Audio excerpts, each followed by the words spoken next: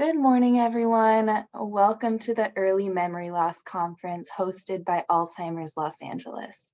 My name is Tori Boyer, and I'm the Senior Care Counselor of Early Stage Services here at Alzheimer's Los Angeles. It is an honor to be here with you today to welcome you to our event. If you are here to gain insight, information, and inspiration into this important issue, then you are in the right place.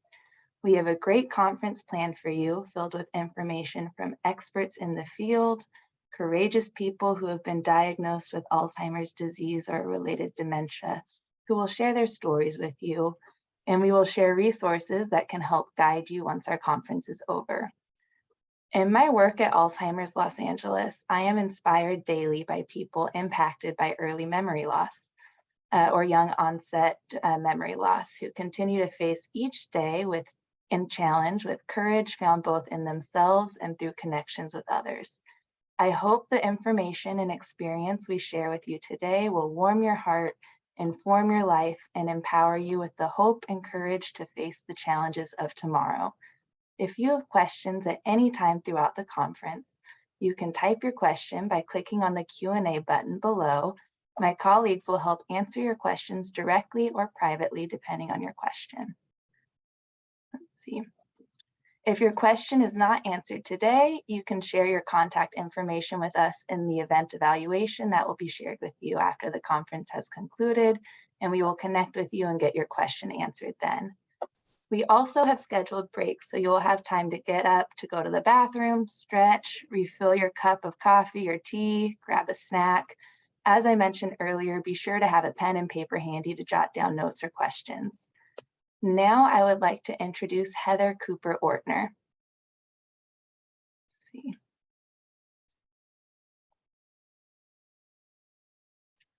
Let's see. Ms. Cooper-Ortner serves as President and CEO at Alzheimer's Los Angeles. The mission at Alzheimer's Los Angeles is to improve the lives of local families affected by Alzheimer's or a related dementia by increasing awareness, delivering effective programs and services, providing compassionate support, and advocating for quality care and a cure. Heather, thank you for joining us today. Good morning. I don't know if you can hear me, but my video is not playing. It's not letting me turn my camera on. We can hear you though. Okay, well, we see a picture of you. That's something. I don't know if your team behind the scenes can figure out why it won't let me turn on my camera. Anyway, if you guys can do that for me, that'd be great. Otherwise, I'll just start talking. Tori, thank you so much for that lovely introduction and that warm welcome for everyone. I see we have a really big group here today, and that is so exciting. First of all, thank you all for making time on your weekend to join us. I'd like to say a very, very special thank you to our amazing staff at Alzheimer's Los Angeles and our speakers today, who you will also find are filled with so much information and so generous with their time and their expertise. And together they've worked to bring you this really important and very substantial program. Special thanks to Tori, who you've all just met, and our Senior Care Counselor of Early Stage Services, and she will be moderating much of today's program. Also, many thanks to Alicia Villegas, our Director of Early Stage Services, Carmen Tawagan, our amazing Development Manager, Ricky Ayala, who's here kind of running things with Carmen behind the scenes. We adore you guys all, and thank you all for sharing your weekend with this really wonderful group of people to help give them some information. You may have, if you joined earlier, you may have seen a screen that showed a thank you to Elliot and Marcia Sainer, who are our board members, and I want to thank them for so generously providing underwriting for today's program and for all of our early stage programs. I'd also like to thank so many of you who, when you made your registrations, when you made your reservations for today's program, you felt compelled to make a donation. And that's really something quite amazing and special. And so far, collectively, this group has raised almost $2,000 for us. which is quite substantial. And we are very, very moved by that. And oh, my camera just turned on. Yay. Hi, everyone. I hope you can see me now. So as I was saying, thank you to every single one of you who has already made a donation. And if you feel so compelled to make a donation later in the day there or another day, there are very easy ways to do that. Alzheimer's Los Angeles has long recognized that people who are dealing with memory concerns may feel frustrated, alone, frightened. And today's program is designed to address those feelings and get you the information that you need to take control of your personal situation and give you steps to take, and to also make sure you know that you're not alone and that there are other people right here in our community that are not only going through it and there to connect with you, but that there's a whole team of experts to help you and guide you along the way. This conference, so we've spent many years listening and learning from people with memory loss and early stage Alzheimer's disease. Our first memory loss conference was held in 2007, and we have evolved over the years, developed, refined our models of care, and really created a program for you today that we feel is responsive and addressing the needs that we hear from you, our early stage community. Today we offer you this really wonderful program virtually. And while we can't be together in person, we actually think that this makes it easier for more of you to access it. And I'm certain that you will still find the experience enriching, connecting, rewarding, empowering, all those wonderful adjectives and verbs that Tori used earlier. I hope you'll contact us after the program today.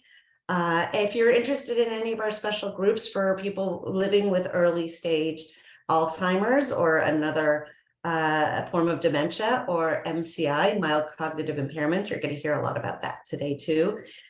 We have special groups for people with early stage or early onset, young onset memory loss, and we have also our counseling program, which Tori and Alicia have been a part of for so many years, are really specialized for people who are going through exactly what you are going through.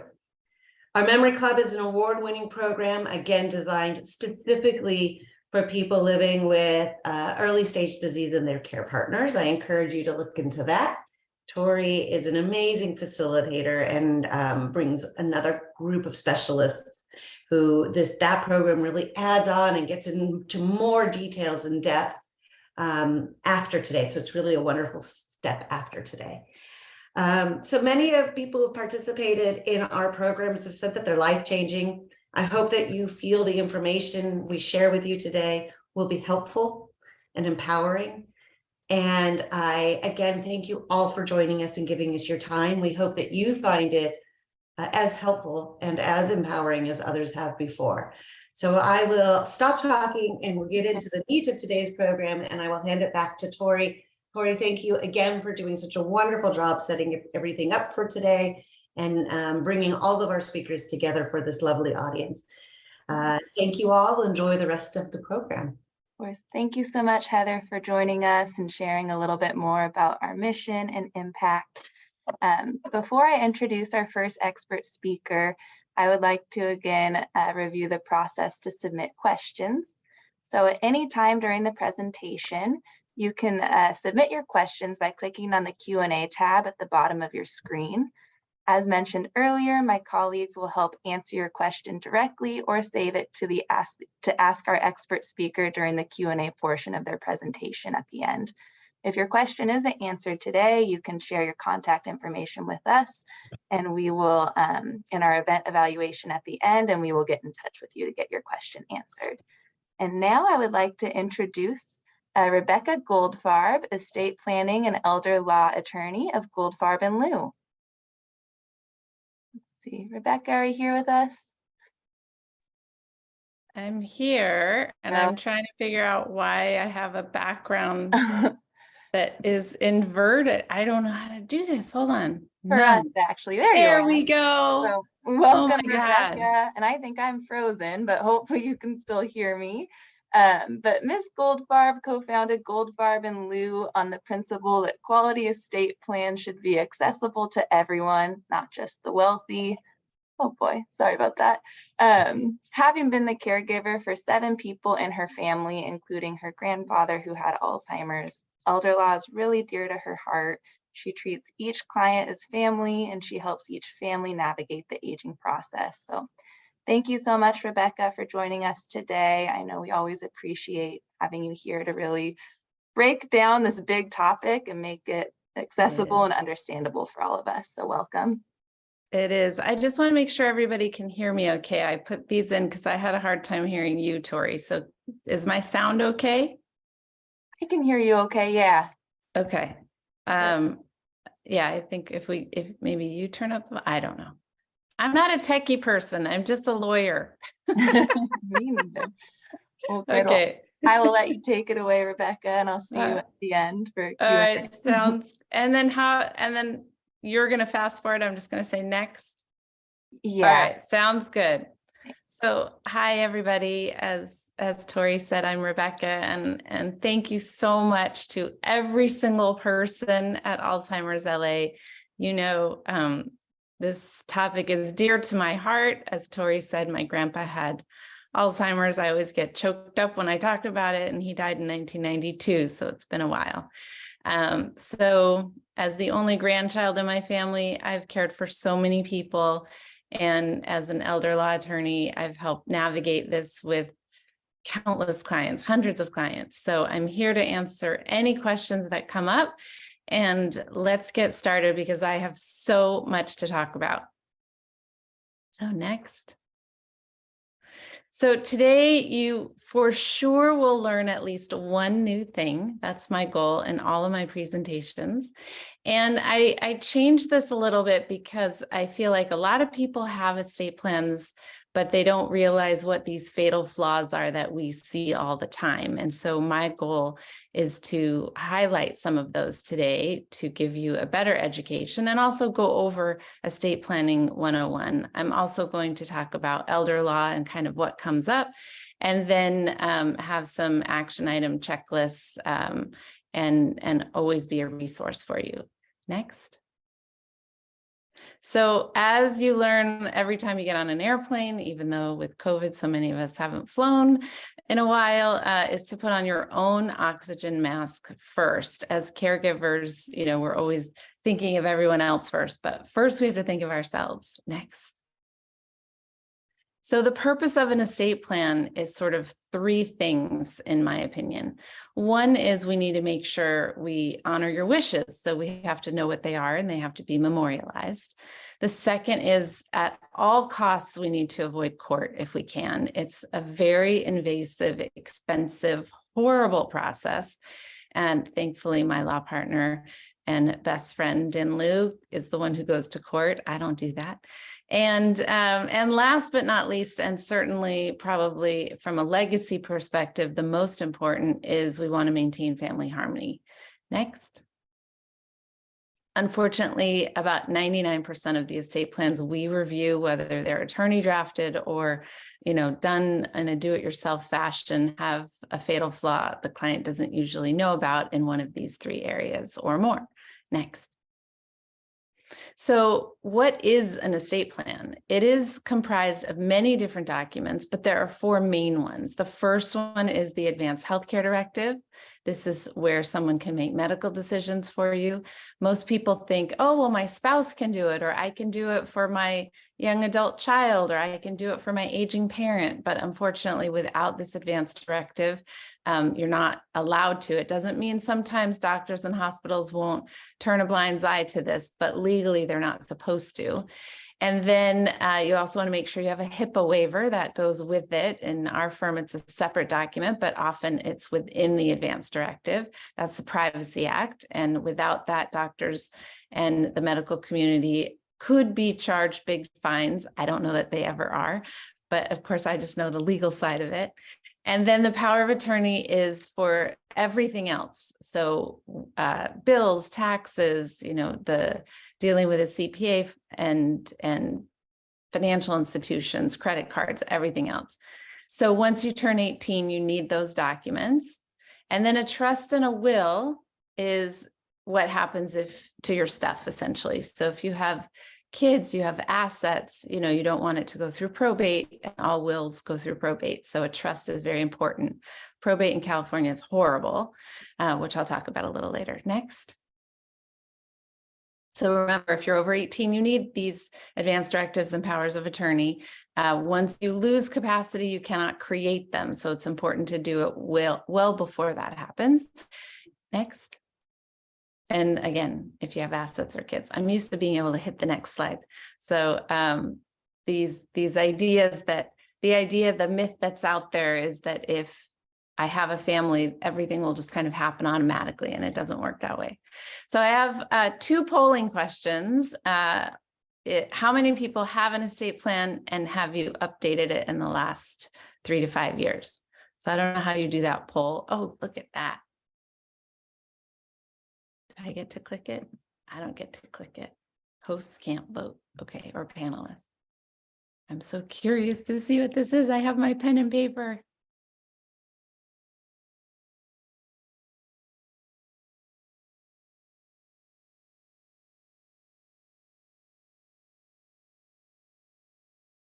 I think, oh, it's closing in 10 seconds. Quick vote before it's too late.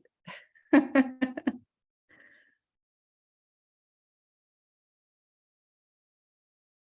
we get to see the results? So 60%.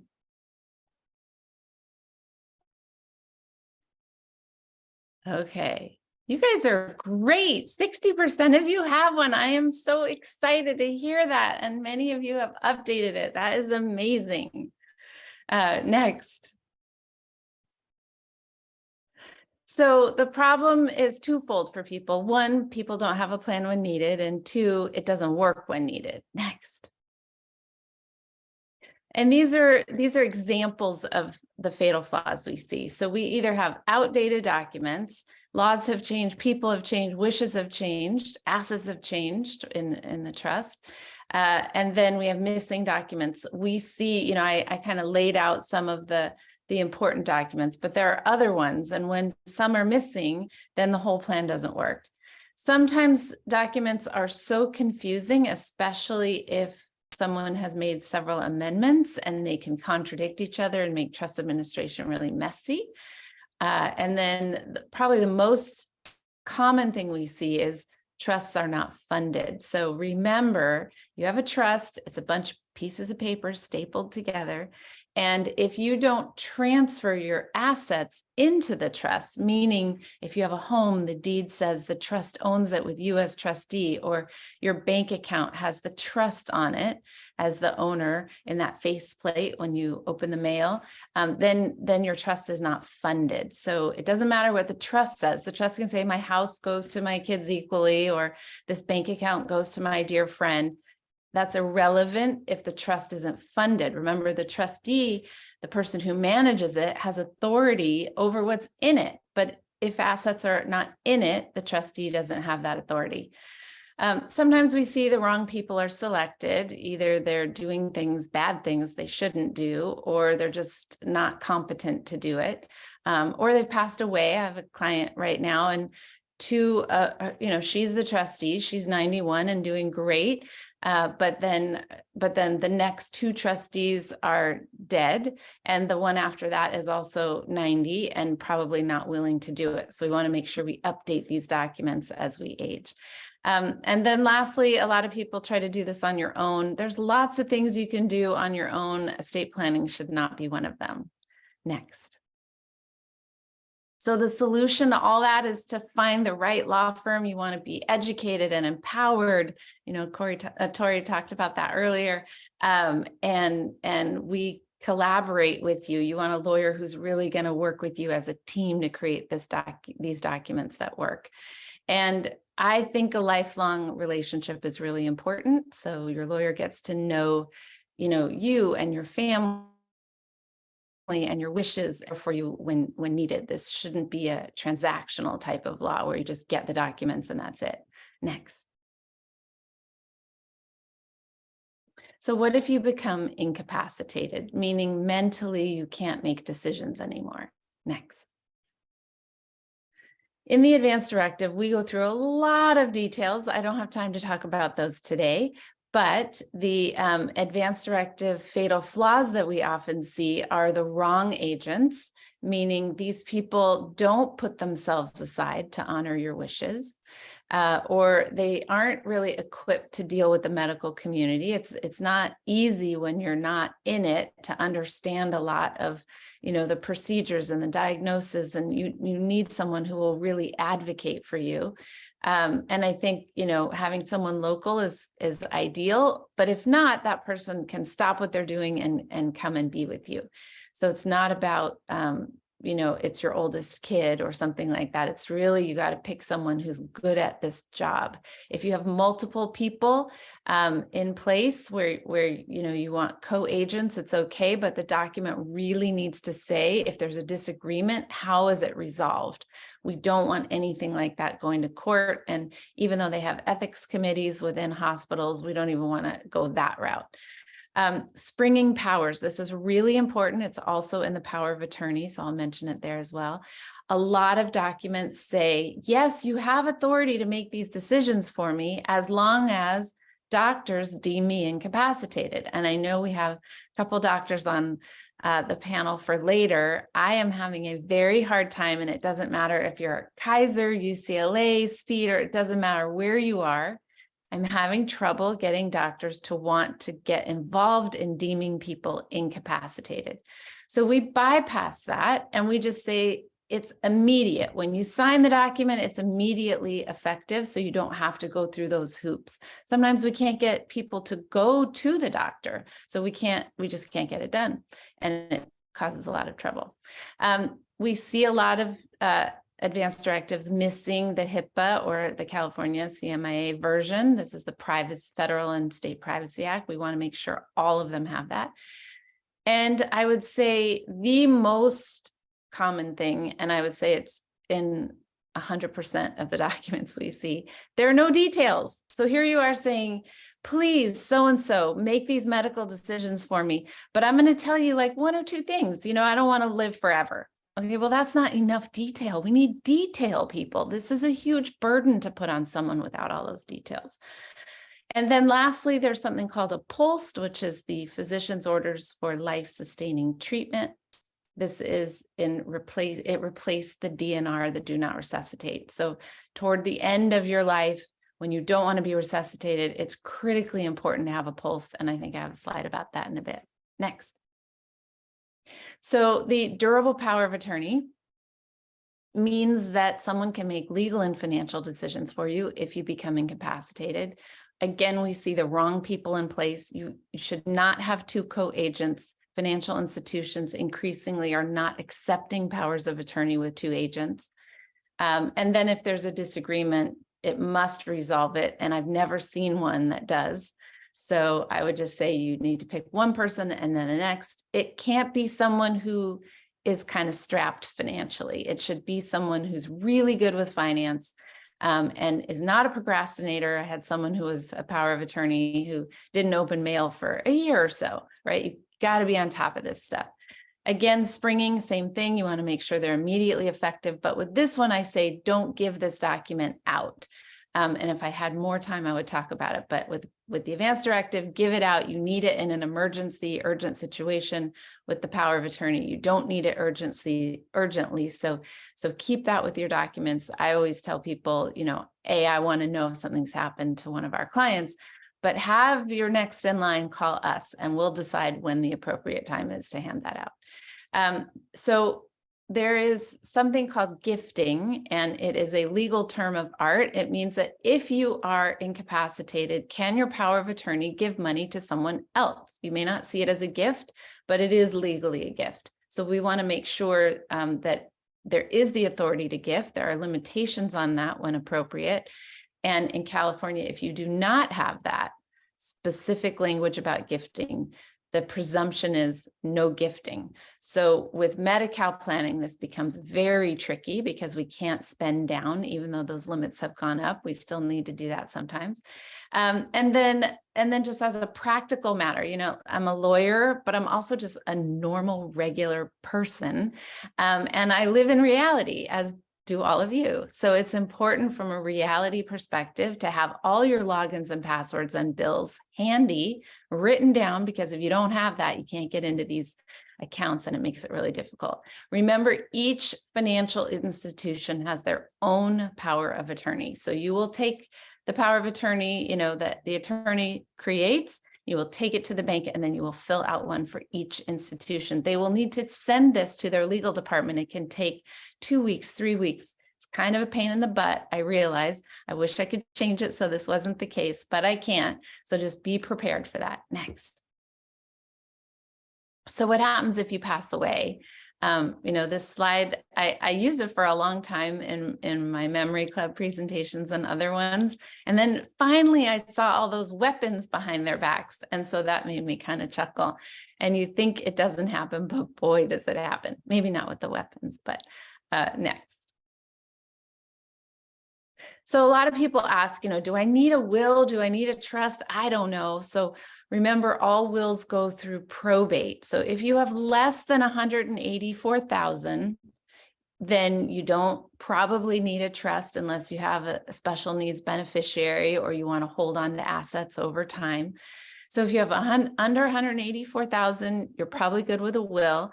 And how we determine what goes into that bucket to tally up to 184 is assets that don't have beneficiary designations.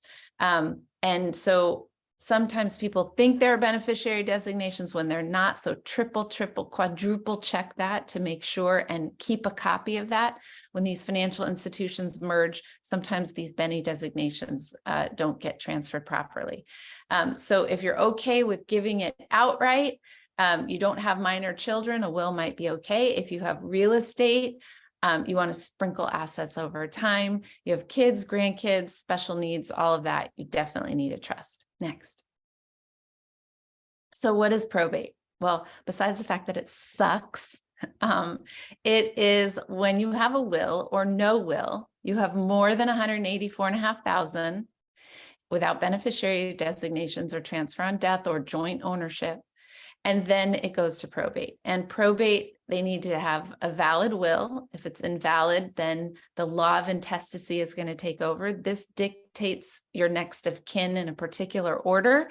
And if you want special people, a longtime partner, let's say, to get something, it's not going to happen. You want special, you know, nieces and nephews to get certain things, or friends, not going to happen. It just goes by next of kin. So it could be your distant cousin you don't even know who gets everything more than your beloved partner you've had for 20 years. Not the case when you're married, but if you're not married. And then you need to have an executor to be named as the administrator. You have to get a bond, which is an insurance product. So if you can't get a bond as the person named in a will, it won't happen and it'll be somebody else. It's super expensive, a complete waste of money. I'll talk about that in a minute. Assets are frozen for months and months and months. Our whole process takes a year or two if it's not litigated. If it's litigated, it can take longer than that. And all creditors get notified. So it's a very public process, unlike a trust, which is trust administration, which is private. Next. So this is just a typical chart. These are the fees. So go down column 1 and kind of pick what your overall gross estate is. You do not get to subtract a mortgage. If you have a mortgage, this is just fair market value of your real estate. Go over to column 2, and then you'll see what the statutory fees are. This is the minimum. This is just established by law. Lawyers also can charge extraordinary fees for extra things in a probate. The lawyer gets half of those fees. The administrator gets the other half.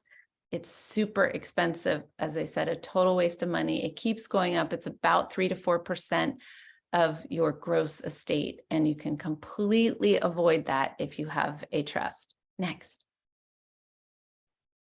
So how to avoid it is, like I said, having a trust. We want to make sure that you have selected the right people to be trustees. We want to make sure it's well written and clear. We don't want 10 different lawyers giving 10 different opinions of what's going to happen. Or what it says. We want to make sure that you have funded your trust. Your assets are transferred from your name to the trust name. And this is how we get to control from the grave. I know, Heather mentioned earlier about how much you guys have raised already. So you are awesome. Big congratulations.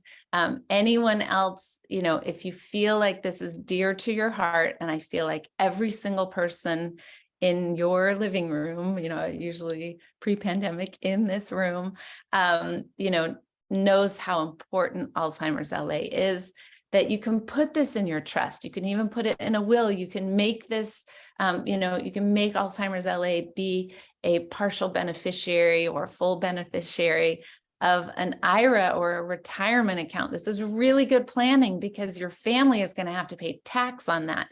But a charity, a nonprofit, does not pay tax. So it's a great vehicle.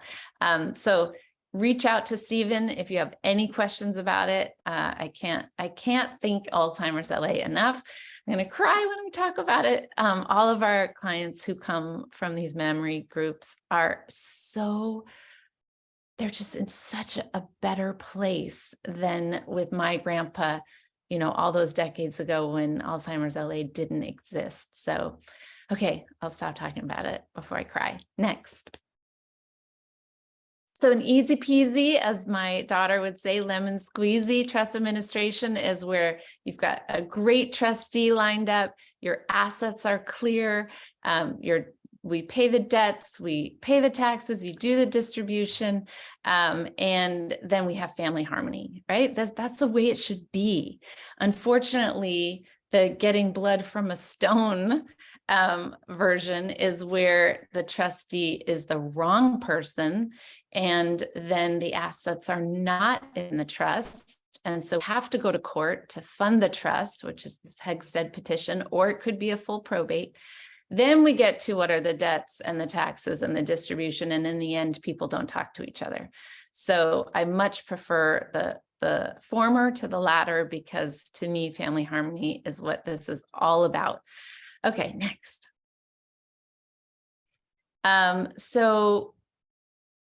Oh wait, there's another poll. I think I might be, oh no, that's sorry. I'm seeing the comments go. Okay, so fatal flaws in trusts. When there are successor trustee issues, they're the wrong people, they're 2 or 3 or 4. I've named all my kids as co-trustees. That is a recipe for disaster. When there isn't a successor trustee, we have to go to court. So the funding, when it's incomplete, remember, transferring your assets into your trust is critical. This includes businesses. Not sole proprietors, but if there's an entity, we have to look at all of the assets and get them in there. We can leave up to $184,500 outside of the trust, but we want to make sure all the big ones are in there.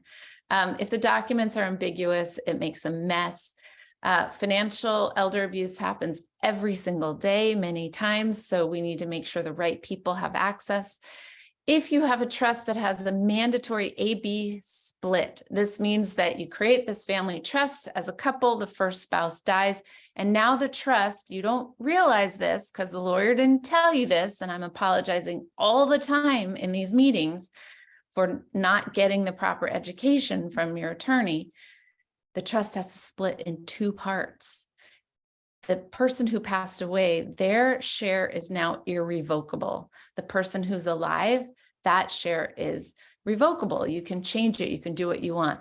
But splitting the estate in half can be difficult, especially if your main asset is a house that has a mortgage, because the mortgage company does not want you to put 50% into an irrevocable trust. And in their fine, tiny print that lawyers created, I didn't create that, but in that fine, tiny print that none of us want to read, including me, it says we can accelerate your loan if all these different things happen. And one of them could be putting it into an irrevocable trust. So then the trustee, the survivor, is left with violating his or her fiduciary duty as trustee, or not being able to pay off the house and honoring that. So it can get messy. We don't like these A/B splits. They were done a long time ago for tax reasons. The tax laws have changed so much, you don't need to do it anymore. We like trust protectors. Trust protectors is a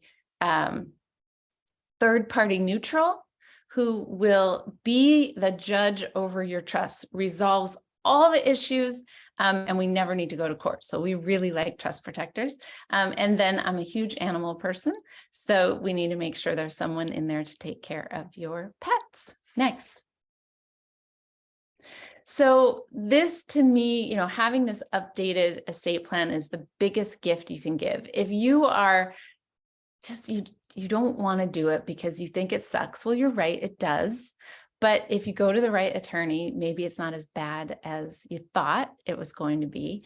But the gift that you give to the people you love, your kids, your grandkids, nieces and nephews, dear friends, whoever it is, so that they know how to honor your wishes and they don't have to deal with court and they all get along and love each other in the end. See, I get all emotional when I think about these terrible client situations we have. So just do it. I promise it's not as bad as you think, and you can just start it next week or the week after, or when you get your tax refund. Just get this done so we avoid court. All right, next.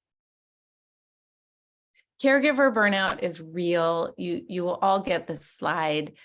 Everyone who is a caregiver, and I have been there, you know that this is true. So get support. You're in the right place to start that. If you haven't gotten it already, Alzheimer's LA is amazing. Next.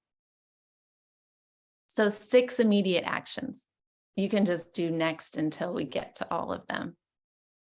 Okay, so create the village and care for yourself. Finish or update your estate plan.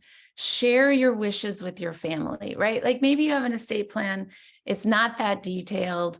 Maybe the person who it's for doesn't have mental capacity anymore to make legal decisions to create these documents, but it doesn't mean you can't talk about what your wishes are. Just think about the scenarios and talk through them. Make sure your assets are organized and you fund the trust and you update beneficiaries and you get logins and passwords and a list of all your bills, when they're due, what account or credit card they get auto paid on, in these when somebody loses capacity or in a trust administration, we end up closing and changing accounts and we don't know what all of these are. And, you wouldn't want if you're incapacitated, your long-term care policy canceling because it didn't get paid. So organize this and put it in a safe place and let the next person in line know where it is. Don't give it out now, but just so they know where it is. And then make sure you're properly insured. I don't sell insurance, but we have the most amazing team of resources, and the person I recommend to everyone to get an insurance audit and make sure you're properly covered. Next. Oh, the myth is, again, everyone, my kids, my spouse, everyone's going to be able to handle this automatically. It is so not the case. Next. So if this is, you've put on your own oxygen mask, but now it's time to care for someone else. And this can be a spouse or a parent. So elder law is really just doing the best you can. Next. And it really is a combination of therapy and helping navigate through this really complicated time, and then having the legal background as well. Next. So when this role reversal happens and we start needing to care for someone else, the caregiver can get, as I've mentioned several times, and I know it's so true, very overwhelmed with the whole legal and medical process. There's sometimes family drama that comes up. I really miss seeing people's faces when I talk about family drama, because you've had it in your family. And if you haven't, you are the anomaly.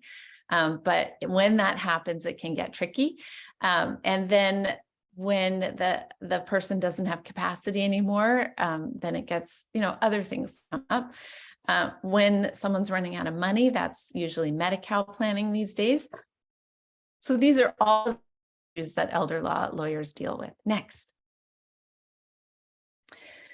So a sneak peek into long-term care planning. It is, it suffices to say it's just outrageously expensive.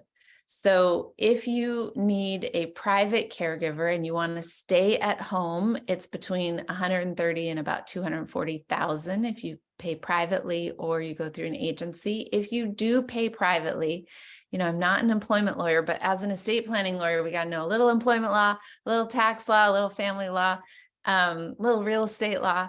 So you have to follow the laws. You have to pay people through PayPal. You need to have a caregiver agreement. Not through PayPal. Did I say that? Through payroll. Strike that. Through payroll. You can't do it 24 hours. I'm going to give you $200. I have an agreement. You live here for free. None of that.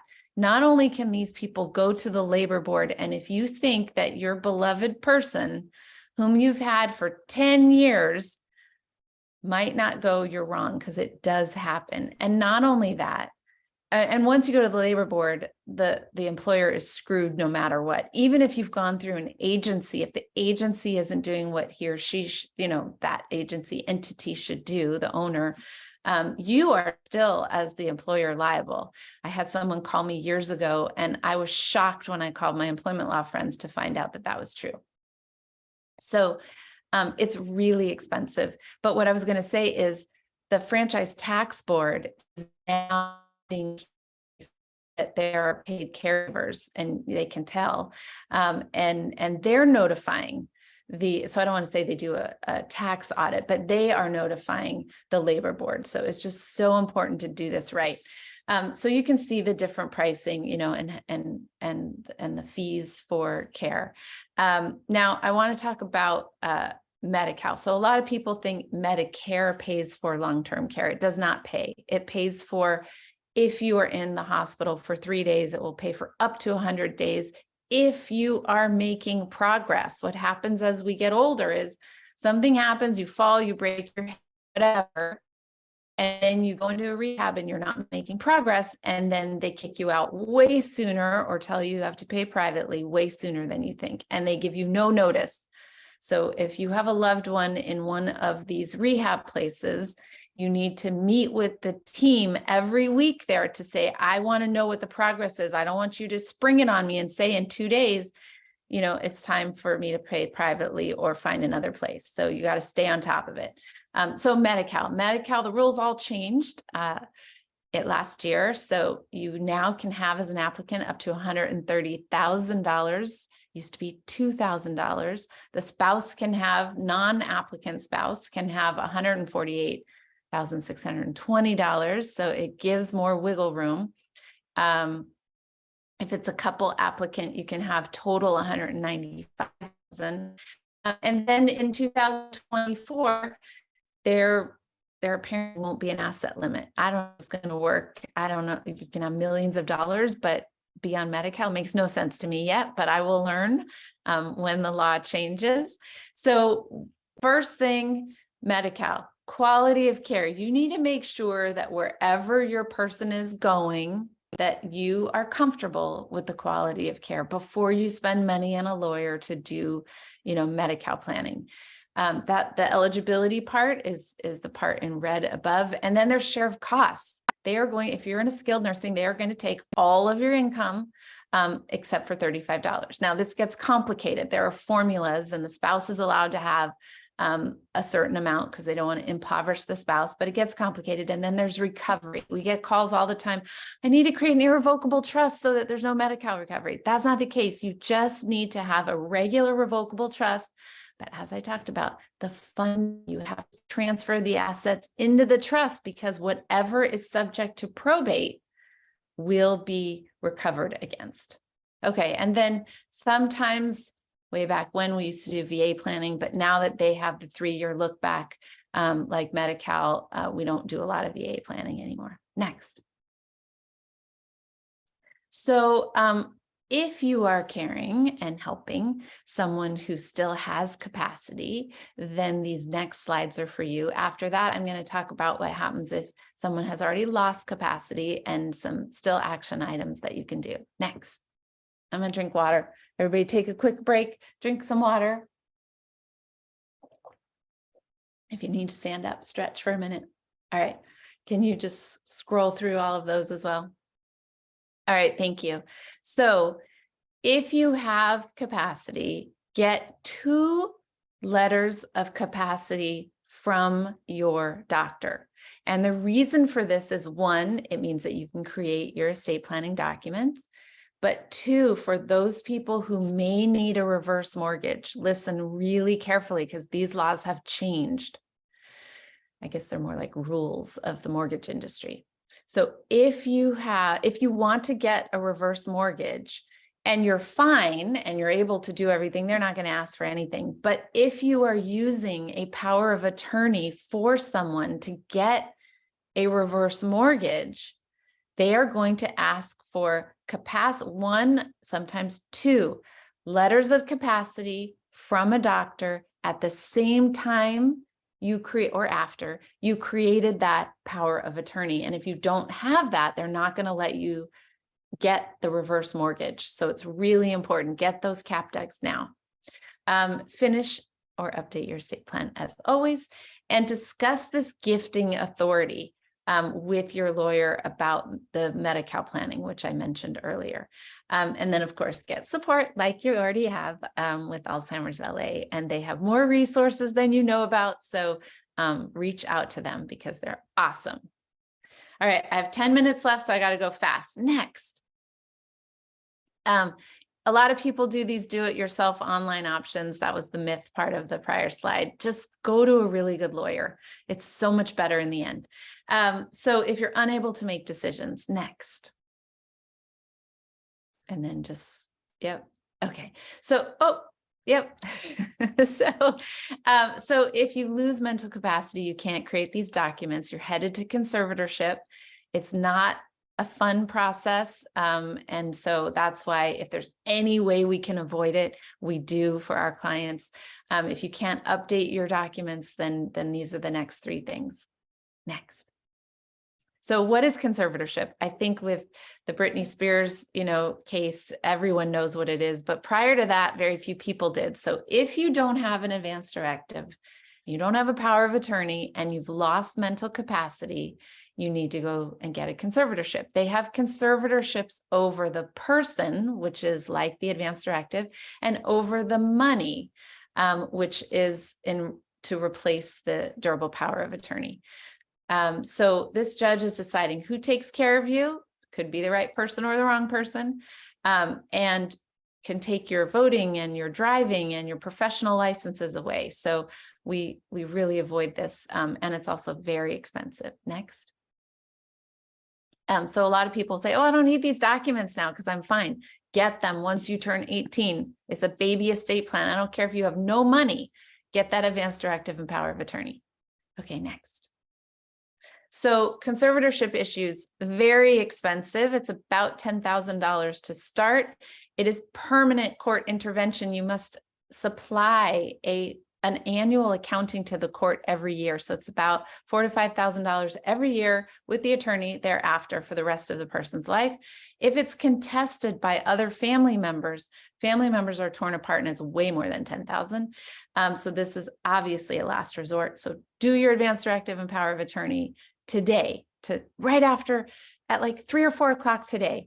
You can go to our website. You can click on the coronavirus part. It will take you. You can do free statutory documents. They're not as detailed, but it's something, and they're legally effective. And then you wouldn't have to worry about conservatorship. Okay, next.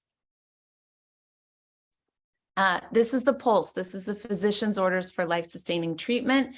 Can you click next for 1 second? I don't think I have a blow up. Oh, I do. Okay, perfect. You want to click do not attempt resuscitation if you don't want it. If you want to be resuscitated, you need to pull one of these out and click next. And you're going to decide between selective treatment and comfort-focused treatment. Selective is essentially IV antibiotics. If you want that, you're going to hit selective. If you don't, comfort is really kind of like hospice, even if hospice hasn't been ordered. So it depends on where you are and what you want. Your advance directive, unlike all these other documents where you can't create it for someone else, your advance directive agent can create this PULSE for you. You can change it. So if you want to, you want a selective now, but later you talk to your agent and he or she knows when you would want comfort. You just rip that one up and do a new one. This is signed by the doctor and it is posted on the wall. I hear all the time, I don't want that pink thing posted on the wall. I get it, but don't you want your wishes honored? You don't want to be in the situation where first responders come and they're doing CPR on you and they are breaking your ribs and all of that. It's awful. When you don't want to be resuscitated, you need to have a pulse. Okay, next. So this is a very complicated slide. In terms of how it works in reality, it is critically important.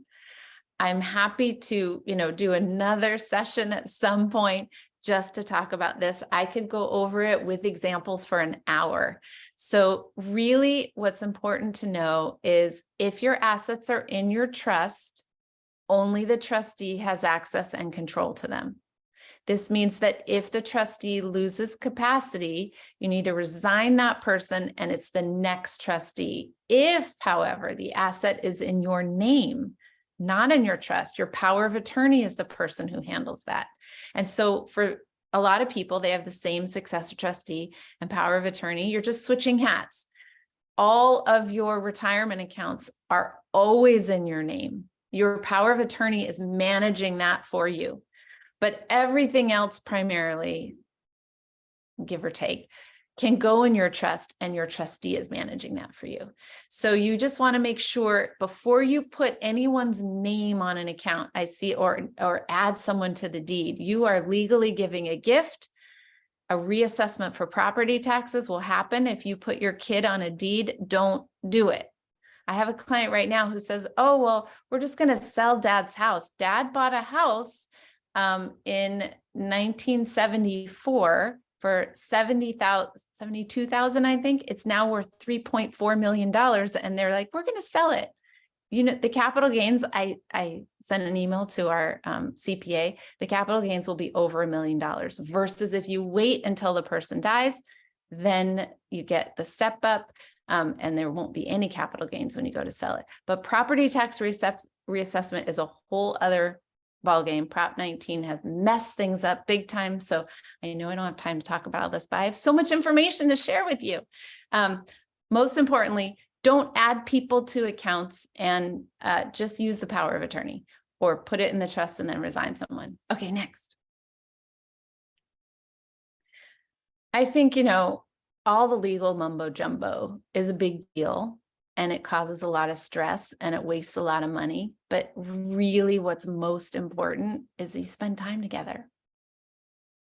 None of us know how long we're going to have. Tell people you love them. Tell people you appreciate them. And make sure you're all on the same page in caring for someone. Next. So this gray area of law, and again, I could spend an hour answering questions on this as well. This gray area of law is what happens if someone has enough capacity to make some decisions, but they're making terrible decisions. So we can't get a conservatorship. And that's really when counseling comes up. So I kind of half-heartedly joke, but it's serious, that I'm a really expensive therapist because I can help navigate this with people, and other great elder law attorneys, I'm sure, do the same thing, where we can talk to the family, we can talk to the, aging person, and we can help kind of navigate through these things to make better decisions and not drive when we shouldn't drive and not give money away when we don't have enough, and lots of other examples. Next. So yeah, the solution is find someone who can help navigate that with you. Next. So find your A team, get an elder law attorney ready, get your end of life expert ready, know what the memorial wishes are for someone, and get all the support and counseling you need. Next. And if I haven't said it enough, because I think I've only said it once, I usually say it way more. Court sucks. Do everything you can to avoid it. Next. So remember, a lot of these plans have fatal flaws. They're supposed to be updated as you change, not just to sit on a shelf in a binder. Remember, if you have any family members who will be beneficiaries or friends who will be beneficiaries and they are on SSI or Medi-Cal, they need a special needs trust, or any inheritance will destroy their benefits. I was really good. I didn't swear, but I usually swear a lot. So if stuff happens, don't wait until it's too late. And it really is easier than you think. And the peace of mind you get is amazing. Next. So study those action item checklists. I do have a favor. My favor is tell everyone, you can hit next, tell everyone you know about this presentation. Send it to people. I don't care if people come to me, go to whomever you trust, but just do it. Don't assume people have this in place. I promise you they don't. And if you have any questions, I'm here to answer them and be a resource. Next. So this is my checklist. When you go to find a lawyer, this is what you should ask. So keep it and ask away. Next. All right, that's it. I'm done. Awesome. Thank you so much, Rebecca. That was all so helpful as always. Thank you. For how many times I hear, I always learn something new too. Oh, good. I get so excited to hear that. Well, we have a lot of questions for you, and let's see, if people haven't submitted questions yet, you can do so in the Q&A. We'll try and get through as many as we can in the next 10 or 12 minutes here, but let's see. The first one is it too late to do an estate plan if you've already been diagnosed with early cognitive disease? No, and the answer to that changes a little. It's really based on family dynamics. So as long, like if I'm an only child, right? So who am I going to fight with? No one. But if you've got siblings, stuff comes up when you have siblings. Yeah. Din has 4 of them, my law partner, so I hear about it all the time. I would say it depends where you are in the process, but you can, as long as you can really make these decisions. And once you get a letter from a doctor saying you have capacity, 100% you can. As this progresses, then not so much. That makes sense. Okay. Let's see. Next is mom lives in a nursing home. Does having a revocable trust in place avoid probate for her? Only if the assets are in the trust. So if the assets are in the trust, no probate. If you have a little bit of assets outside of the trust, that's okay. You can have up to 184,500 as long as you have a pour over will. Sometimes we see people, they come to us, they only have a trust, there's no will or missing other documents. So you got to have that pour over will, and then it should avoid probate. Okay, that makes sense. Can we hire you to create a trust? If you want. Let's see. Do we have to go to the same lawyer who made the trust to update the trust if we want to make any changes? No, definitely not. You can switch, and if you want to tell them, that's nice to tell them. I know that some people will come to us and they feel, a loyalty to their estate planning attorney, and I completely respect and understand that. Mm-hmm. So one thing I say to help it so that lawyer doesn't get his or her panties in a bunch is just say, I really feel like I need an elder law lawyer now, because we do see things very differently. Yeah. And so just like if somebody needed federal tax planning, I would say go to that person, right? So we all have different glasses we look through. So absolutely. Yeah, no, that makes sense. Let's see. For long-term skilled nursing, does this mean I have to go broke to take care of my wife before we can get help? Someone wants to know. Well, it depends what broke means. Prior, Medi-Cal planning, as of 2 years ago, I've been doing this 15 years, so longer than that, you could only have $2,000. So that's pretty broke. But now there are, you can have up to 130,000 for the applicant and 148,000 to you. And your house is exempt. If you're taking your RMDs and your retirement accounts, those are exempt. So there's a lot of assets that are exempt. So I wouldn't say you have to go broke anymore, but it is very expensive to have that care. So the state doesn't step in if you have too much. That makes sense. Thank you. Let's see. Where do I find the statutory documents to avoid conservatorship? So there's a bunch of different versions online. We, at the beginning of the pandemic, just put the ones on there we trust, and we've tweaked them a little bit to make it a little easier, but still legally valid. So I don't have access to show you, but if you go to goldfireblue.com, in the top middle, it says like coronavirus, click on that and just follow where it takes you. There are sample documents filled out, and you can just print them out. You need 2 independent witnesses for the advance directive. So we made it so you didn't need to get that notarized. It cannot be a person who's going to be your agent. It could be a mail carrier. It could be somebody at the market. It doesn't matter who it is, just 2 independent people. But the power of attorney does need to be notarized. So Okay. so those are legally valid. They're not detailed, but they're legally valid. Awesome. And I kind of along the same lines here, where do I get a post form, and does the post need to be the pink paper or will white paper work? Good questions. So the post, your doctor will have one. We have them too, but your doctor will have them. I suggest it be on the pink piece of paper. You can get it at Staples, because that's what first responders and people in the medical community are used to seeing. That's why the creators of the Pulse made it hot pink like that. Yeah. So, and you remember, it goes on your house and in your house, but then if you go to the hospital, it goes to the hospital. And if you go to a rehab, it goes to the rehab, and it's posted on there. And if they tell you it's a HIPAA violation, you call me, because that drives me crazy. It's not a HIPAA violation. It needs to be on the wall. Yeah, no, that makes sense. Good to know. And let's see here. We have a lot of questions coming in. On average, how much does it cost to get an elder law attorney plan where one pays a flat fee for lifelong help? So I love someone's like flipping these slides around for me. It's awesome. So everybody has different pricing. I don't know of anyone who does the life plan except for us. I was talking to a financial advisor at Wells Fargo who's been doing this for 40 years. And he's like, Rebecca, I've never heard of this. How do you make money? And I'm like, it's not about the money. It's about being a service.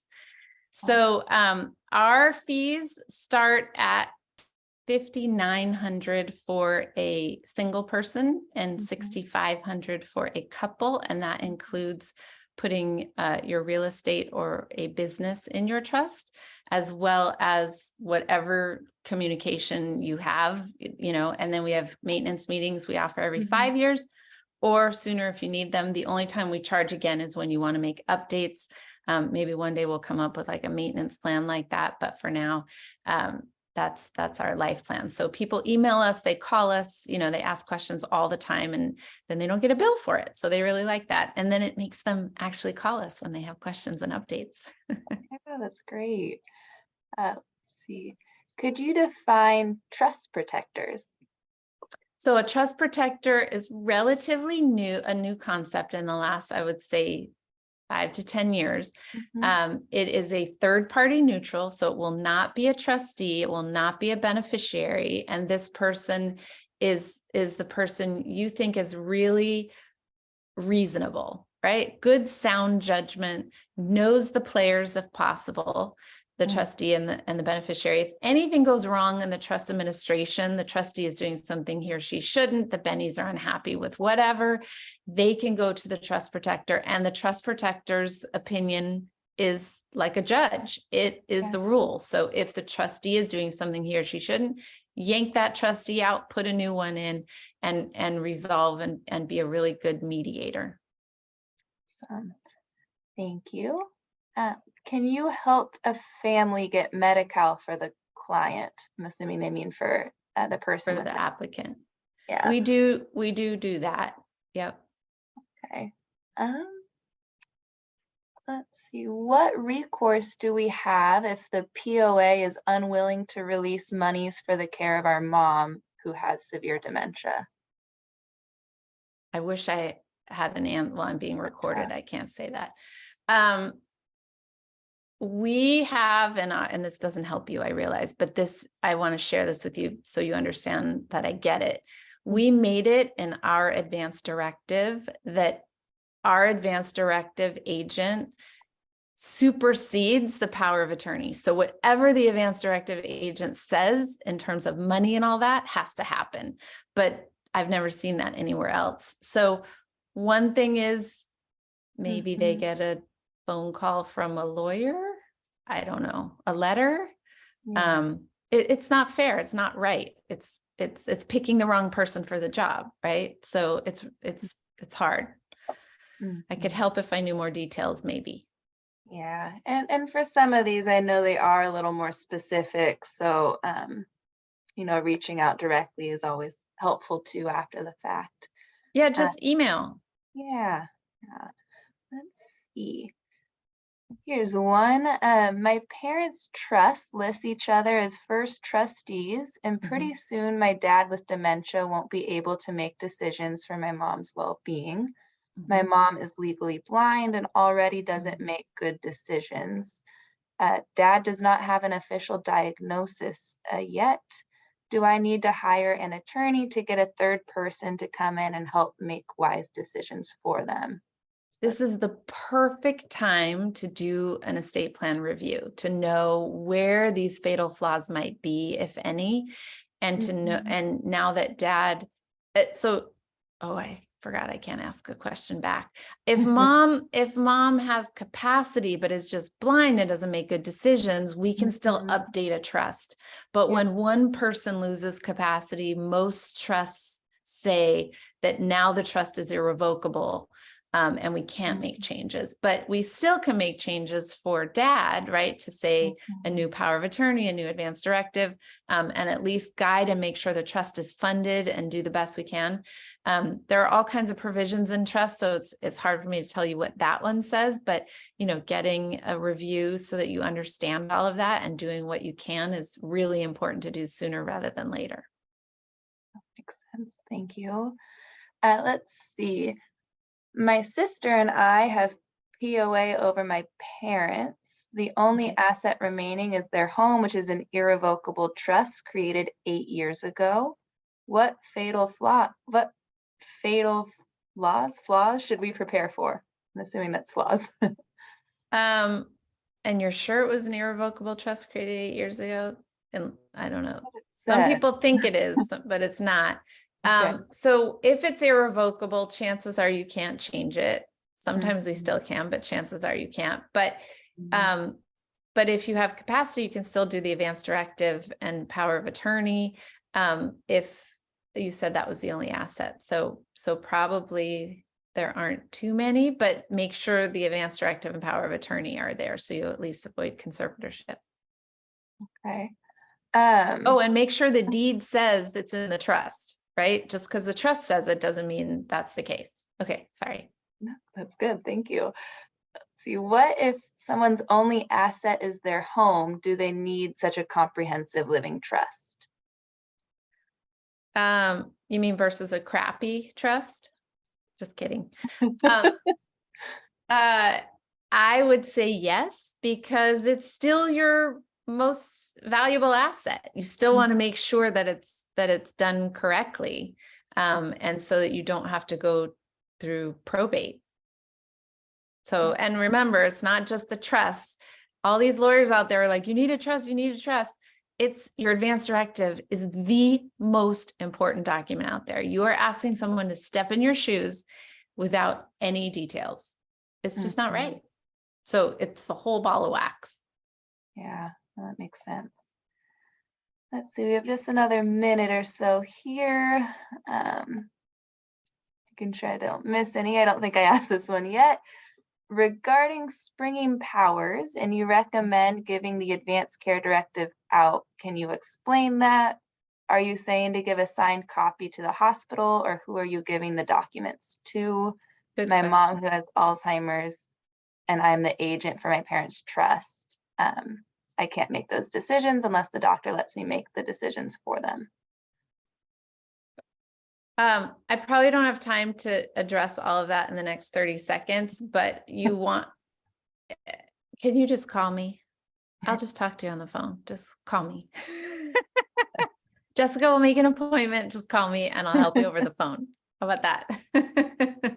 Good. Well, I think that is all we have time for. So thank you everyone for sending those questions in. And thank you, Rebecca, for taking the time to answer all of those and just for joining us today. As always, we Of really course. appreciate having you join us. So I'm so happy to be here, and thank you all so much for your courage to be here and all your great questions, and have a great rest of your day. awesome. Thank you, Rebecca. And again, anyone who would like to have any additional questions or talk with her privately, her information is on the slide there, and it should be shared in the chat too. So thank you, Rebecca, and have a good rest of your day. Okay, bye. Bye. So we'll go ahead and do a quick poll here before we move on to our next session. Can everyone see that okay? Perfect. So let us know your responses, and then we'll move on.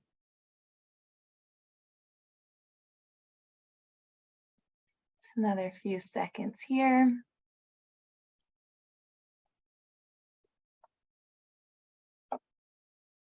Awesome. Thank you, everybody, for answering. Okay. We have 10 more seconds. If you haven't answered yet, we'll then close the poll. And again, for anyone whose question we didn't get to, we'll be sending out, Rebecca's contact is here. It'll be posted on our website after too, so you'll be able to reach out if you'd like to talk to her directly about, your specific situation or any other questions. Perfect. Well, thank you. I would now like to go ahead and introduce Dr. Scott Kaiser, a board-certified family physician and geriatrician focused on improvement of aging services. So Dr. Kaiser is the Director of Geriatric Cognitive Health at the Pacific Neuroscience Institute, and he also serves as the CEO of Determined Health, a company he co-founded with a focus on human connection. And he is determined to solve healthcare's greatest challenges and create healthy communities that support us all in living well and aging well. So thank you and welcome, Dr. Kaiser. Thank you, Tori. Great to be here. And what a great, that was awesome. I was tearing up like Rebecca too, because I was thinking about, all the situations that I've seen that haven't gone well, and to think that people could have a resource like that. It's hard enough that you're dealing with really difficult medical situations, but then when there's, disharmony in the decision making, or there are all these financial things that sneak up on people, and how you're going to pay for all the care. And then mostly what you talked about too, about that idea of having harmony in the family. It's invaluable. That's priceless. So that was just really incredible. I'm so glad to be part of this meeting here. So I'm looking here, I see a little arrow to advance slides. Can I advance the slides, or should I just ask you guys to do it? I think we'll advance them, so just say next whenever you're ready. Perfect. Well, let's get started then. I'll let you take it. Because I only have a half hour, and usually I can't even introduce myself in a half hour. But I'll do the best I can. And you made me nervous now that I see I'm getting graded immediately following. Pressure is really on. So I'll try and keep my eye on the chat. I'll try and keep time for questions at the end, so that I make sure everybody feels like they got something out of this. I know I'm so excited to talk about taking charge of your brain health. As a geriatrician, a family physician and geriatrician, this is really what I live and breathe. And so I just want to share about the fundamentals of living and aging well. If we could go to the next slide. So, the reality is, this is just such an incredible resource to have a meeting like this today. We need this everywhere. We need this so badly. There are more than 6 million Americans living with Alzheimer's disease now. So we're not alone. And you can see over here all these facts and figures related to the cost and the caregiving impact. But I think this one in the bottom corner here, more than 80% of Americans know little or are not familiar with mild cognitive impairment, which can be an early stage of Alzheimer's. So this is an early memory loss conference, and I know many of you attending today are diagnosed with early memory loss or caring for somebody maybe with mild cognitive impairment. So it's really important that we understand what that is, and we need more meetings like this. Let's go to the next slide. So a lot of terms, just to level set here, used interchangeably: dementia, Alzheimer's, cognitive impairment. So dementia, it's an umbrella term for loss of memory and other thinking abilities. That's very important. It's memory and other thinking abilities. There are all sorts of domains of cognition, severe enough to interfere with daily life. So this is a syndrome. Dementia is a syndrome, and it can be the result of many different underlying disease processes. But Alzheimer's disease is by far the most common underlying disease, the most common cause, so to speak, of dementia. So that's 60 to 80% of cases. But there are other types. There's Lewy body dementia, vascular dementia, frontotemporal. There can be Parkinson's related dementia, many others. And sometimes there's a mix of things going on. And in fact, doctors and pathology, they're kind of changing the terminology all the time too. So, what's really important is to understand, are you having this syndrome where it's a problem with memory or other thinking abilities that's severe enough to interfere with daily life, or are you suffering for something that might be on a pathway towards that? So if we could go to the next slide. So when we talk about Alzheimer's disease, again, the most common underlying disease that results in dementia, there are actually changes happening in our brains 15, 20 years before we even notice any even little bit of forgetfulness or any other thinking changes. So there are plaques and tangles, and I'm not going to get deep into the pathology. And I think you're going to have a speaker later today who's going to talk about kind of the basics of Alzheimer's disease and other dementias, what you need to know. And they're going to talk about the importance of early detection, early diagnosis. So I'm not going to go deep into that. But, the point is that this is really something we need to be thinking about across the life course, how to keep our brains healthy, because these changes are happening way before we even ever notice any symptoms. So that's that preclinical stage. Then there's MCI, mild cognitive impairment. That's where you're having memory or other thinking problems that are beyond what would be expected for age. We do have some memory changes. Our brains do change with age. And our memory does get worse in some areas as a sort of a normal part of aging. But by the way, our brains also get sharper in certain areas as well. Particularly if you think about all of the experience we've had through life and ways we've expanded our vocabulary, knowledge, exposure. So our brains actually improve in certain ways as well. But there can be some memory loss that could be attributed to aging alone. But when you have memory or thinking problems that are not attributable to age-related changes, but still not severe enough to be disrupting our daily life, interfering with our ability to do basic activities, that's called mild cognitive impairment. And this is really important for many of you I know who have been diagnosed with mild cognitive impairment or are here because you're concerned with mild cognitive impairment. This is a critical time because those people with mild cognitive impairment are far more likely to go on to develop dementia. But it's not a guarantee. You can live a full life with mild cognitive impairment and not go on to develop dementia. So this is really a key intervention point. Then as things progress into dementia, due to Alzheimer's disease, there's different stages, mild, moderate, severe, and it really has to do with kind of the frequency, intensity of the symptoms and the degree to which it's interfering with your functional ability. Let's go to the next slide. The point, though, is that, I want you to hear this message of hope that I really live and breathe. I truly believe that if you were ever going to have mild cognitive impairment, if you're ever going to have Alzheimer's disease, now is the best possible time you could be alive with this predicament. And it's only getting better. We're really reaching a tipping point. So I'm going to reinforce over the next couple slides this message of hope and optimism. But I just want to step back a little bit. These are things that we can all be addressing that can help promote brain health. But I want us to all kind of, I know we're here about how we can make our brains healthy and the particular things we can each do to live a brain healthy lifestyle and to improve our immediate future and future prognosis. That's really important. But I just want us all to step back together. I got to rally the troops a little bit. We got to put on our social justice hat and think collectively across society. And I want to mention this, that I said there were 6 million people living with Alzheimer's disease.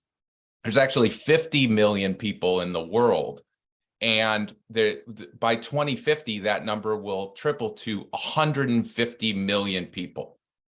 That's if we don't do a lot of these things. If we did these things listed here on this slide, we could potentially prevent something on the order of 40% of cases, 40% of people now by 2050. If we could cut that 150 million number by 40%, I mean, that would be incredible. And these are things that really are across the life course, really from prenatal care to end of life care, and things that are within our control, like diet, exercise, and things that are, again, I want us to think collectively, possibly beyond our control, but things that we can all work towards, like clean air.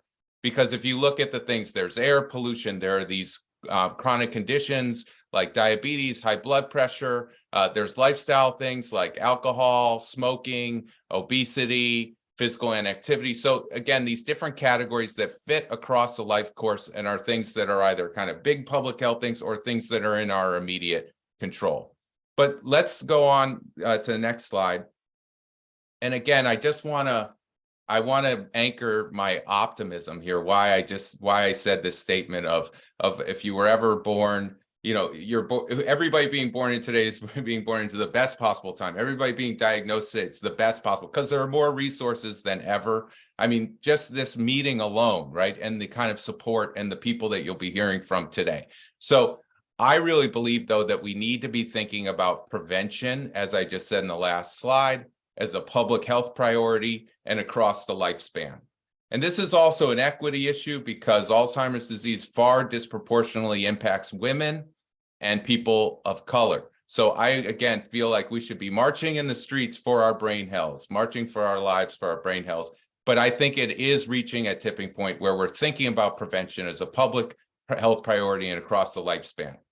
Why else am I optimistic? Well, we're living in a time where we now have evidence and approaches that can help us extend the healthy lifespan or delay diagnosis or delay symptoms. I shouldn't say delay diagnosis. We want early diagnosis through early detection, but detect early so that we can delay symptoms. So the idea of catching it early and then taking a multimodal approach, which is going to be the things I'm going to talk about today with lifestyle related, diet, exercise, sleep, many things, taking a multimodal approach, early detection into a multimodal approach so that we can actually have decades more of healthy, vibrant years so that we don't need to be debilitated by this condition, that it doesn't need to make us functionally impaired or impair our quality of life. So we can live a full, healthy life. That's the goal. We're living in a time where this is increasingly becoming possible.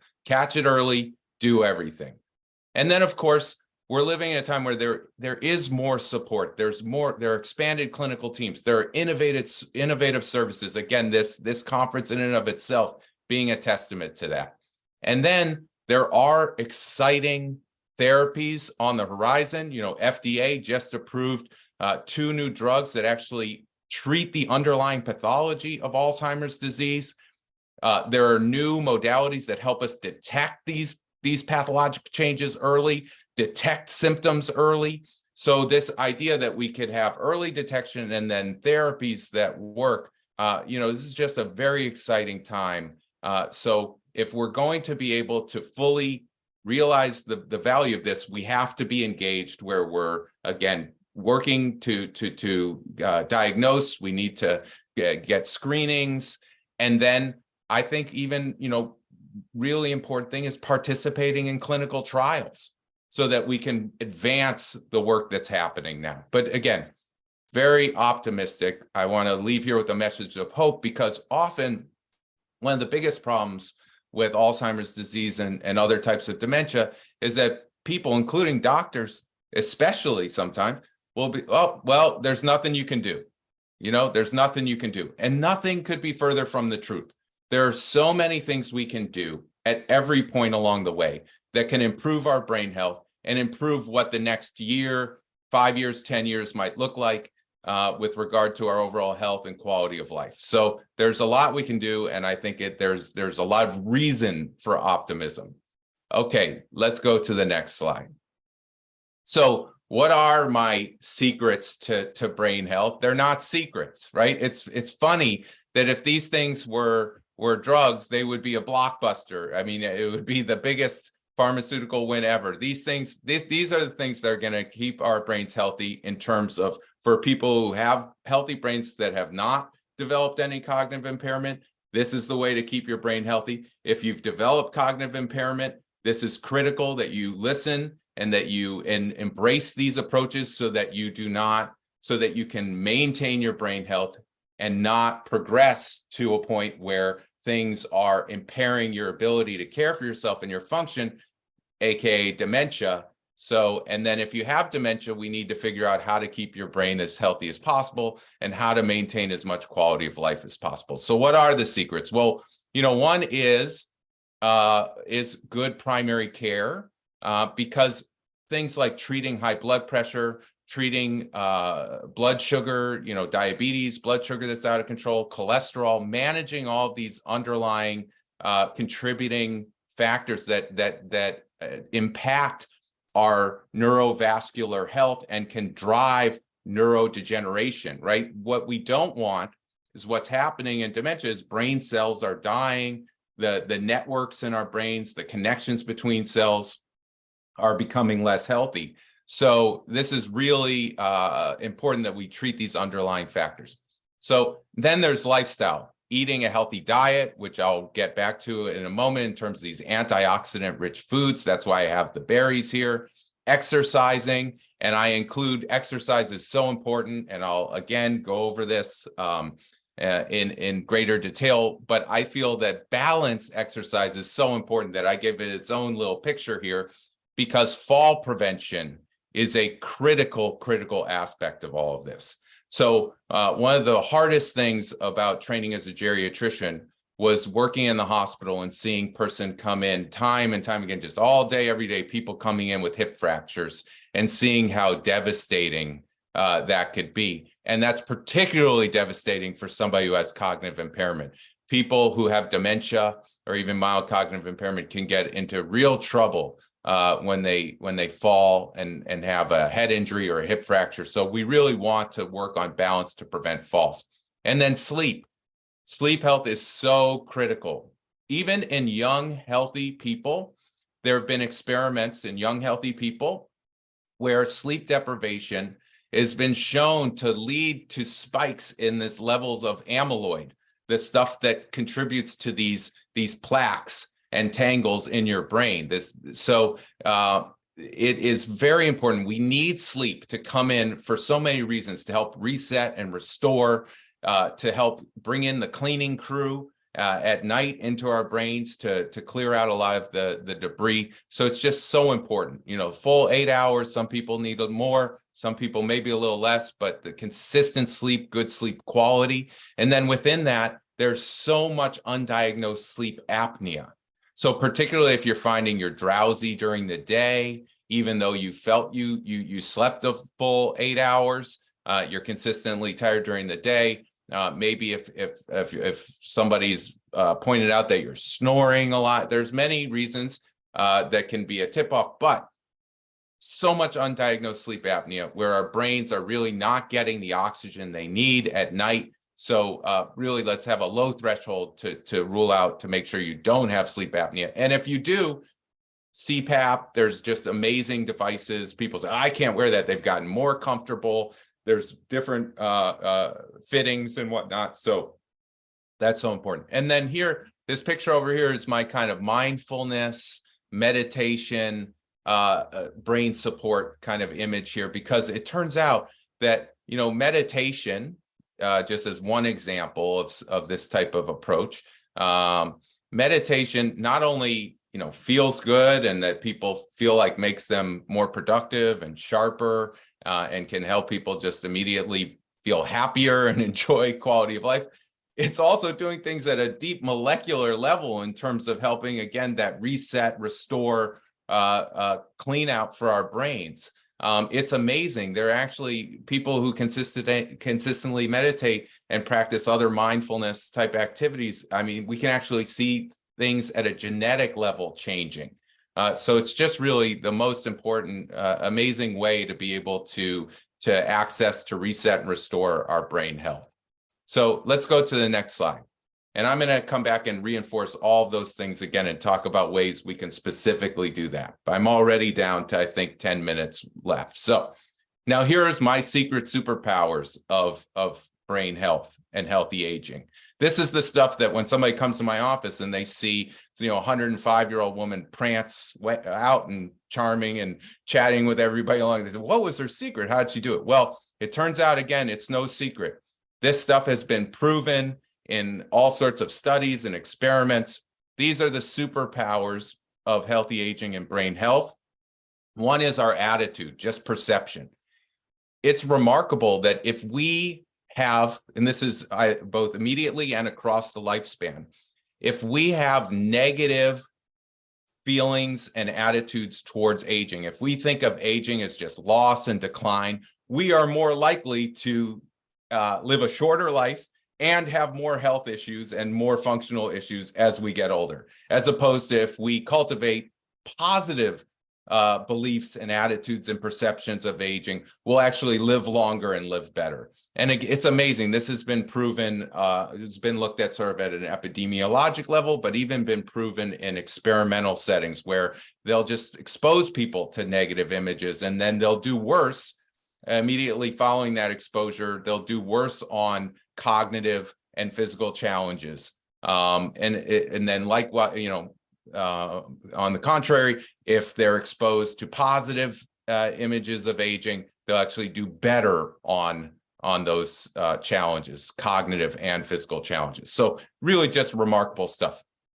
Expression, the arts, enjoying art, going to a concert, going to a museum, making art, painting, playing music. People who play a musical instrument are less likely to develop Alzheimer's disease. So again, it's something that you can adopt at any age. You don't need to say, oh, I was Picasso. No, at any age, we can engage in the arts, we can enjoy the arts, we can make art. And this is really a key to unlocking a lot of our inner brain health potential. Having a sense of purpose. And I know there's opportunities to do this through organizations like Alzheimer's LA, where you can volunteer, you can be engaged, you can be involved. People who volunteer are less likely to develop Alzheimer's disease and just more likely to again, age better, have better health, quality of life, and functional status with older age. So it's amazing. And then, of course, there's the dual benefit of the fact that you're helping another person. So this is really having a reason to get up in the morning, a reason that we're here, and very much beneficial when it's connected to the idea that we're making something, we're somehow leaving the world better than we found it in our own small little contribution. And that there's also a real benefit when there's an intergenerational component, because as I get into this next thing, social connection is key. And that's connection between peers, but also intergenerational connection, young people, old people. Social connection is really just ends up being this most critical aspect of our health and well-being. In fact, chronic loneliness, feeling like you have nobody you can turn to, being isolated, those kinds of factors, social isolation and loneliness, have negative health impacts equivalent to smoking nearly a pack of cigarettes a day. So people who are consistently isolated or lonely are more likely to develop dementia. People who have mild cognitive impairment, who are consistently isolated and lonely, are more likely to go on from mild cognitive impairment to dementia. So again, this is really a critical stuff. And that the company that I founded, Determined Health, was actually founded with all of this in mind. But we've really set out with this basic first premise of what can we do to better help people get connected? So we actually we support these social call programs where we have people calling each other, including people calling people who have mild cognitive impairment and dementia, and people calling people who are caregivers, just to offer some connection. Something that it's easy, it's just as easy as picking up the phone to be connected with a person in an ongoing way for a supportive, caring connection. And it's just amazing the friendships that have blossomed out of that, and to see how well this is done. It's been amazing in my patients to see how well they do as a result of just having this connection. You think it's such a silly little thing. Oh, just chatting on the phone. Unbelievable. More impact than any medication I've ever prescribed. It's remarkable. Let's go to the next slide. So again, just boiling all of that down into kind of the 2 slides I went over, 6 ways that we can all improve our brain health right now: exercise, diet, sleep, learning new things, particularly when there's a creative aspect. That's amazing. Reducing stress and connecting. I think if you press the next slide, there might be some more notes on here. Oh, no, that's fine. Okay, perfect. So exercise. Exercise, when it comes to brain health, is the closest thing we have to a miracle drug. It's really incredible. So, you want to exercise 30 minutes, 5 days a week, with some moderate aerobic exercise. You want to have some weight exercise in there. So again, and I'll get into ways that we can actually get you some specific recommendations around exercise. But, in multiple studies, exercise has delayed the onset of Alzheimer's disease by 20 years. Imagine if you could have an additional 20 years without Alzheimer's disease. And people who have mild cognitive impairment, who exercise and do the other things I'm about to talk about, are less likely to go on to develop dementia. So this is really just absolutely critical. Exercise actually stimulates the growth of new brain cells and new synaptic connections in our hippocampus, the memory centers of our brain that are most directly impacted by Alzheimer's disease. Okay, let's go to the next slide. So then within exercise, a picture, much younger picture of me here.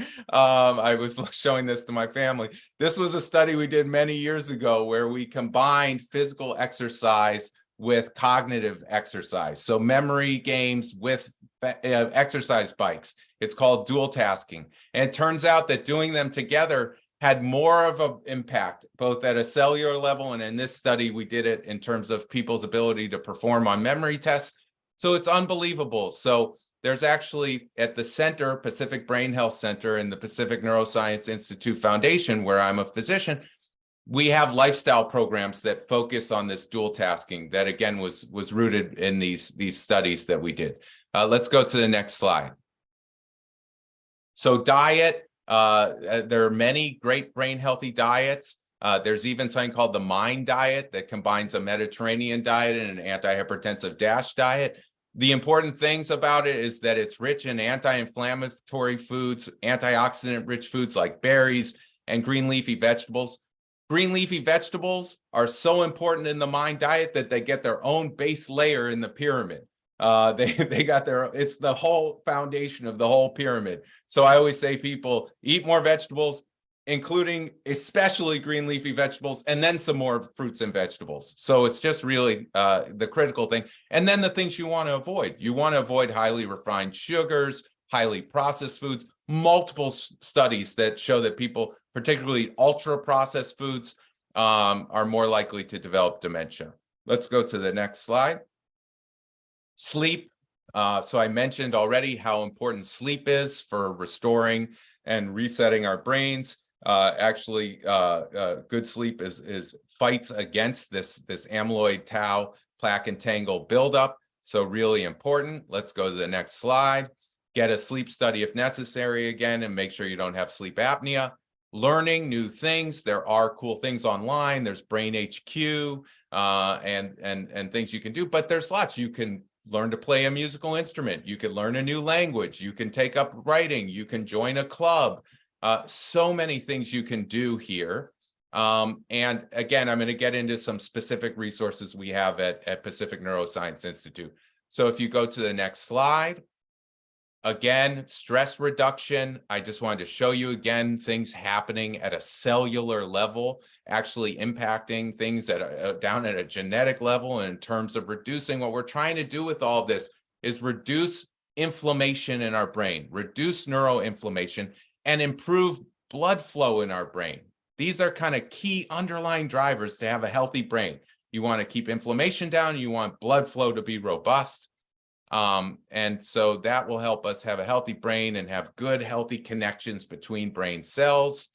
And we're trying to fight neurodegeneration and promote neurogenesis, new brain cell growth in the hippocampus, the one part of our brains where we can grow new brain cells. If you go to the next slide, and then connect. Again, my passion. I told you I founded a company, Determined Health, where we do programs like this, where would you enjoy getting calls from someone who shares your interests? And we just match people through these friendly call clubs. And it's unbelievable that this in and of itself can be quite therapeutic in terms of our brain health, and especially important as well for caregivers. We know how isolating, so many of us on this webinar know how isolating it can be to be the caregiver for somebody with cognitive impairment or dementia. And it can be a really isolating experience, but it doesn't need to be. A friendly, healing, caring connection is simply a phone call away. And if we go to the next slide, skip this. Okay, so again, you'll get these slides too, by the way. So you'll have all these tips to remember. Okay, and this is all stuff I covered, but I want to make sure you got this down, and you know the specific recommendations, and you've got a plan. Now, how do we get there? Let's go one more slide. We actually at Pacific Neuroscience Institute have brain wellness and lifestyle programs. There are things that you can do in big groups. There's things that you can do online, in person, individually. So there's really something for everybody. You could have a personalized, tailored program with one-on-one meetings, or you could have big groups, or you could have, again, something for everyone. So if you go to the next slide, these are the current offerings. And rather than go into detail regarding all of them now, I included the slides for you guys at the end so that it explains what each of these are. There's the roadmap to brain wellness, which is kind of an overarching customized program to help you get on the path towards brain health. There are memory care programs. There's a Vital Minds program. There's Fit Brain. Fit Brain is the coolest thing in that it's the stuff I talked about based on our research, where we have people doing physical and cognitive exercise, that dual tasking at the same time. Sometimes you hear all of this and you say, oh, yes, I get it. I know I should be doing that, but I'm just still not doing it. It's so hard. Like, I know I shouldn't eat donuts, but I eat donuts. Well, that's where health coaching is so important. And so we have health coaches to help, once you've developed this brain healthy lifestyle plan, to help keep you on the right path.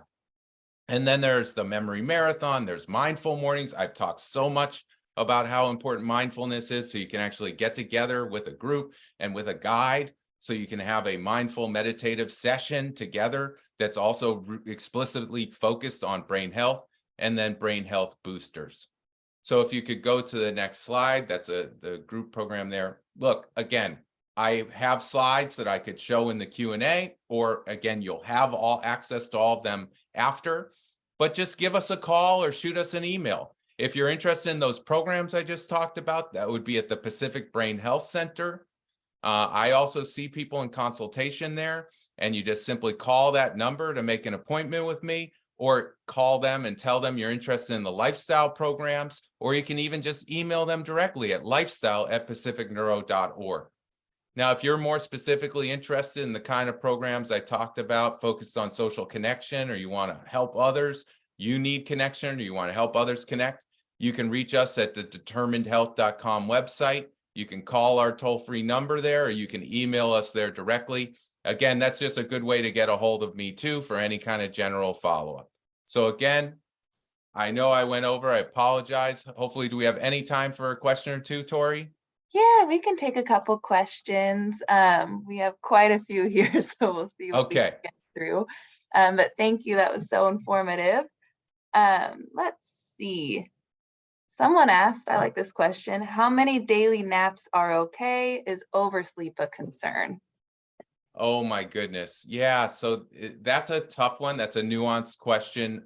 Napping is great, but you probably would want to limit it to 1 or 2 naps. It's a little different. Everybody's situation is different, but sometimes too much sleep can be a concern. I'd be concerned if you were having too much sleep. I'd want to see if there was something else going on. Like I said, making sure there was no sleep apnea and whatnot. So but again, something to talk to a brain health lifestyle coach about through our center, and to kind of think about it to give you a more targeted answer. Because like Rebecca's things, everybody's situation's different. So I'd probably have to ask you some follow-up questions. Yeah. But in general, I'd like to start taking a nap every day. LeBron James takes a nap every day, no matter what. Wow. And he gets at least 8 hours of sleep every night.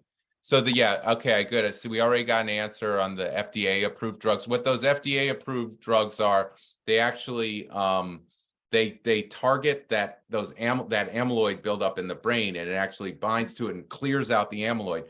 The first drug that was approved on this accelerated approval pathway, you probably saw a lot of headlines about what it did is it cleared the plaque, but it was unclear whether it had any actual clinical benefit associated with that. So the FDA said, okay, well, we'll approve it, but we want to keep studying it to see if it's actually helping more than just the pathology in the brain.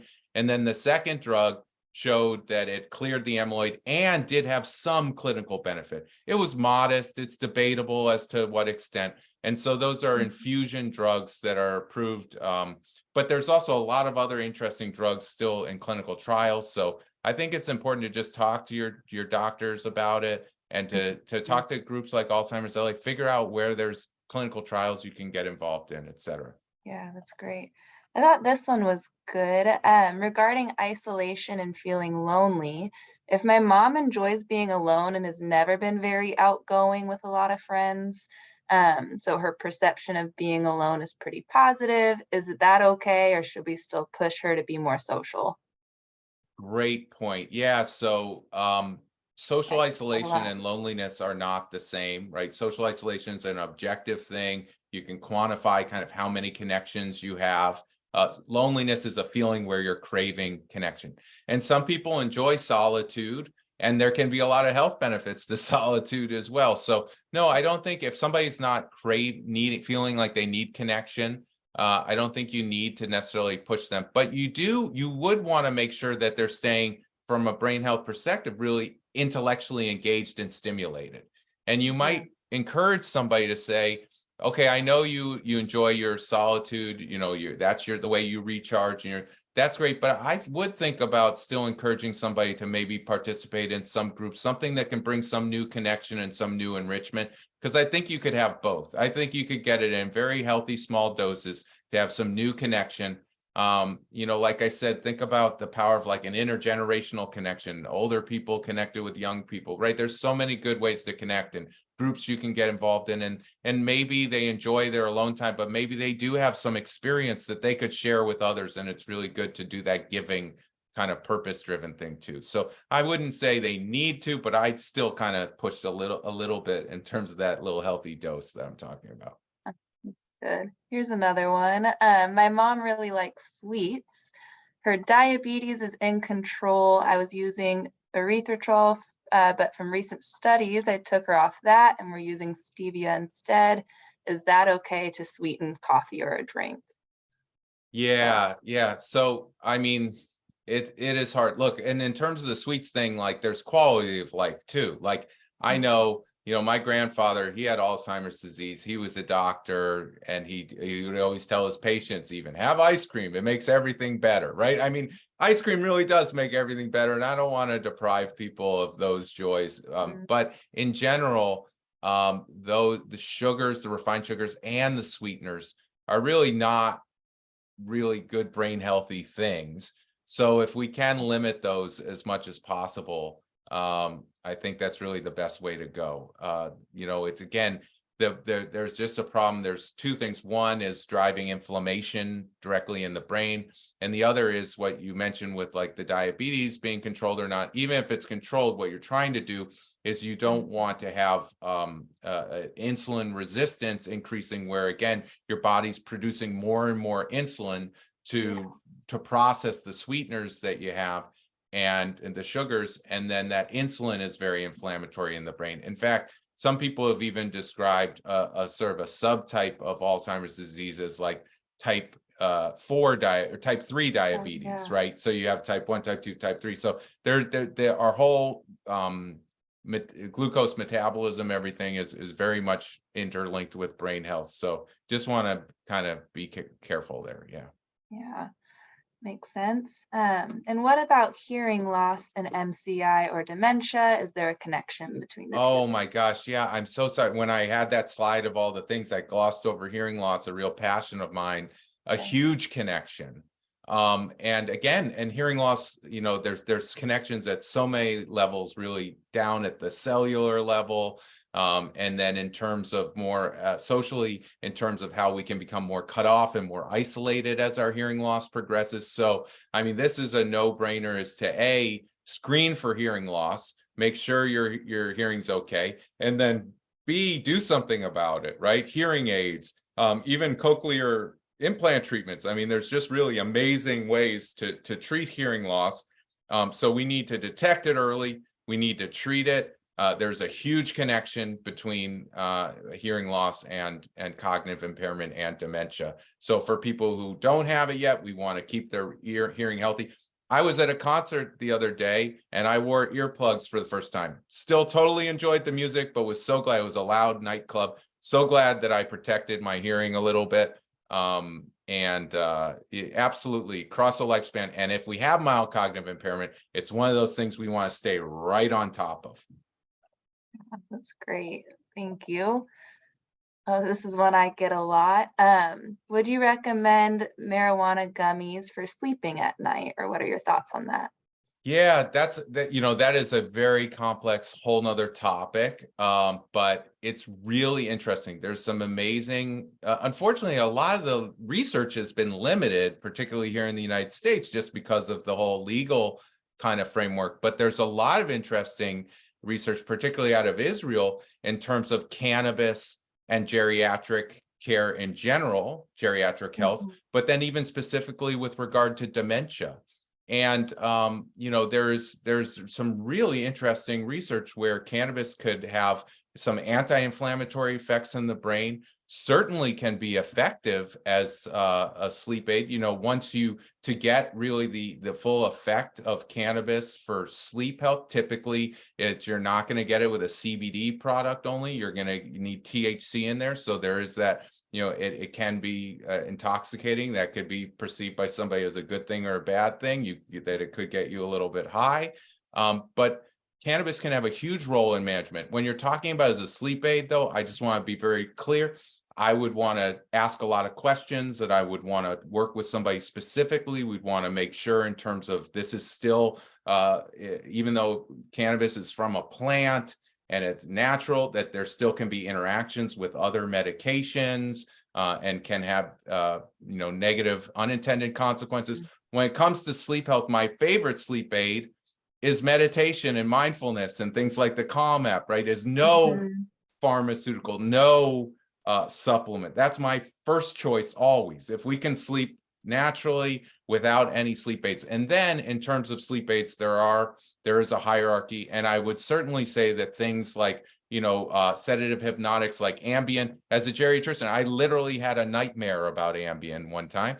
So we're very, sedative hypnotics, like things like Ambien and Lunesta would be definitely my least favorite. And then there's all sorts of problems with benzodiazepines. And so cannabis is definitely something that could play a positive role, but I think it's something that you should have good guidance and support.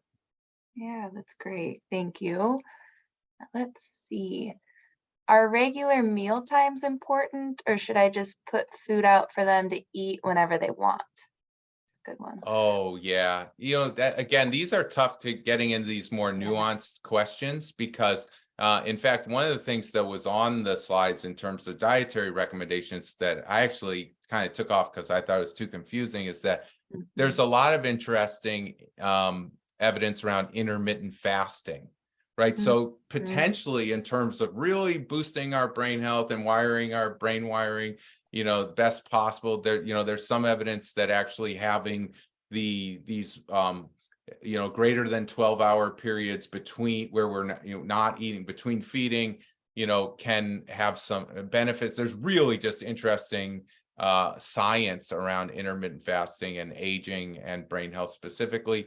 But, again, I would say that's a very specific, I think that I'd want to ask a lot of questions in terms of the particular situation. And, again, another thing to back up, is that I can't get through the webinar here is, well, what's the goal, right?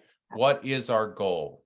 Always, and push your healthcare professionals and everybody around it. There shouldn't just be one blanket recommendation. You know, I hope you didn't hear in a lot of my presentations, you should do this, you should do that. No, these are things that can promote brain health, but you know, what are your goals and what are the things you're struggling with and what are the impediments? Are you trying to achieve the greatest quality of life above all else? Are you trying to maximize brain health at a functional level in terms of, are you trying to have the best cognitive function? Are you trying to maximize brain health at a cellular level? You know, I think really thinking about kind of what your objectives and goals are and then personalizing it. And I think that to best answer that question would have to fit into that category. Okay, last question that we have time for. Okay. Is there a special site where we can follow the latest studies on this disease, such as the University Science Center studies? Sure. Oh, so many ones. And I'm sure, I mean, I would certainly link into the Alzheimer's LA website. I think there's so much good stuff there. I had a slide that I included at the very end in the slides that you'll get after in my full deck, where there was the stuff on this thing called Brain Info Live. There's a foundation that I love. I'll divulge, I'm on their board of directors because I just love it. It's the Bright Focus Foundation.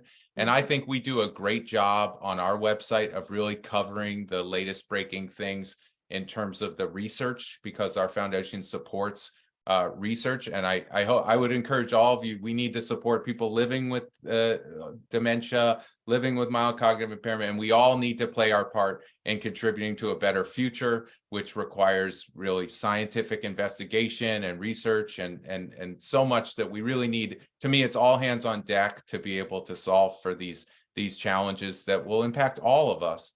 And so I think the Bright Focus Foundation, I'm really proud that we support great science, but I also think we do a great job on our website of pointing out kind of keeping people up to date in a very digestible, understandable language in terms of what's going on in the science. So brightfocus.org. And again, you know, please connect with us at the Pacific Brain Health Center, and feel free to just stay posted on the Determined Health website and send us any questions and comments there. So sorry, I gave you, and I could have given you 10 other things. I usually have a list of things, but you're in good hands. Just stick with Alzheimer's LA, and you're going to be, that's your best connection. You guys are here, so you're in the right place. I can tell we're all on the same page. We're in this together. And you know that. None of us are alone. We are in this together. I'm a phone call away. Alzheimer's LA is a phone call away. And let's live our best brain healthy lives together. Well, great. Well, thank you so much, Dr. Kaiser, for joining us today and sharing all of the important work you're doing and all that information. We really appreciate your time and your expertise. So thank you. Oh, thank you. And I just love the program. You guys, you have a whole thing on mindfulness and meaningful connection coming up. You've got a thing on what you need to know about AD. I mean, you got just great stuff that's just going to reinforce what we talked about here today. So this is going to be a great day. Well, thank you so much. Enjoy the rest of your weekend. And we'll go ahead and do another poll, and then we'll continue on with the rest of our program. Thank you, everybody. Well, welcome back, everybody. I'm really excited for this next session. I think this is going to be really great. Today, we are honored to have 4 very brave people who will share with us how they are currently navigating a diagnosis of young onset Alzheimer's disease, or MCI, which stands for mild cognitive impairment. We're going to learn how they continue to live their lives after getting this kind of diagnosis. To experience and speak publicly about young onset memory loss is courageous and heroic. And I hope that you all watching will find this conversation to be insightful, inspirational, and meaningful. Our guests today are helping us break down barriers and stigma that is often associated with young onset Alzheimer's disease and other dementias. And they're going to share with us how they have adapted to changes in their memory, how they balance new responsibilities, changes in work and retirement, and just ultimately navigating their new reality. So I'd like to thank Anne, Michael, Tom, and Liz for being here with us today. And for all of our panelists, let's just start. We'll take a big deep breath together. I know this is a new experience for all four of you. And again, I just want to thank you all for being here today. If you're able to unmute yourselves, and we'll go ahead and get started. Why don't we start with Michael?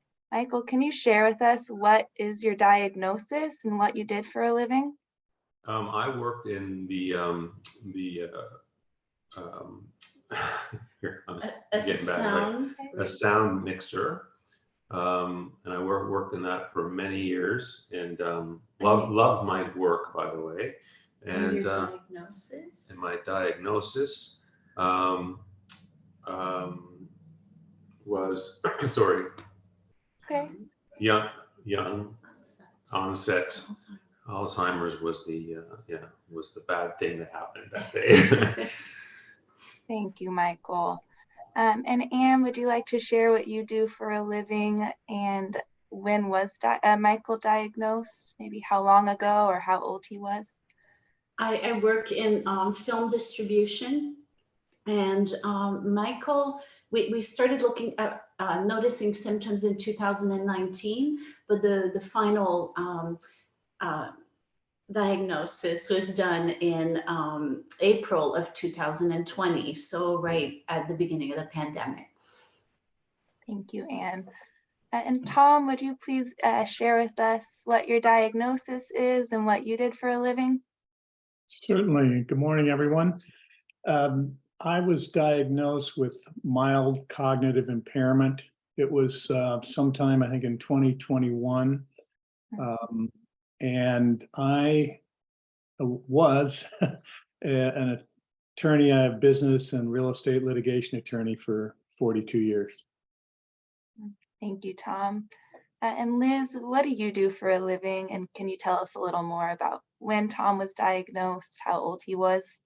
Yeah, I am a story analyst in film development. We seem to have a whole little Hollywood thing going on here. Sorry about that. And Tom was formally diagnosed in November of 21. But when I look back on it, I realize that he really was showing serious symptoms when he was about 60, as opposed to 65. We just were ignoring them. Yeah.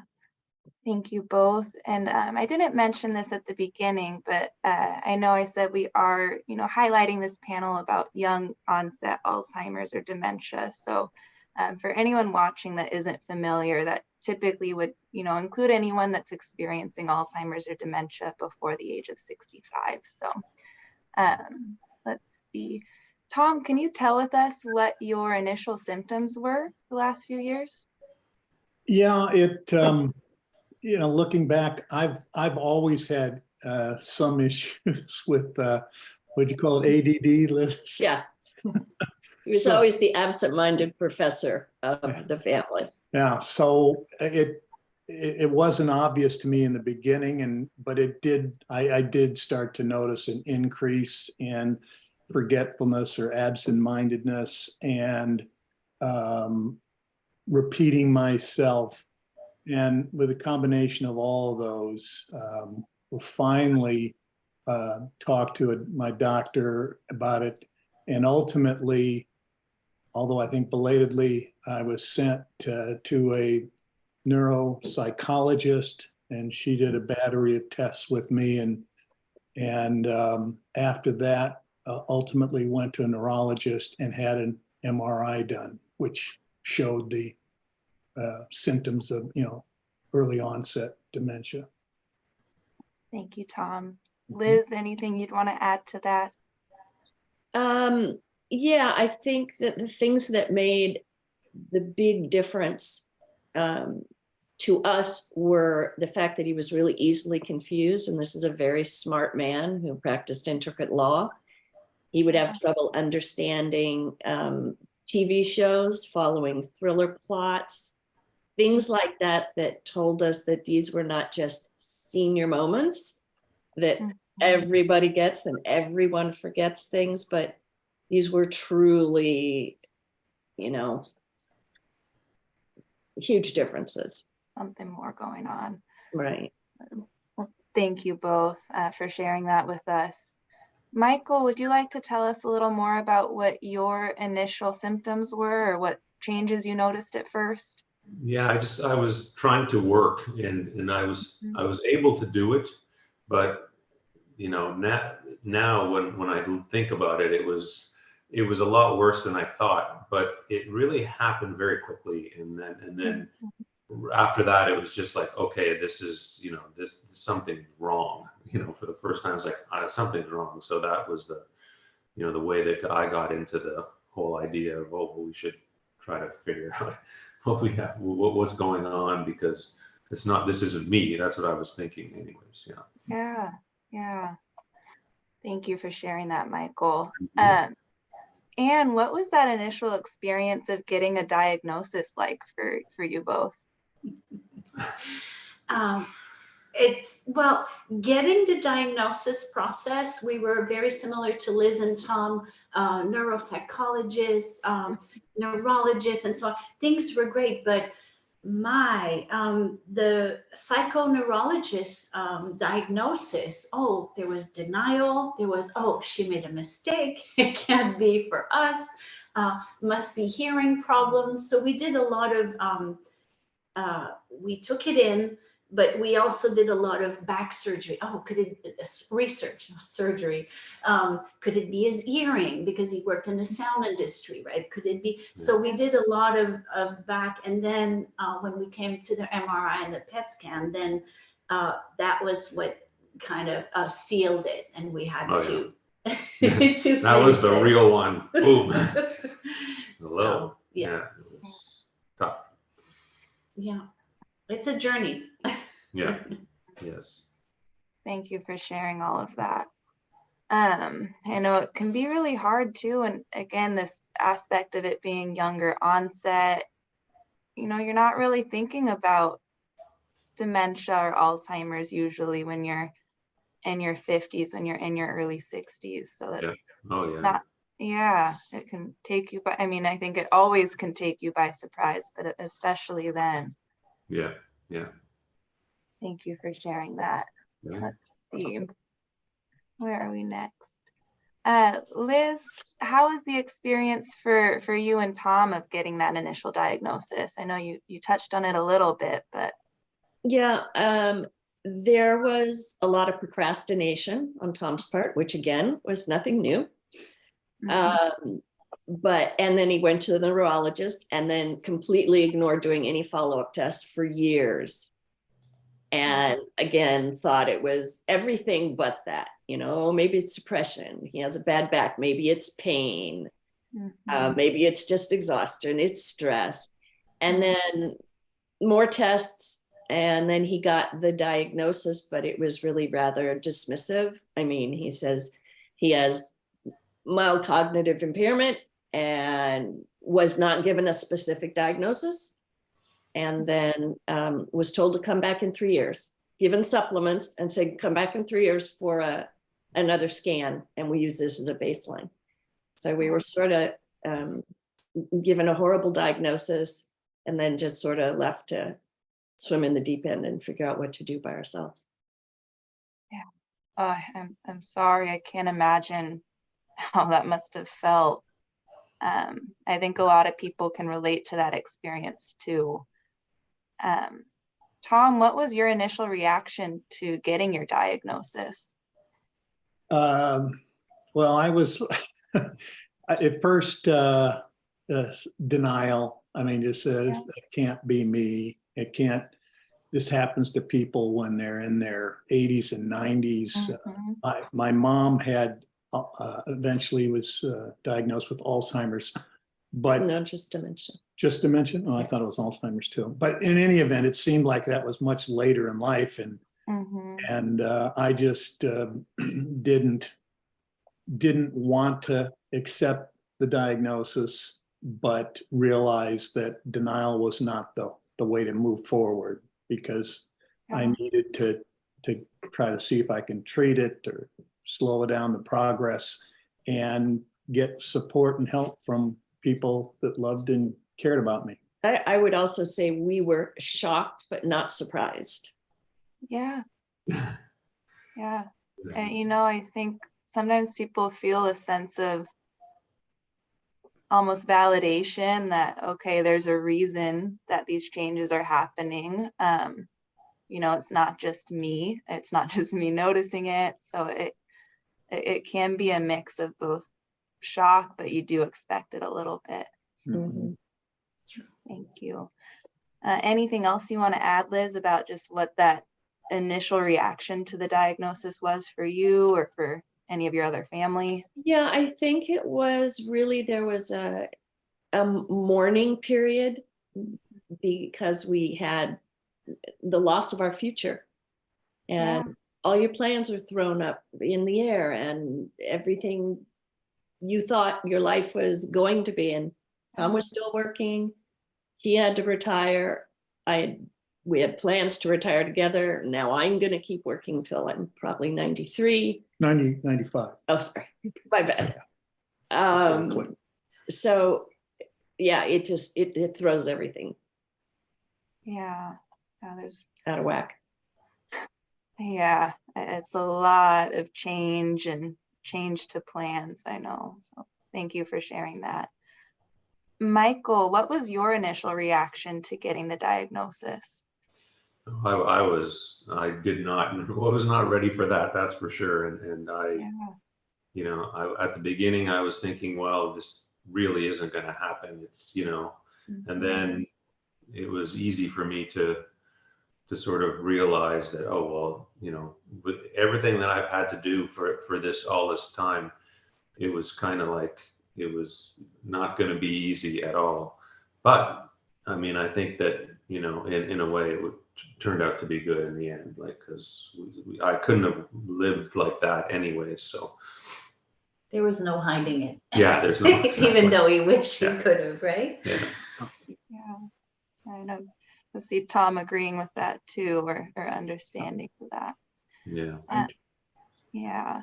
And anything you want to share about your own reaction to the diagnosis? I think I'd like to echo a little bit what Liz was saying, but at the time Michael got it, he was what, 56? We hadn't even made plans yet. So everything got pushed. So I had to, for us, it was projecting us into a part where we had just beginning of dreaming of what would retirement be like, or not even paid attention to any of that. So it's been talking on, I hate to mention that again, but unfortunately for us, it started during the pandemic. So we were more isolated. I think that if it would have been a different time, which we might have had a little bit of a different experience, I might have been more surrounded. So that might have made it easier or not, because it is what it is. It's difficult. Yeah, the pandemic definitely, I think, had an impact. You can't, no denying that. Yeah. Did you both tell friends and family about it, Anne and Michael, or was there anywhere else that you turned to for support? I know me myself definitely could not deal with it right off the bat, because it was, I really was not feeling or hoping that was going to be what it was. And that's tough. That's really, really, really tough. And for me, it was hard to get to all my old friends and stuff, because at that point I just felt like I didn't want to do anything at that moment, because it was really hard for me. We did tell immediate family. That's something that was difficult, but we could get to that. But I think it can be hard, telling people really makes it that much more real too, right? The more people know. So that's true. Tom, Liz, what about you? Who did you tell it first, or where did you go for support after your diagnosis? Yeah, for me, much like Michael and Ann are saying, initially I thought this can't be right. I mean, this is something you get in your 80s or 90s. And again, even though my mom had that, it seemed it was later in her life. So I was in denial for a while. And Liz was a big help because she, she encouraged me to be open and honest about it. And so once I finally personally accepted what the diagnosis was and came to terms with that, then she encouraged me, Liz did, to talk to family and friends and let people that or your loved ones in on this. And I slowly and reluctantly did so. And I got some of the reaction I expected from my brothers and sisters. I have 6 of them. They were in denial. They said, "No, Tom, you're wrong. You can't, that isn't what's going on. You're just being yourself some once in a while," and so they were very hesitant to accept that. But over time, and certainly being around me enough to see that this was beyond just the regular Tom being, the ADD kid, they learned to understand and appreciate it, and now we're very supportive and encouraging. Yeah, I really pushed to tell, especially close friends and family, because I needed it. Yeah. And really Tom had to see by experience that there was no shame and judgment from the people who loved us. And that it didn't matter if he repeats himself. And I needed those people to know from my support network.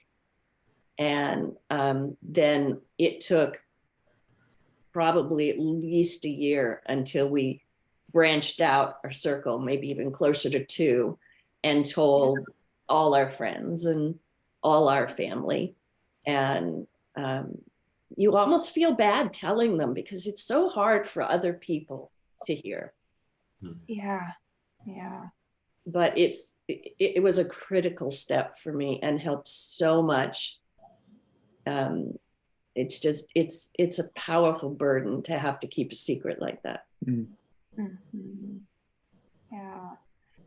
I think, like you said, Liz, it's so important for both of you to get the support of your friends and family. So I'm glad all 4 of you had people that you could eventually turn to or share with for more support as you're navigating this massive, life-changing news. So our friends and family have been amazing and amazingly supportive. And even when there's not much to do, they're still there. And that's amazing. That's huge. Yeah, we're blessed. I'm so glad. That's amazing. I know sometimes, again, it can be scary not knowing how friends or family will respond. They might, worrying that they're going to be just as surprised as you probably were by the whole situation. So I'm just so glad that you were met with just nothing but support and kindness from the people in your lives. It's so important. Yeah. I just see so many, I think people watching, I see all these hearts flying on. I see them too over there. I think that's just all of the people watching sending their love and support. Oh, that is sweet. Thanks. Thank you. Yeah, that's nice. Little almost distracting me. It's just hearts everywhere. Let's see. Tom, has your diagnosis, I think you might have touched on this briefly, but did your diagnosis impact your work or your retirement plans? I was close to the point of retiring even before we got the final diagnosis, but once I got it. No, you weren't. I wasn't. You may have hoped you were close to retiring. It felt like time to quit for me, and I had nothing to do with that. Anyway, once I got the diagnosis, I realized both from a a health standpoint, and more importantly, from a client standpoint, that I had to retire immediately. Because obviously I didn't want to jeopardize any client's work. But fortunately, I was at a point in terms of just the litigation I was involved with where things that were ongoing, some of my last case I settled was one for Liz with a personal intro. But No anyway, one heard that. I had other attorneys, fellow attorneys that I worked with that continued on with the cases, and I just removed myself from the lawsuits and retired pretty quickly. And Liz, how about you? How has the diagnosis impacted your own work and retirement plans? It's added, I mean, it's definitely just blown up retirement plans, since I'm the sole income now, except for Social Security. I obviously have to keep working. I am very fortunate. I adore what I do. It's a bit of an escape from the day too. I can close my door and go in my office and work. But it's stressful. There's a lot, there's a lot to deal with, but we've rearranged our lives. We have a son in his early 20s. He's decided to stay at home for a while. And that's a huge help for all of us. And we as a unit approached this. And as he said to me, he said, I want to be around Dad. And this affects all of us. Yeah. So the fact that I have an interior support as well as all the friends and family, I am still able to work because I need to separate myself when I work and be cut off and sort of, dissect the two different parts of my life. And I'm mostly able to do that. And that's hard, but it's critical. It's tough to work and to care for someone. Two almost full-time jobs there. But you do what you have to do. Thank you.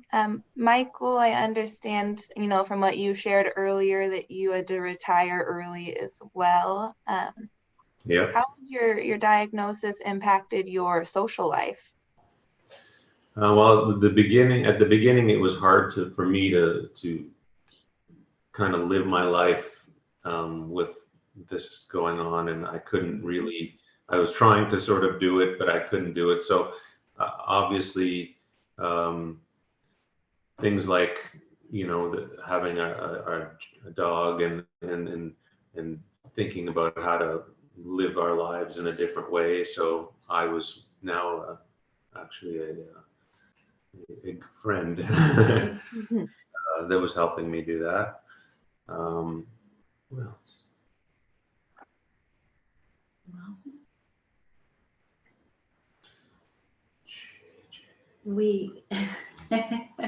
JJ's been a good a good companion for Michael and vice versa. So JJ's the dog. Yeah. Love our pets around here. Yeah.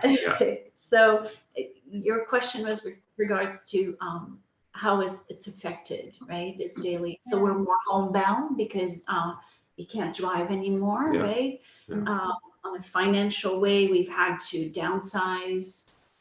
We've had to make a lot of, Michael used to take care of finances, so we had to let go of that. We had to hire accountants, set up power of attorney, and it's an ongoing work too, right?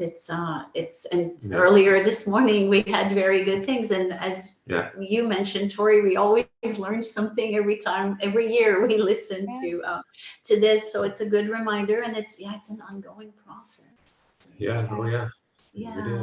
I think that's a good point for everyone watching is, this is an ongoing process. Things ebb and flow and change, right?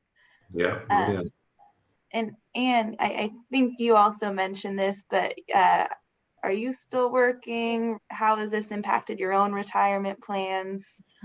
As I said, we hadn't even thought of this. Yeah.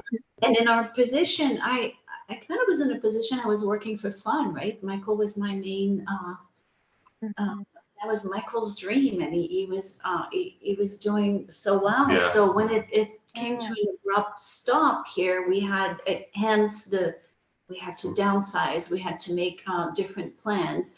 I'm very lucky to be allowed to work from home at this point in time, so I could care for Michael and work at the same time. But it's we like to joke that we've been joined at the hip since the diagnosis. So it's 24/7, right? Yeah, and it's hard. It's hard to do. Yeah, but every day is you don't have a different. choice, really. Yeah, well, it is that's what, life. as Liz says, we have to do what. Yeah. Yeah. Well, Tom, have there been any changes to your own lifestyle since your diagnosis?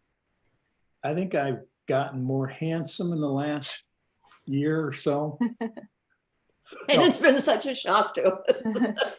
No, I've tried to learn more about the disease, first of all. And so I've done some research on that just to understand it more. And by the way, this organization, not to try to kiss up to you, but this organization and these kind of presentations and the speakers we've had, I've learned so much, and I'm very grateful. So I've learned more about what I'm going through and what to expect, and that's been helpful. And also through the organization and programs like this, be more open and honest about what's going on, and opened up to friends and family. I mean, they had to know something just about the way I act with them, and if I repeat myself or something.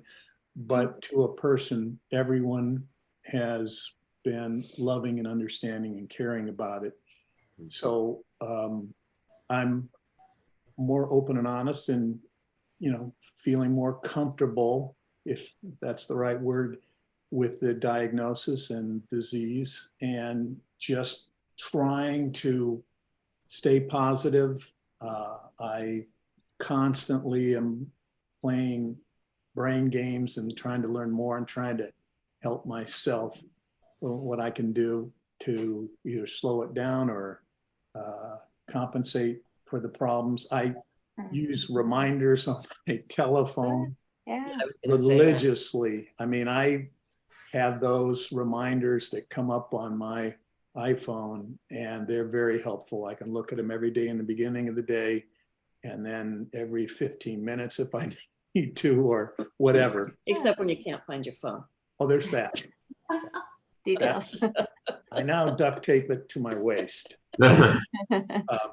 Anyway, it's an ongoing process, but I've accepted the diagnosis, and now I'm trying to figure out what's the best way to deal with it and move forward in a positive way. And like I said, with loved ones and this organization, it's been a huge help. Yeah. Well, that sort of leads me into my next question for both of you, Tom and Liz, is what's been helping you cope with all of these changes, or how have you been taking care of yourselves through all of this? I would say one thing we do together every morning that I can do to help him is we go through a list that he has on his reminders of what he has to do or what he has to attend to. And we make sure that yesterday's ones are wiped out, or he'll do it all again. We try to prioritize it. So he has his day in front of him and I can go do my work. Taking care of myself, I walk 2 miles every day with one of my girlfriends, which is great. I always make sure, I see them applauding. I always take time alone with friends because we need, I need a break. And also the ALZs, the Alzheimer's LA has been great. And we also have been fostering rescue dogs, which is yeah. great therapy for me, because when I need a break, I just get like puppy face. And Tom, it keeps busy. He keeps him real busy wrangling dogs. So that's a good thing. And it helps rescue dogs. So it's like a win-win-win all around. That's nice. Love it. That reminds me of, I think it's Dr. Kaiser was sharing about volunteering too, and Right. things like that. Yeah. And Michael, what have you both done that's helped you cope with all the changes since this diagnosis? What have we done? Well, we spent a lot more time together. Yes, right? we're very much close together, and it's Yeah. nice. That's We- been very nice part of it. This has taught us to live more in the moment. And that was a big Yes. lesson to me anyway. Michael was Oh, yeah. good at that before. Yeah. Yeah. We do lots of hikes. Yeah. When we can on the weekend when I'm not working. Yeah. Oh yeah. Also, meditation has been Yeah. a good. We do a lot of that. We do a lot of that. We got a dog after the diagnosis, so that helps with walks and also the living in the moment part. Anything else you'd like to? No, I think that's sort of how we've done it, and it works for us, and Yeah. we And from my part, if I may, the Alzheimer's LA has been really good. I've obviously we've enjoyed doing the memory club, and then Michael graduated to grad club, which that was a part that it happened just right after the diagnosis. So for us, it took us gently into this journey. And that was really good. And my little secret is the savvy caregiver. I struggle, unlike Liz, to take time for myself, so I have to learn. So I've taken the class twice already, because as the disease evolved, I need reminders, and I need we're on another stage, and while you're in classes, so it's been good, and the programs that Alzheimer's LA has been offering us is we're not trying to do, but this is what we do. Yeah. So and they have good day activities too that Michael has been enjoying lately, like the LACMA and the John. We really need that, because we want to keep our life, without having to only think about that. So and it entertains Michael while I'm at work. I could help him with the computer. Then he spends an hour doing something constructive, and that's been really helpful, especially when we're homebound. Because if I'm here, I can be driving him other places for him to have experiences. Yeah. Well, thank you for sharing all of that. And some of those things you mentioned might be the answer to this, but have there been any positives since getting this diagnosis? Any positive impacts to either of your lives, Anne and Michael? No, I think with the dog and us getting a little bit smaller, little three of us, and that's if you can't do it the other way, this way actually is pretty good, and we have to kind of try to make it work out every day practically, especially with a lot of work stuff for you. So and we seem to just try to make it work out, and so far we've been doing okay. Yeah. And the positive to learning, as Michael was saying, he had chosen not to tell friends and so on. Now that we are in a different part of our lives, then we're starting to extend out more, and then we're ready to so it's different. We need to get with our friends and mostly our family, because it's hard. And we need them and they need us, and we've left that go for a long time, but we know we need to change that. So amazing. Well, thank you both. thank you. Tom, Liz, any positives that you've noticed since getting the diagnosis? It's hard to honestly, to be positive about this, but I'm a very pragmatic person. Mhm. And as I often say, life happens. And it truly has, like Anne said, and there's our dog flying on the door right now. It really has, I know the whole, one day at a time thing, but I've never truly been able to embrace that. And now we have no choice. It's sometimes 1 hour at a time. And that's a pace I can deal with. We don't get ahead of ourselves. There's plenty to deal with, right now. And that really helps. That's good. Thank you. Tom, any advice you have for professionals working with people impacted by memory loss? I know we have quite a few that are here today watching. So what would you tell them? I think finding the right doctor that truly understands the disease and is engaged as much as like our doctor today that explained things.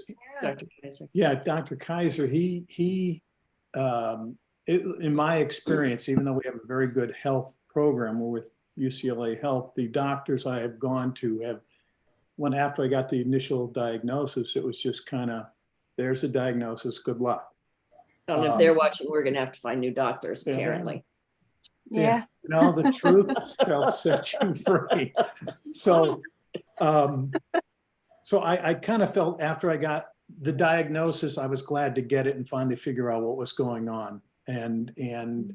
But I felt somewhat kind of left at that point. Here's the diagnosis, good luck, instead of, okay, what do we do next? And what can be done?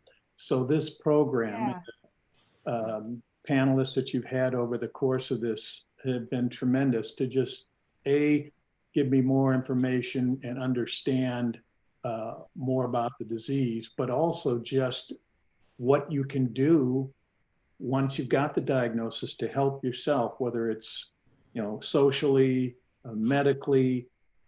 It's been tremendously informative and positive for me and kind of lifted my spirits. And I think yours too, Liz. Yeah. Thank you both. Michael, any advice that you would have for professionals working for people with Alzheimer's or dementia?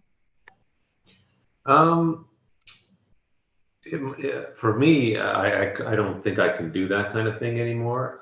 If I could help someone who needs help, that would be something that I could see. Yeah, in I the think future. our question was for the doctors. Oh, okay. So I think Mike and Advice I, for doctors. yeah, I think we have one word, right? Yeah. Empathy.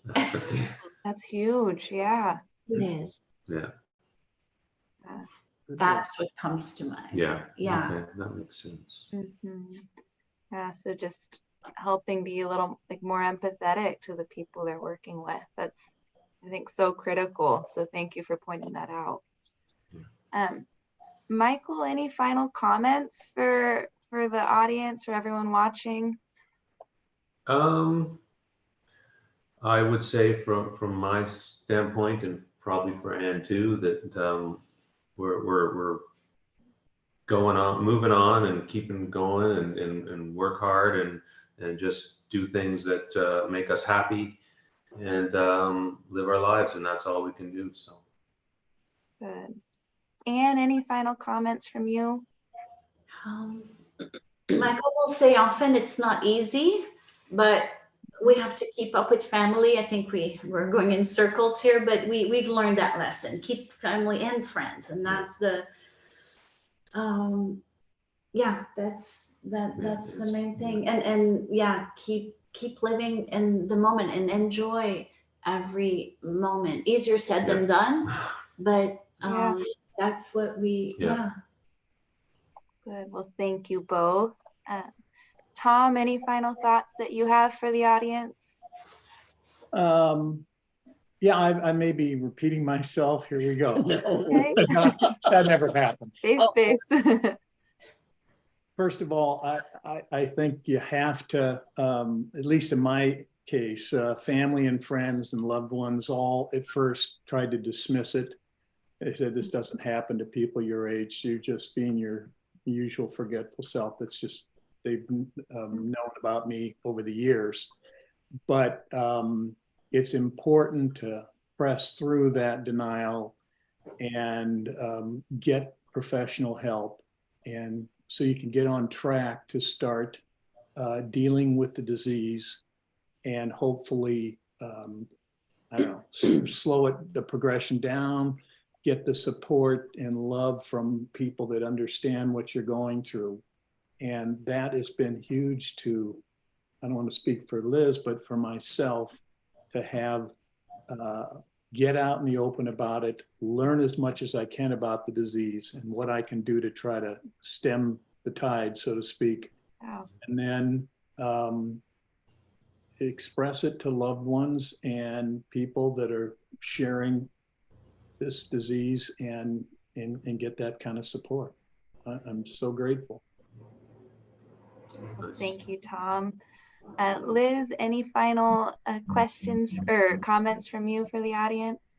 I would say it sounds silly, but it's important for me to remember that this is a lot. Yeah. Sometimes you get, it's caught up and feel overwhelmed, but it's just reassuring to go, it's not just me. This is a lot.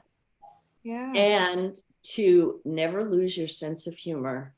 It's gotten us through all the bumps we've had in our life, and I don't see this being any different. Even if they're all at Tom's expense, it doesn't matter. You think you're funny? No, I laugh at you a lot. Oh, okay. So we're clear. Yeah.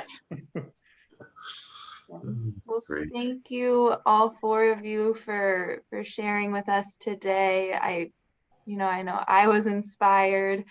We do have some questions from the audience, so if you're okay answering a couple more questions before we move on to our next session here. Sure. And again, look at so many hearts and applause coming through. You guys are popular.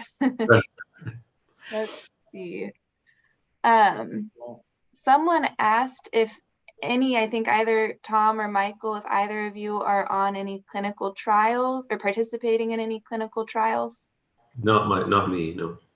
I got the initial, again, I'm looking for some new doctors, and I'm inspired by what I've heard today in these other programs, but I was immediately put on Aricept by my neurologist, and I still take it daily. I don't know if it's helping. I'm encouraged by what I'm hearing about some of these new clinical trials and medications coming out. So I hope, and I'm going to look into those and see if there's something more we can be doing. Thank you. Another question, again for you, Tom and Michael. Have either of you ever maybe gotten lost or confused about where you are before? I've definitely had that myself. Yeah. Luckily, I'm not often, and only a few times, but it's a couple of times when you sort of realize, oh, obviously there's something that this is, you have to be I have to be very careful. So in our house, we can deal with that. Yeah. In my case, and Liz may speak to this too, I'm very cognizant of my issues. So I try to be very, very careful. And for driving as an example, I'll always plug in the address of where I'm going to. And it's just a kind of a stopgap in case I start to forget or something, or I'm not sure exactly where to turn. It'll tell me. I mean, I think I'm doing pretty well with that. I don't get lost. Yeah, he hasn't progressed to that. But I'm careful because I realize, I got a responsibility if I'm in a car out in public that if I can't do it, I won't do it. No, use Uber or whatnot when I get to that point. That's actually another question we got was, are either of you still driving? So Tom, you are still driving, right? I am with those limitations I think I'm being very careful about it, and I drive with him Liz, a lot yeah. too. So it's something we're both very mindful of, and see any signs of impairment, and you would willingly stop driving? Absolutely. Yeah. So.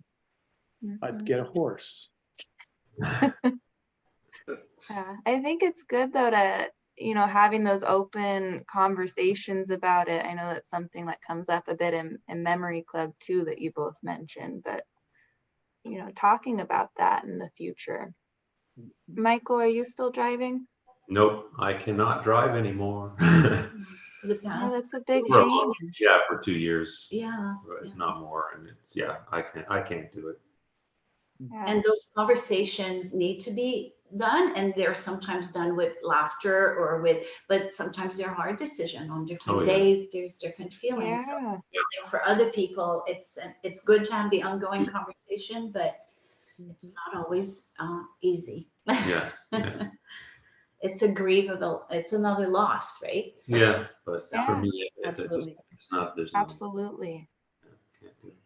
Yeah, I think it's a really big loss. I mean, here in LA, we're a driving city, so that's a big change to give up and to navigate that. So yeah, that's a tough But one. I do see it, Uber would be our next easiest step. yeah, Uber, Lyft, Right. Whatever, sorry. Yeah. yeah, oh yeah, I think any of those. It's good to have those resources available and kind of thinking about those next steps or kind of thinking ahead to the future. Well, good. Well, I think this will be the last question here, and then we'll finish up. But let's see, someone actually kind of going along with what we just talked about, someone said, how are you preparing kind of for the future, or they put the next challenge of this journey? So do any of you want to speak to that, how you've been planning ahead at all? Well, I would say we align along the lines of what Rebecca has talked about. One of the first things we did was all the financial and trust planning, and have things in place if I were to die first, so that Tom would have a co-trustee, so no one would take advantage of him. And this is thinking way in the future when he's in a completely different shape than he is now. But that's what we have to do, is put those safeguards in place for the things you don't expect. So that's one thing we were really careful of doing right off the bat. Thank you. And Michael, anything you want to add before we finish up?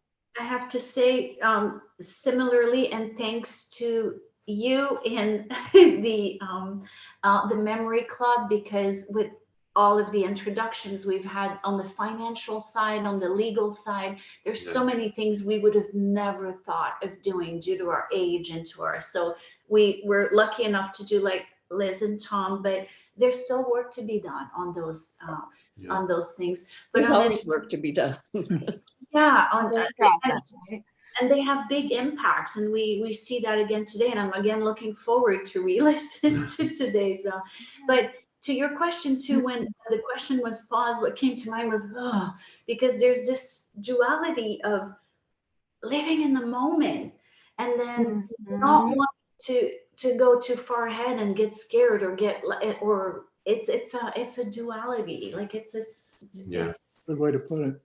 Yeah, I feel it. It's hard for me to put into words, but I had to say that. I don't want it to be negative, but it is. No, and it's omnipresent. And you're just always operating on different levels, and on the future and on the past, hopefully not much on the past, but the present and it's a lot. Absolutely. Yeah. Well, I mean, we could go on all day. There's so many good questions, and again, so much support coming from everyone watching. So I just once again want to thank each of you for taking time out of your Saturday and for sharing and being open and honest. I know it's a big ask and it wasn't easy, so we really do appreciate all 4 of you. And thank you so much for being here today. Thank You're you. welcome. Thank You're you. welcome. Thank you, Tori. Thank ALZ. Thank you both. Well, I hope you enjoy the rest of your Saturday. Thank you. You too. And now I just want to take a little time before our next speaker here. I want to highlight actually some of those programs here at Alzheimer's Los Angeles that we heard about today during our panel. We have our Connections group and our Memory Club group. Memory Club's the one you might have heard mentioned here. Memory Club is an 8-week-long program, and it's designed to provide support and education for people living with early memory loss and their family members through expert speakers and guided group discussions. We have our next Memory Club coming up in about a month, so I think the information is here on the slide, my contact, so reach out if you are interested in learning more about that. Connections is another group we offer. It's an ongoing support group, and that's for people living alone or living independently with early memory loss. So it meets once a week, and both of these groups are virtual. They meet on Zoom. So again, my contact should be there on that slide, so reach out if you would like any other information on how to get connected. Let's see. I would now like to introduce our next speaker, Dr. Bruna Martens-Klein. Dr. Martens-Klein is the Assistant Professor of Clinical Psychology at USC and a licensed clinical psychologist. She is also the director of the Neurovitality Laboratory at USC and the co-director of the USC Center for Mindfulness Science. So, among many other things, Dr. Martens-Klein specializes in providing emotional support to older adults adjusting to challenging experiences, helping build self-awareness of feelings, sensations, and bigger picture needs via mindfulness, self-compassion, and commitment to goals grounded in personal values. So thank you for joining us today, and I know I'm really excited to hear from you. And as you can see here, you can again send questions in the Q&A, and we'll have some time for that at the end. So welcome, Dr. Martens-Klein, and thank you for joining us. It's a pleasure to be here. Thank you all so much for having me. And it's been lovely getting to hear, all about your lived experiences. And thank you to Tori for the lovely introduction. So to give a little bit of background about myself and who I am. So my title is, Assistant Professor of Clinical Psychology at USC, but with that comes many hats. One of the things that I do is actually research what makes us resilient. So my background is in clinical neuroscience, and I really have focused most of my research the research career that I have, focusing on what kind of strategies help people adjust to difficult circumstances that happen in life.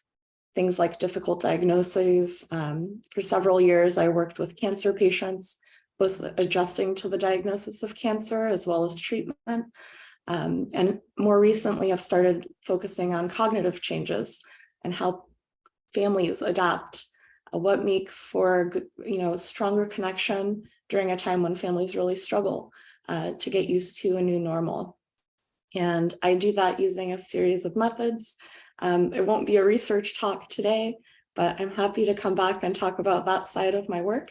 But I'm, doing a lot of the neuroimaging studies, seeing how the brain adapts to changes, what kind of strategies we can use to better adapt to changes. And then as a licensed clinical psychologist, I also see primarily older adults in treatment, psychotherapy, and help train students to become the next generation of movers and shakers doing clinical psychology out in the community. There's a huge need for specialists that can actually provide emotional support during these tough transitions. And so I feel very honored to be able to wear both of those hats, both as a clinician helping the community, as well as a researcher understanding what empirically is supported in terms of intervention. So I'm not sure, let me see if I can do this.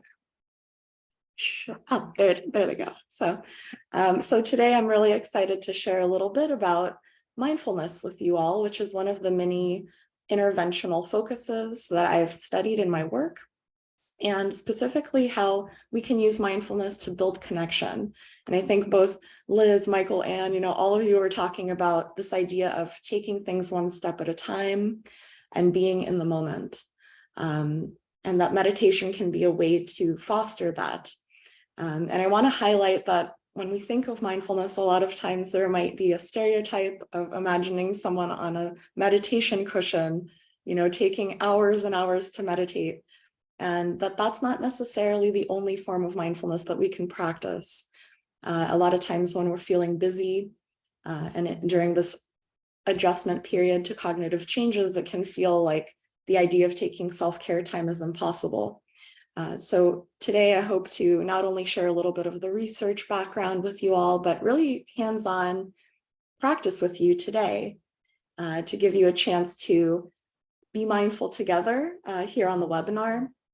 And throughout the entire presentation, if you have specific questions about challenges you're having or different emotional needs that maybe we can talk about in here, I welcome you to pop those in the chat, and happy to take questions throughout. But I'll go ahead and get started. So let's move to the next slide. So the first thing is that it's really important for us to feel a sense of social belonging and connection to one another, and that we're able to choose how we spend our time. So there's a lot of research showing that having friendships, having connection to family, like the things that many of the panelists were mentioning, actually is enriching and helps us lead longer and more fulfilled lives. And that's going to vary by person, right? So for some people, perhaps going into nature and connecting with other people who enjoy being in the sun, that would be something that really helps them feel grounded. Whereas for other people, perhaps leaning into a hobby that you love, and here, you see several people sewing together, that would be something that helps you feel like you have a sense of community, a sense of self-care time, to reboot and kind of recharge yourself when you're feeling stressed. And these factors are extremely predictive of things like mobility, health status, and yet sometimes it's hard for us to feel like we have time to invest in social connection, or to not feel lonely or alone when we're going through a hardship. So next slide. So we find that loneliness actually is related to even cognitive health, and symptoms of dementia tend to be more elevated for those who are feeling isolated or lacking in social support. We also see in the laboratory faster processing speed, higher memory performance for those who feel like they have a sense of social belonging. So not so much the number of connections you have, but the quality of the connections that you have. Next slide. So loneliness actually affects our brain function. So when we're not in the presence of other people and we long to be with others, don't feel overwhelmed by this figure, but it just goes to say that these regions in the brain in green and yellow are involved in self-reflection and really thinking about social activities. So even when we're alone, our brains are trying to fill in that gap. We want to be social, we want to be with other people. And so the brain actually starts reflecting on, what are my social needs? And imagining or recalling social instances in the past that felt fulfilling. So we really turn to our lived experience to fill in that gap, because it's so important to feel connected to the community and to feel like you're not the only one going through a hard time. Next slide. So there's been some very interesting studies that were done as early as 1970 on the idea of perceived control. So feeling like we're in control of our situation is really profound. And in this series of studies, they actually had individuals who are living in nursing homes either tend to a plant themselves, so a potted plant, So they would water the plant, or there was a nurse that would come in and water the plant for those individuals. And so between these two groups, what they found was that the group that actually watered their own plants had better cardiovascular functioning. Their immune system responded in a faster pace than those who had the plants cared for by someone else. So there's this very human thing to want to be in control of our situation and to want to help others, right? Even if doesn't have to be another human being, but even caring for a plant helps us feel this sense of connection. We're not alone, and that someone else is relying on us. And this human connection, this really important social aspect of our lives, is something that you can imagine that if this effect is true for a plant, how strong it can be for us to be caring for one another or for feeling connected to one another.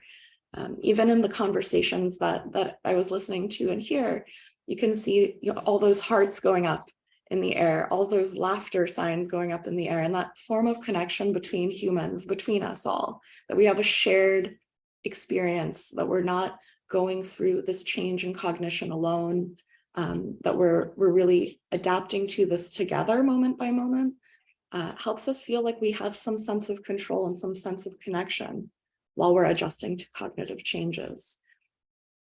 Next slide. So really the question, knowing this importance of social connection in the brain and beyond, is what happens when we're forced, we're not choosing to manage unexpected changes to our thinking and our memory. And what happens when it feels like we can't control what's happening to ourselves or to the people that we love? And what happens if we feel disconnected from the world at large? If that adaptation or that experience feels very unique to me or very unique to my family? So next slide. So today what I hope to do is to give you an overview of different emotional tools that we can actually use to build connection for self-care while we're all going through these changes together as a community. And the role that mindfulness plays in that, I think, was really underlined by some of the panelists. This idea of using meditation as a way to anchor us to the moment, and taking the things that we need to do slowly so we can really be in the present and trying to exercise as little judgment as possible. So we'll talk about what mindfulness is and also what emotions can come up as we're adjusting to changes in memory, as well as to changes in the role that we play in our families. So as we become caregivers, what happens there? What kind of emotions might come up?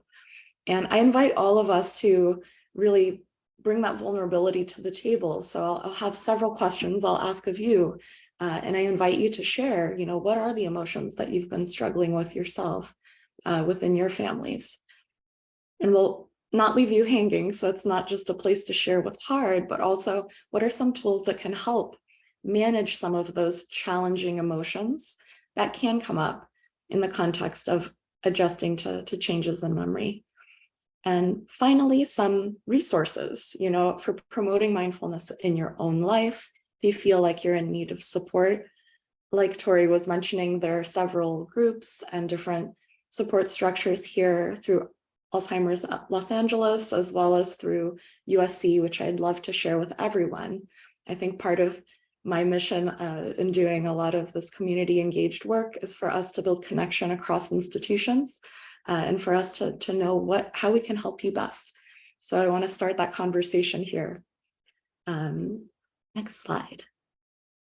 So to start with, I'm an academic, I can't help it, so let's define what we mean by mindfulness. So again, mindfulness is not so much an exercise or one specific action that you do, but it's really an attitude. One can define mindfulness as attention on the present moment. So bringing focus to noticing what is happening rather than trying to fix what's happening or trying to change what's happening. It's checking in with yourself without judgment and observing your experiences unfolding over time. So some people call this the being, B-E-I-N-G, being mode, rather than the doing mode. Easier said than done, though. I think, we are trained from birth to go, go, go, do actions. And so this requires a lot of practice, because this state of mind is something that we need to cultivate. It doesn't come automatically. And the idea of doing an exercise in mindfulness is like doing an exercise in the gym. You're working out that attention muscle. And each time you practice a mindfulness exercise or do an action in your daily life in a mindful way, it's going to feel different each time, because you're noticing the moment. What is going on for you internally? What is happening in the environment? And we never go through the same moment twice. So every time you practice, it's going to be different. But kind of something that ends up happening is sometimes mindfulness exercises are treated as knowledge. So something that you hear about and then you know what to do, but not so much as an exercise you practice. So it'd be the equivalent of saying, if I know how to run, then I don't actually ever need to run. I just need to think about running, and then I'll get the health benefits from that, right? And that's not exactly true. It's more, exercising is something that you always have to practice, not just know about it. And so mindfulness is very similar, different every time you do it, and important every time you do it. Next slide. So I don't have to probably share this information even because it's so widespread these days, but we've got lots of mindfulness programs being implemented because there's been such a strong evidence to suggest that mindfulness can improve mood, increase our physical well-being and physical health, and actually increase our lifespan. And the mechanisms involved, again, could be multitudinal. Everything from relaxation, reducing stress responding. So we're not putting our bodies through the same wear and tear. We're able to relax. But in addition, when we're aware of what's happening and aware of our own emotions, it gives us some power to act or to decide how do we want to manage what's going on. And it can feel more like there's a sense of control over how we respond to what's happening in the moment, rather than situations being shocking and then us responding right away, and maybe not thinking about all the different options we have when we're confronted with maybe discomfort or some sort of pain. Next slide. So part of human nature is that we hate feeling uncomfortable. It is not something that anyone wants to sign up for. And there can be one of two responses that we can automatically have. So one is that when there's a large change in our lives, we might try to look away from it or avoid thinking about it. Maybe changing focus of attention to something else. And if you introspect with yourself, maybe you can think of examples of how at times distraction or maybe not thinking about the future, not thinking about what's presently happening is a way to kind of manage how you're feeling if it's feeling overwhelming. Another thing we sometimes do is try to fight it. And I heard a lot of this from you all, the idea that when something scary comes up or there's an unexpected change in memory, that what we want to do is find solutions. So really going to problem solving mode, trying to really wrestle with what are the options at hand, getting educated, learning, going and getting resources. And that's all fabulous stuff. But a lot of times our minds are doing that in overdrive. So it could be 3 o'clock in the morning and my mind is telling me that I need to find resources right now. Right? So that can actually be something that adds suffering or adds distress or gets in the way of self-care, is this need to kind of fight the uncertain or to avoid the uncertain. And both of these can paradoxically make us feel worse or make us feel less in control. And again, I ask you to kind of reflect for yourselves if there are situations where you've found yourself fighting or trying to find solutions at times when maybe it's not serving you well. Next slide. So needless to say, early memory changes, going through a new diagnosis can be something that brings up a lot of different emotions. And our human nature is to not want to feel negative emotion, or to not want to feel that discomfort that comes from adjustment. And so in the process of either neglecting to acknowledge how we feel or invalidating how we feel, this can actually make us have trouble sleeping. Our immune systems get taxed, so we can get sick with greater ease.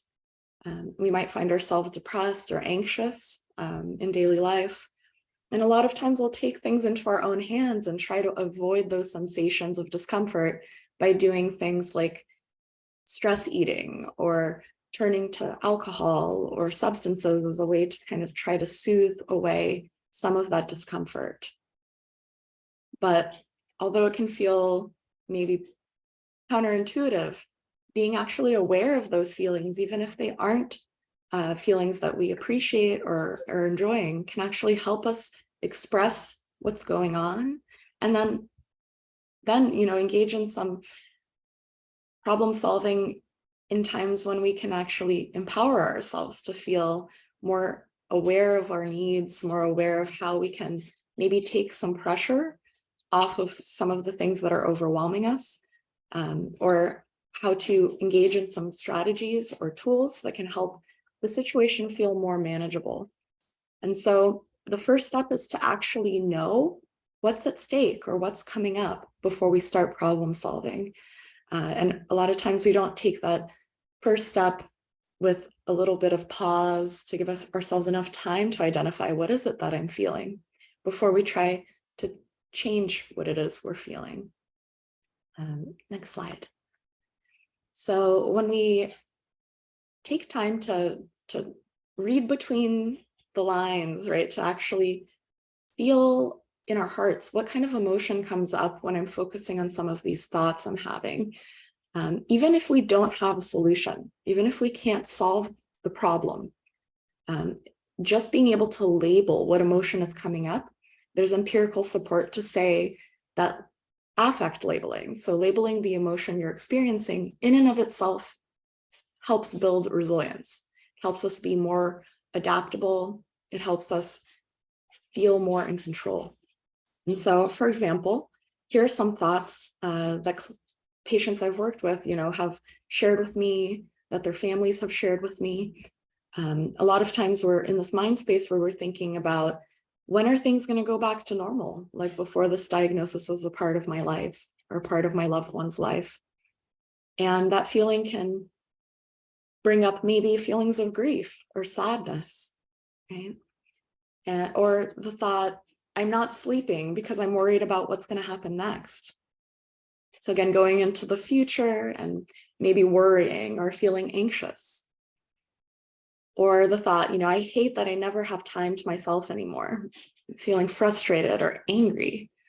And these are all normative parts of adjusting to a big change to the landscape of what your lifestyle looks like, or what the diagnosis really means in terms of the day in, day out sort of sustainability, right? We all are human beings, and there are moments when we're going to feel some of these negative emotions. So I'm going to kind of go through each of these, and then we can talk through first, which of these emotions, folks who are on the call today are finding are coming up during this period of adjustment. And then also share some tools for managing or not getting rid of these emotions necessarily, but how do we live with them? How do we hold these emotions and still feel a sense of self or a sense of being connected to what's most important to you? Next slide. I guess 2 slides. We can go on to, so we'll start with guilt. So guilt is a feeling that comes up for many people during this early diagnosis phase and beyond. And it's the idea that somehow this is your fault, that what's happening is undesirable and that we wish that it weren't happening. And there's a self-critical voice that sometimes can come in that says things like, maybe I brought this on myself.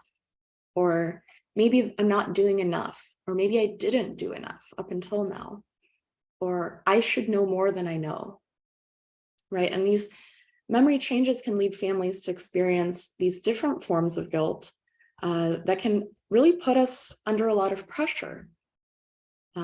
So have a kind of poll to see, for those of you who are on the call, to what degree some of you have experienced these feelings of guilt in the last few weeks. We can move on to the next slide, and then I believe a poll should come up for you. So I'm curious to get to know you all a little better.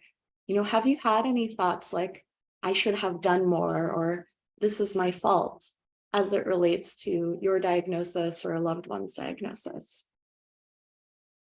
So go ahead and you can click yes or no, or I think so.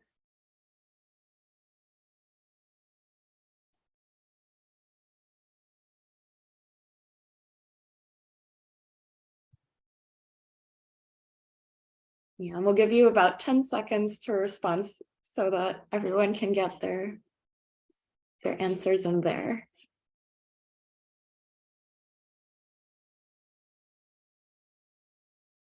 And as you're reflecting on this, it looks like about 44% of us on the call today have had some of these thoughts related to guilt, you know, about feeling like they should be doing more or blaming themselves for what's going on.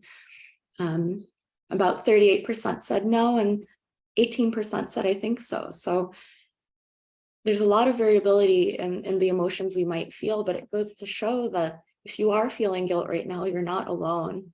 Many of us are experiencing similar thoughts. Next slide. And for those of you who are struggling with this, my coping tip is to try to engage in as much self-compassion as you can during this time. The first thing is, you know, think of what you would tell a friend in a similar situation, right? Thoughts like, I'm doing the best that I can right now, or I'm in a difficult situation and I'm doing the best to manage what's going on. And to remind yourself that there's no such thing as perfect, right? There's no way to know everything or to act perfectly, because human nature is that we're always adapting to the unknown.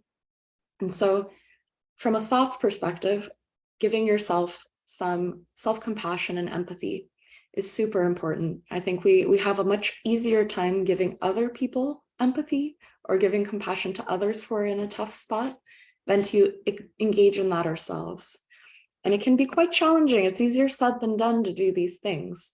So what I'd like to do on the next slide is for all of you who are on the call, whether or not you're experiencing feelings of guilt right now, is to join me in a 5-minute self-compassion break. It can sometimes feel like we don't have the time to engage in self-compassion practice or to engage in a mindfulness exercise, but 5 minutes is a very short period of time. So I want to kind of challenge us all to make that 5 minutes of space, especially when we need it most, to really check in with ourselves and exercise that self-compassion that's so powerful. So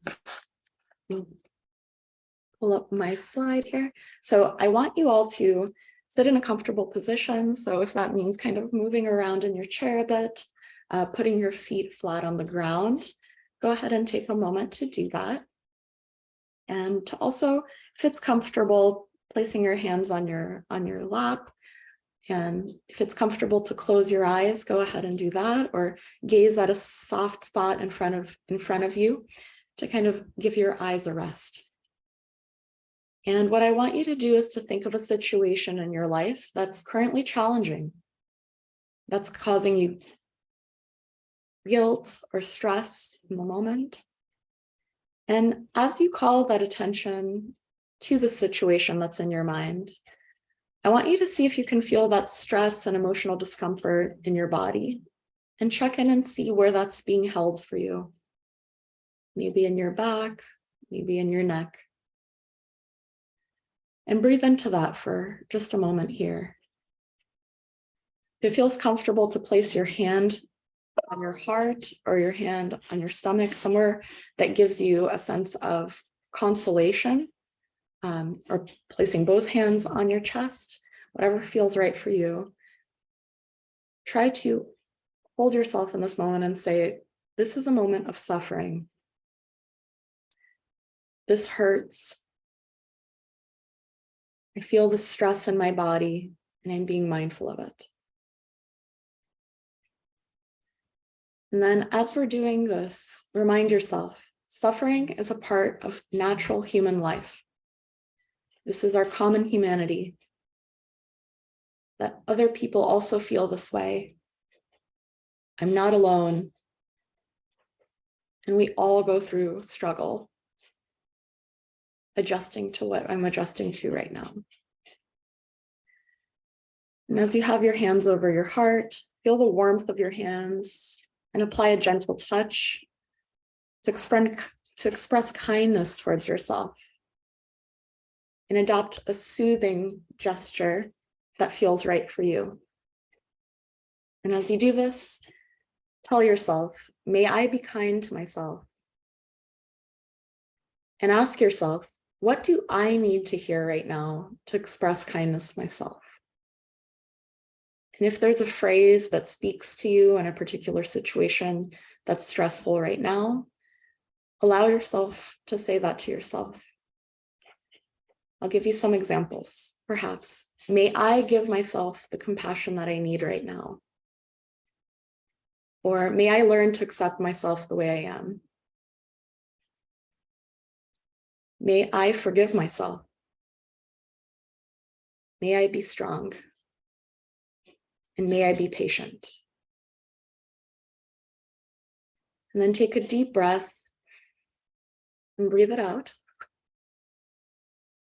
And notice how you feel after just applying that very brief, less than 5 minutes of compassion towards yourself, towards your body, and towards your heart. This is a practice that you can use any time of day or night, as long as you're not driving, and that you can remember to use to really invoke self-compassion in a mindful way when you need it most. Next slide. So another feeling that you may struggle with at times is resentment. Next slide. And resentment is a feeling that's a bit different than guilt. It's the idea that you feel like you have to do it all, right? You're being asked to do a lot of things, perhaps by yourself, and maybe put in a situation that you never chose to be in. And it's very, very common to feel negative and resentful when it comes to harboring a new diagnosis of any sort. And we can find that in moments when we're feeling resentful, little things can easily bother us, and we might feel underappreciated or underacknowledged, not feeling like the hard work that you're doing is being taken into account or being given sufficient sufficient praise or acknowledgement by those that we care about. And that can be our doctors, it can be our families, it can be our loved one. You know, several different feelings of resentment can come up towards different relationships that we have. Next slide. So again, I'm curious to pull you all and get to know, whether resentment is on the horizon for many, whether this is a feeling that's been really challenging for you on the call. So I'm wondering, have you had thoughts like, it's not fair that I have to deal with this diagnosis, or why is this happening to me? Why is this memory change happening at all? Or why is this happening to my loved one? So we'll give you a few seconds here to share with us what's been challenging, and if there are specific examples of things you've been resenting, you can feel free to pop those into the chat as well. This is an opportunity to get some of our guilt, resentment, and difficult emotions out into the open where we can look at them. But it's extremely common to be upset. Why do I have to deal with this and why is this happening to me? So I'll give you a few moments to check in and respond to that poll question that just came up on the screen.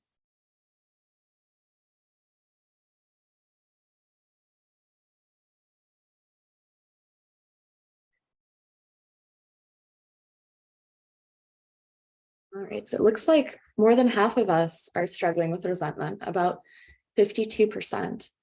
Yeah, and I see that someone in the chat was saying, there's resent that, why is this disease happening to my mom? Why is this happening right now? And absolutely, none of us want to have to be forced to go through changes that we didn't sign up for those that we care about, or for ourselves. Next slide. And so to kind of provide a little bit of context, right? What we're doing today, coming together as a community and reminding ourselves that these feelings are common, right? That more than half of us are struggling with similar resentment feelings, and that it's okay to be frustrated, right? Someone's saying, why are more family members not helping me with what's going on? And it's a reminder that you're not frustrated alone. To potentially, this is my coping tip, join a support group. So a place where you can not only share resources, which I think is a huge part of coming together as a community, is knowing what to do, but also knowing what we feel. So sharing that you're having a natural response to something that's different, something that's changing, and it's a shock.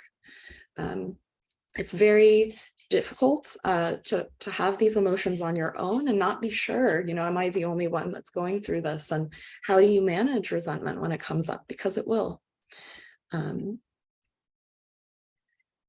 Yeah, I think somebody's also saying, there can be no resentment towards family, but sometimes being frustrated at a medical team, maybe for not providing support, and being able to share that with other people, other families, other caregivers, other folks who are navigating a recent diagnosis, normalizes it, that we're not alone. And again, that social connection, that social belongingness doesn't necessarily have to do only with solutions. It can also have to do with how do we respond to what's happening, right? And that it's okay to have these feelings. Next slide. So again, I want to give you something that you can hold on to and practice with me today. So if you are feeling a lot of resentment in the moment, or you're feeling disconnected from your team or from your family members that are going through this big change together, loving kindness is a type of meditation. It's known as metta, M-E-T-T-A, meditation. And the idea here is to cultivate a sense of connection between you and the world. People we know, people we don't know, that we're all connected through this shared humanity. So go ahead, and if you feel comfortable, once again, get into that comfortable meditation position for you and sit comfortably on your chair. And try to keep your back straight, and hopefully with a little back support wherever you are. And take note of being present in your body and in your environment. And take a deep breath in and take your time, noticing how your body accommodates each breath as you're breathing. And I call you to turn your focus to your heart. Imagine your beating heart with gratitude and warmth. And I want you to call to mind a person or a pet of past or present whose steady love and unconditional acceptance of you touched your heart in a special way. And allow yourself to experience their loving kindness as if they were right near to you, happy for you being present, grateful for you just the way you are. And notice how this image of this loved one helps ease your body and your mind. Relax into this warm feeling of connection and keep it simple. Allow your thoughts to arise and evaporate and then come back to your heart. And take your time. And now as I speak, I'd like you to put this loving kindness and warmth that you're receiving from this loved one into words. And if it's helpful, you can imagine that these kind thoughts are what this person or animal that you've called to mind wants for you. And picture that they're wishing these wishes towards you. And you can adapt the words so they reflect your own personal wishes and situation. But here's one example. May I be held in loving kindness. May I be happy and safe. May I be healthy in body and in mind. May I always have enough. May my heart know peace. And you can repeat these wishes as many times as you need, out loud or in your mind. Say them to yourself now and savor them. Take that time to feel their ability to warm and open your heart.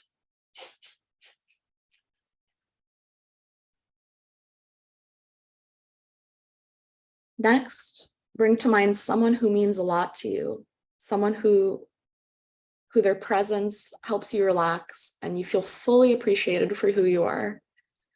Feel the goodness of this heart connection, feel your mutual gratitude, and as you offer your well wishes to this person, imagine that the person is touched by your happiness and peace. Tell this person in your heart, may you be held in loving kindness. May you be happy and safe. May you be healthy in body and in mind. May you always have enough, and may your heart know peace. And slowly taking a few deep breaths here. Notice how it feels to have received loving kindness, to have projected loving kindness into the world towards the person that needs it or who deserves it. And slowly come back to the room. So you can see this is something you can repeat as many times as necessary, and you can really feel an ability to feel connected and to warm and open your heart through both giving and receiving care. So that's something that I really recommend doing when you're feeling resentful towards someone who you're working with or someone who is in your family or a friend. You know, it's something that you can think of as building connection with them, sending them peace and calm and patience as part of a loving kindness practice. It's hard for us to stay angry at each other when we remind ourselves of the love that's underlying all of that. Anger comes and goes, but love is a more powerful, enduring emotion that connects us all. All right, so let's go to the next slide. So we're also going to talk about anxiety briefly. Next slide. So feeling that things are not in control or overwhelming, or feeling like there's a hurry scuffle that we really need to get organized and figure everything out. So anxiety can feel like a tornado going through your body, an impulse to need to run away from a situation that's frightening, or feeling constantly in your mind and worried. It can come with physiological sensations like a racing heartbeat, feeling short of breath, or an overwhelming need to cry or feeling tearful. So again, I'm going to set up a poll, and I'm curious to see who's been feeling anxious in the last couple of weeks. So can we cue that up?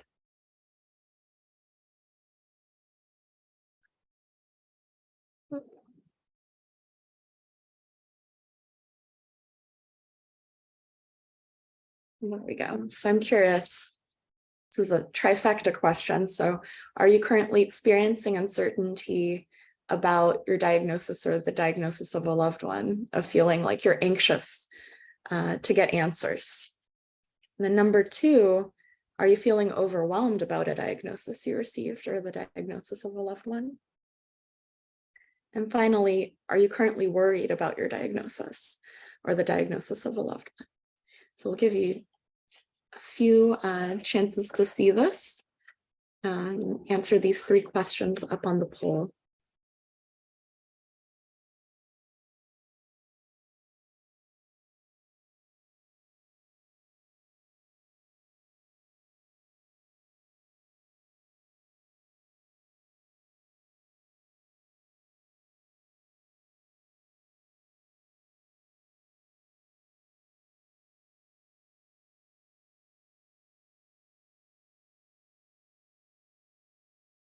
All right. So it looks about 55% of us are currently experiencing some uncertainty about a recent diagnosis.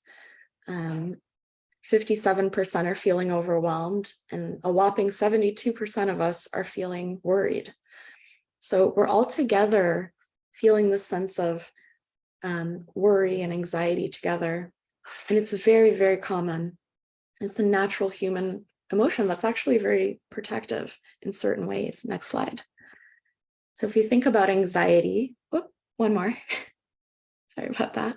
Anxiety is actually a sign from our body that helps us leave situations that are frightening or scary, right? And the issue is that as we've progressed, we're not just getting anxious about running away from bears, but we're also anxious about situations where we just don't know what's going on yet. And so a lot of times part of that typical response is to breathe very shallow. And chronic anxiety over time, a lot of times doesn't help us get solutions, but it actually damages or stresses our body. So a way that we can reduce that stress or kind of calm ourselves in these moments when there isn't a bear necessarily in the room, but we are worried about the uncertain things that we kind of have to sit with uncertainty for a while, is to consciously breathe and bring mindfulness to the breath using your diaphragm. So the muscles in the lower abdomen actually aren't engaged when we're engaging in shallow breathing, which is all up here in the chest. And so in the next slide, I'll guide you through a brief breathing space so we can breathe in a deep diaphragmatic way together. And this is something that you can do anytime you're feeling overwhelmed by anxiety. Your breath is always with you. It's a mindful companion. And so what you can do is find a comfortable position and just take a moment to check in with your breathing. And what I want you to notice is any sensations that they're coming up as you breathe, whether they're uncomfortable or comfortable. And as you take a deep breath, notice your feet on the ground, or if you're sitting, notice where you're sitting on. How are your legs making contact with your chair or your sofa? Notice your clothes against your body and the air against your skin. Now notice whatever is in your mind, whatever thoughts are here, and just observe your thoughts as they're in your mind right now, not trying to change them, just checking in with what's coming up in your mind.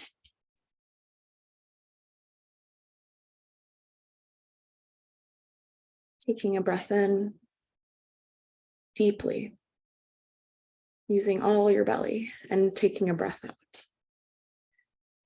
And then checking in with how you're feeling emotionally as you breathe. As you breathe in and out, don't try to change what you're feeling, but just bring attention to your breath, noticing the rise and the fall of your stomach as you breathe in and as you breathe out. Notice the cool air flowing in through your nose on the inhale, and then the warm air as you exhale, checking in with the temperature of the breath. Are there differences that you notice for you? And if you find your mind starting to wander away from the breath, be gentle and simply bring it back to noticing the breath in and out as the breath flows one after the other. Allowing your awareness to expand to encompass your breath moving in your body, bringing your awareness to anything that comes up naturally as you breathe. Broadening this awareness to notice your whole experience, holding everything in awareness. And then gently, if your eyes are closed, bringing your eyes back to the room, wiggling your fingers and your toes, opening your eyes if they're closed. Notice what you can see. Notice what you can hear. Push your feet into the ground and have a stretch. We've been sitting for a while. Notice that stretch and how it feels as you breathe. And welcome back. So even taking a few minutes, 2 to 3 minutes to breathe, to notice what feeling is coming up in your body, can help us be aware of just when we start spiraling, right? Our thoughts can spiral sometimes if we don't check in and notice, ooh, this is a moment of anxiety. And someone's asking, what do I do if my thoughts won't go away? That's absolutely how minds are built. You're not alone in that. And when you notice that cycle start, I'm starting to have one thought after another of worry, something you can do is to take time to breathe. So anchoring yourself into your body, taking a little physiological break, not to avoid, but maybe just to notice and label, ooh, this is rumination, or ooh, this is my thought cycle starting. and giving yourself a little bit of room to check in with your senses. That's a coping strategy that I would recommend. And you can play with it and see how does it work for you? You know, is it helpful in the moment? And again, support groups can be a great place to also talk about some thoughts that come in that are challenging, that we're all struggling with, to have that validation from each other also, that we're not spiraling on our own. We're all in it together. And that there are things we can practice together that can be helpful. Next slide. So the last challenging emotion I'll talk about is irritation. And this is that we can sometimes get really stressed. We can feel like we're in go, go, go mode, and little things can get us upset. And sometimes we can even lash out at each other in moments when we're feeling short-tempered or like our fuse is running short. It's very difficult to control what we're saying or the wording that we use when we're feeling tired. That's the other thing. So fatigue can play a big role in this. And a huge coping strategy I recommend for this is allow yourself to take a break. It's okay to go on a walk.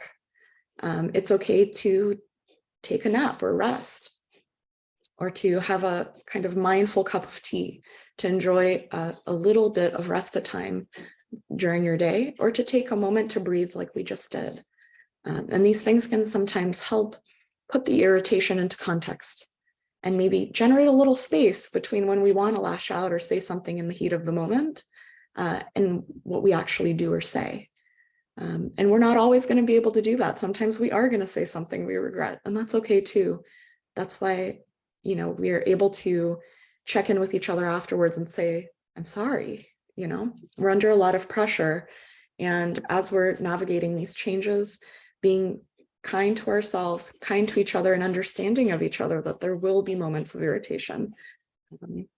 It's a sustainability thing, right? On the whole, how are we doing? No one is perfect always. There's no such thing. So I just want to give everyone like a giant virtual hug to say, it's okay. If you're feeling like you're about to snap, it's okay. And that you're not alone in it once again. So let's do our last poll for this session. And I'm curious, who out there is feeling short-fused, short-tempered with themselves? Question 1, short-tempered or frustrated with loved ones.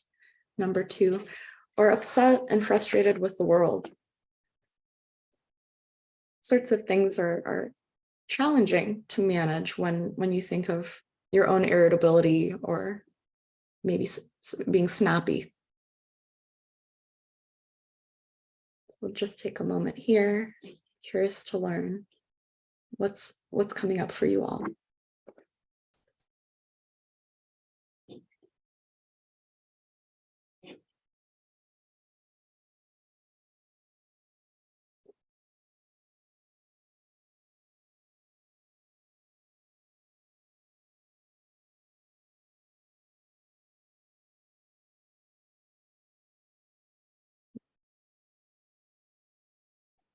Just leave the poll up a little longer so everyone has a chance to respond.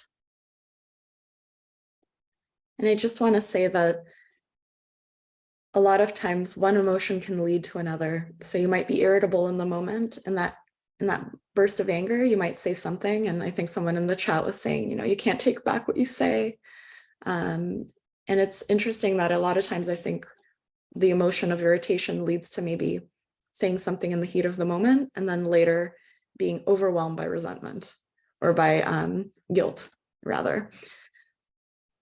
Yeah, so about 57% of you said that you're feeling short-tempered or frustrated with yourselves, and about 68% are feeling short-tempered or frustrated with loved ones. And then 57% are frustrated with the world. And so you can see that we're all feeling irritable at times and towards different sources, right? Either inward, outward. And I just want to normalize that you're not alone in this. And if you're feeling like you need added support, next slide. All of these emotions, you know, the tips that we talked about, including irritation, you know, you can identify that you're feeling irritable, right? being able to use these tips to manage some of the difficult emotions that come up during this adjustment period. Giving yourself self-compassion breaks, whether that, is the exercise we did today or something that you tailor for yourself. Allowing yourself to attend a support group, to meet other people who are going through a similar experience, and to share strategies for how do you manage stress when it naturally comes up, because it's a normative part of this journey. Engaging in mindful breathing, right? We did that today, and it can be a way to feel connected to your body and to ground yourself when you're feeling either irritable or angry, feeling anxious. And then we also practiced loving kindness. So sending and receiving compassion from those that you love. So we can try to use these strategies at home on our own, in moments of stress, as well as in moments of calm. And if you try these strategies and feel like you're still needing additional support, I can't highlight enough how lovely it is to get connected to a group. And we can do that through Alzheimer's LA. Tori mentioned several groups that you can consider joining, or getting help from a counselor. So I know we're getting short on time, and I want to leave a few moments for questions, but if we move to the next slide, I can just put a shameless plug for my own clinic. So at USC, I'm a supervisor in the Older Adult Counseling Center, which since the 70s has serviced Los Angeles County and the surround, providing therapy services to older adults and younger adults. So if you know people that need the support that aren't over 55, we see lifespan, any age folks. And then on the next slide, I supervise PhD level therapists who provide both individual and group therapy. So if you're needing really one-on-one counseling, even if you're low income, we provide low cost sliding scale services at USC, both online through Zoom, as well as in person in our clinic. And we do provide services for things like depression and anxiety and caregiving stress, as well as other changes that happen with age that you might be struggling with. Very rarely are we only struggling with one thing at a time. And so if you need support, we will give you a chance to sign up and let us know so we can reach out and see how we can best help you. Things like sleep treatment, right? If you're having a hard time getting to sleep, or like I said, for mood, support for mood. And if you move on to the next slide, we're actually going to be starting a group sharing skills not too dissimilar from the ones that we practiced today. So if these really spoke to you, you could consider joining our Boosting Resilience support group, which we'll offer in collaboration with Alzheimer's LA starting in September. So it'll be every other Friday morning. We'll meet on Zoom, and you'll get a chance to meet with my lovely PhD trainees and I. So I will co-facilitate that group, so you'll see me as a familiar face. So if that is of interest, please, sign up with us today, or call us or email me. I'm happy to provide that support. And yes, I'm on my final slide, but thank you so much for participating in our polls, sharing your emotions with each other. And hopefully some of these tools are helpful. We've practiced mindfulness not once, not twice, but thrice together today at the very least. And you're, all here because we care about each other. So don't forget that. Emotions are a big part of this adjustment, and it's not just all about getting resources. So I know I've spoken over my time, that's my specialty, but I do have a few moments if anyone has questions. Yes, we do have a few questions, and thank you. I know I really enjoyed doing those exercises too. That was really lovely. Let's see. A couple questions here. Someone said, how do you stop your mind from ruminating? What is the best exercise for this? Yes, excellent. So stopping your mind from ruminating is actually physically impossible. So minds are generated to come up with ideas randomly. So it's sort of changing the goal. So rather than trying to get rid of thoughts, just noticing when you're getting in that mode. So you can label. So one thing I would recommend is saying, whoop, here's my mental bully joining the room, or being able to say like, here's anxiety, right? I'm having anxious thoughts right now. And then any of the exercises we did today can actually be a way to generate a little space if you're needing respite from some of those thoughts. I like that. Thank you.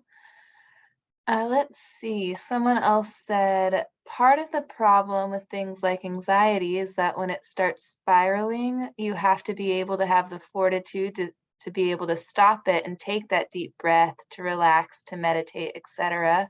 How do you make yourself stop, as that is not the natural tendency of the mind?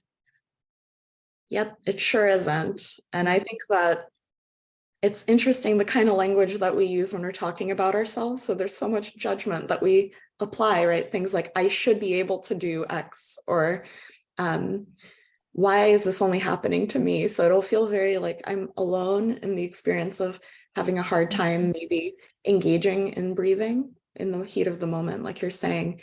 But most of us struggle with that. So one idea is to practice when you're feeling strong, right? So if you practice cultivating this mindfulness practice in moments when you're not in the heat of the moment, we kind of build the practice of it no matter what. And then it becomes easier to cue it up in the moments when you're stressed. So it might not be a quick fix, right? It's not a solution to anxiety, but it's building that common kind of practice over time. So that's one thing. And the other is support group. I think in the support group, like we did it today, it wasn't a support group, but sort of, right? Yeah. Together, and there's this chance to actually practice because someone else is helping guide it. So it can be really helpful to have that outside structure, or to listen to someone else guiding it, so you're following with a group rather than doing it on your own. It can also build that. Thank you. Let's see. I think we have time for one more here. When do I know if I'm having more than stress memory issues? Or I guess, so what's the difference between memory from being really stressed, or if there's something more going on? Yeah, so it's really difficult to tease those apart. But in practice, I will say sometimes we get so bogged down with like trying to get answers, like, why am I feeling stressed? Is it because of my memory changes? Is it because of other things that are going on in my life? And the beauty of it is that regardless of the source, the things that we can do to kind of help ourselves guide through that process are very similar. And it's probably a combination of both, right? There's no way to be someone going through memory changes without being a human being at the same time. We're still going to get flat tires, the heat's going to have some sort of issue. We're going to have to fix something. Relationships, all of this stuff is still happening. So what I would say is being okay not knowing maybe the source of that, right? And that's mindful practice in and of itself, is building patience for tolerating uncertainty, or like not knowing exactly why it's happening, but just labeling that it's happening, right? So to say, I am stressed, and what do I want to do in this moment? That would be my advice. Well, thank you. I again want to thank you for joining us today, and just for sharing all of that expertise with us. I know there was a lot of comments in the chat just about how helpful this was. So thank you. Thank you all for having me again. I feel honored to have been a part of this. And I'm not sure if we're going to have a poll thing. I'm not a technological group. There'll be some sign-up sheet that will be available through this if you're interested in the support group that's starting in the fall. We'll all there, I think if you enjoyed this, be brave, try it, it's free and it's accessible. So come learn more tools together. And thank you all so much for having me again. Thank you so much. And yes, if you're interested in the group or just in connecting further about anything, her contact's on the slide here, and we will be sending out a sign-up sheet after the event as well. So you can get connected that way. So keep an eye out for that. And I think, let's see, here's my colleague Alicia. We will go into a quick poll, and then Alicia will lead us into our next break. But thank you again, Dr. Martens-Klein. I hope you have a good rest of your day. Have a lovely rest of the day today. Thank you. Let's see. So again, thank you, everyone. I really hope you all enjoyed that presentation as much as I did. I want to acknowledge, I know we did have a lot of comments in the chat, people, sharing some of their feelings and emotions related to, navigating life after a diagnosis or after the diagnosis of a friend or family member. I know it can be a lot. So please, as we've said, reach out for support, whether it's in this group or calling our helpline. We're here to support you as you're navigating all of this. We're going to take a moment to do a quick poll for that presentation we just had, and then I'll hand it over to my colleague Alicia. Hi, everybody. Welcome back to our final session of the day. Thank you to everyone for sticking with us all day so far. I hope that, everything has been informative, educational, and helpful. So let's see here. Now I want to go ahead and welcome our last speaker, Dr. Trin. And Dr. Trin is our brain health specialist, and he's going to be joining us today. He is the Chief Medical Officer of the Healthy Brain Clinic located in Long Beach. He's also a best-selling author, health educator, and promoter of preventative health and wellness in the community. So thank you so much, Dr. Trin, for joining us today. Thanks so much for the invite, Tori. Glad to be here. Yes, good to have you here. And so I know today our final session will be a little different than the previous ones. It's just going to be Dr. Trin answering a lot of our frequently asked questions that we hear or that I hear all the time from families. And we'll also be taking questions in the Q&A or the chat or put them in the chat as well so that Dr. Trin can see them too. So we will just kind of get going here. Let's see here. There we go. Now everyone can see us. Good. Well, thank you again. And I wanted to just get us started off with just kind of one of the basics. I know Dr. Kaiser spent a little time explaining this earlier, but for anyone that joined a little later or maybe missed the morning session, can you just start by explaining maybe what the difference between Alzheimer's disease, mild cognitive impairment, and other kinds of dementias are? Yeah, absolutely. So dementia is a large umbrella of every condition that is associated with memory loss.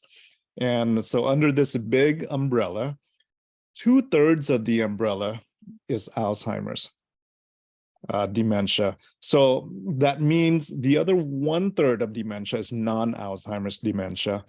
And that could include dementia from Parkinson's disease, that could include dementia for having a stroke, dementia for other reasons. But definitely Alzheimer's take up the bulk of dementia overall.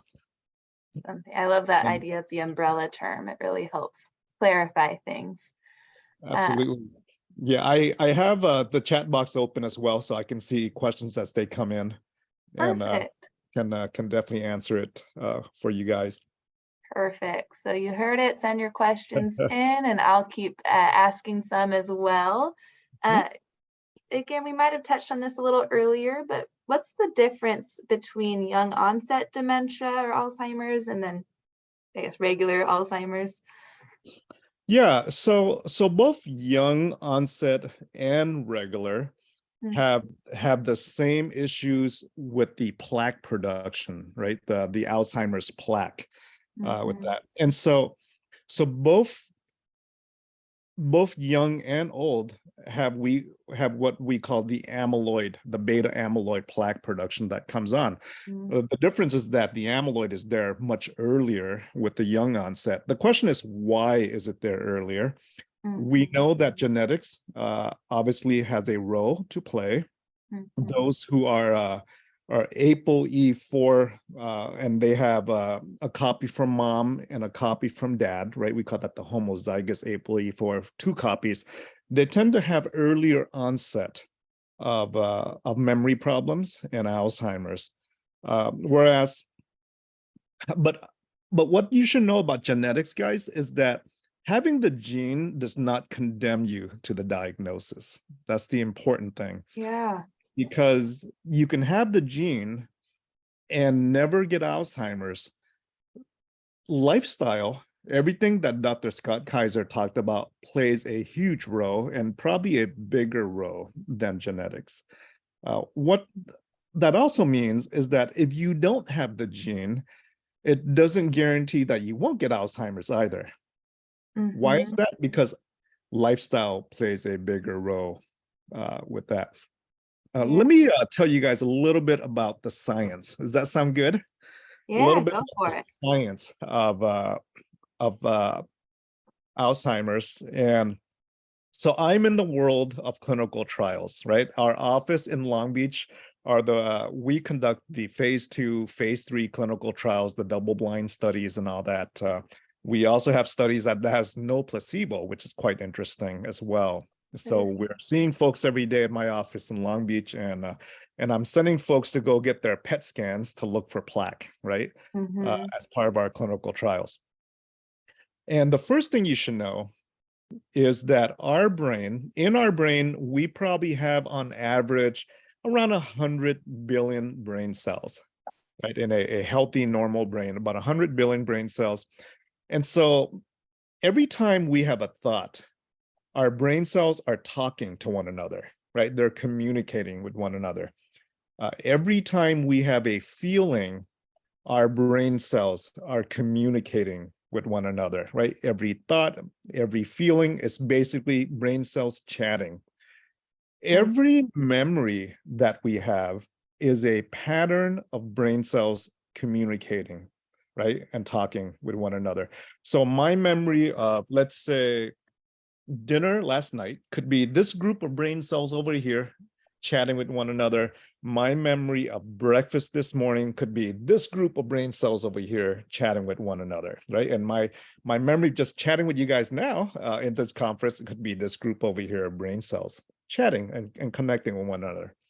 So what happens is this plaque, what it does is that it gets in the way between two brain cells trying to communicate, right? It gets in the way between brain cells trying to talk to one another. Does that make sense to everyone so far? Type in yes in the chat box if that makes sense to you guys. I want to make sure that I don't lose anyone here. Type in yes in the chat box if that makes sense to you guys, right? Some yeses. I want to make sure I'm not going to lose anyone here. Very cool. All right. And so yeah, it's brain cells that can't talk to one another because the plaque is there in the way, okay? And so in the beginning, when there's only a little bit of brain plaque, no big deal, right? The brain cells kind of get around it. And so our symptoms are really mild in the beginning. Forgetting a name, forgetting a word, walking into a room, why am I here type symptoms, right? No big deal. And what happens is that as plaque builds up over time, right? As plaque builds up over time, the brain cells have more difficulty trying to connect. And so now the symptoms start to get worse, right?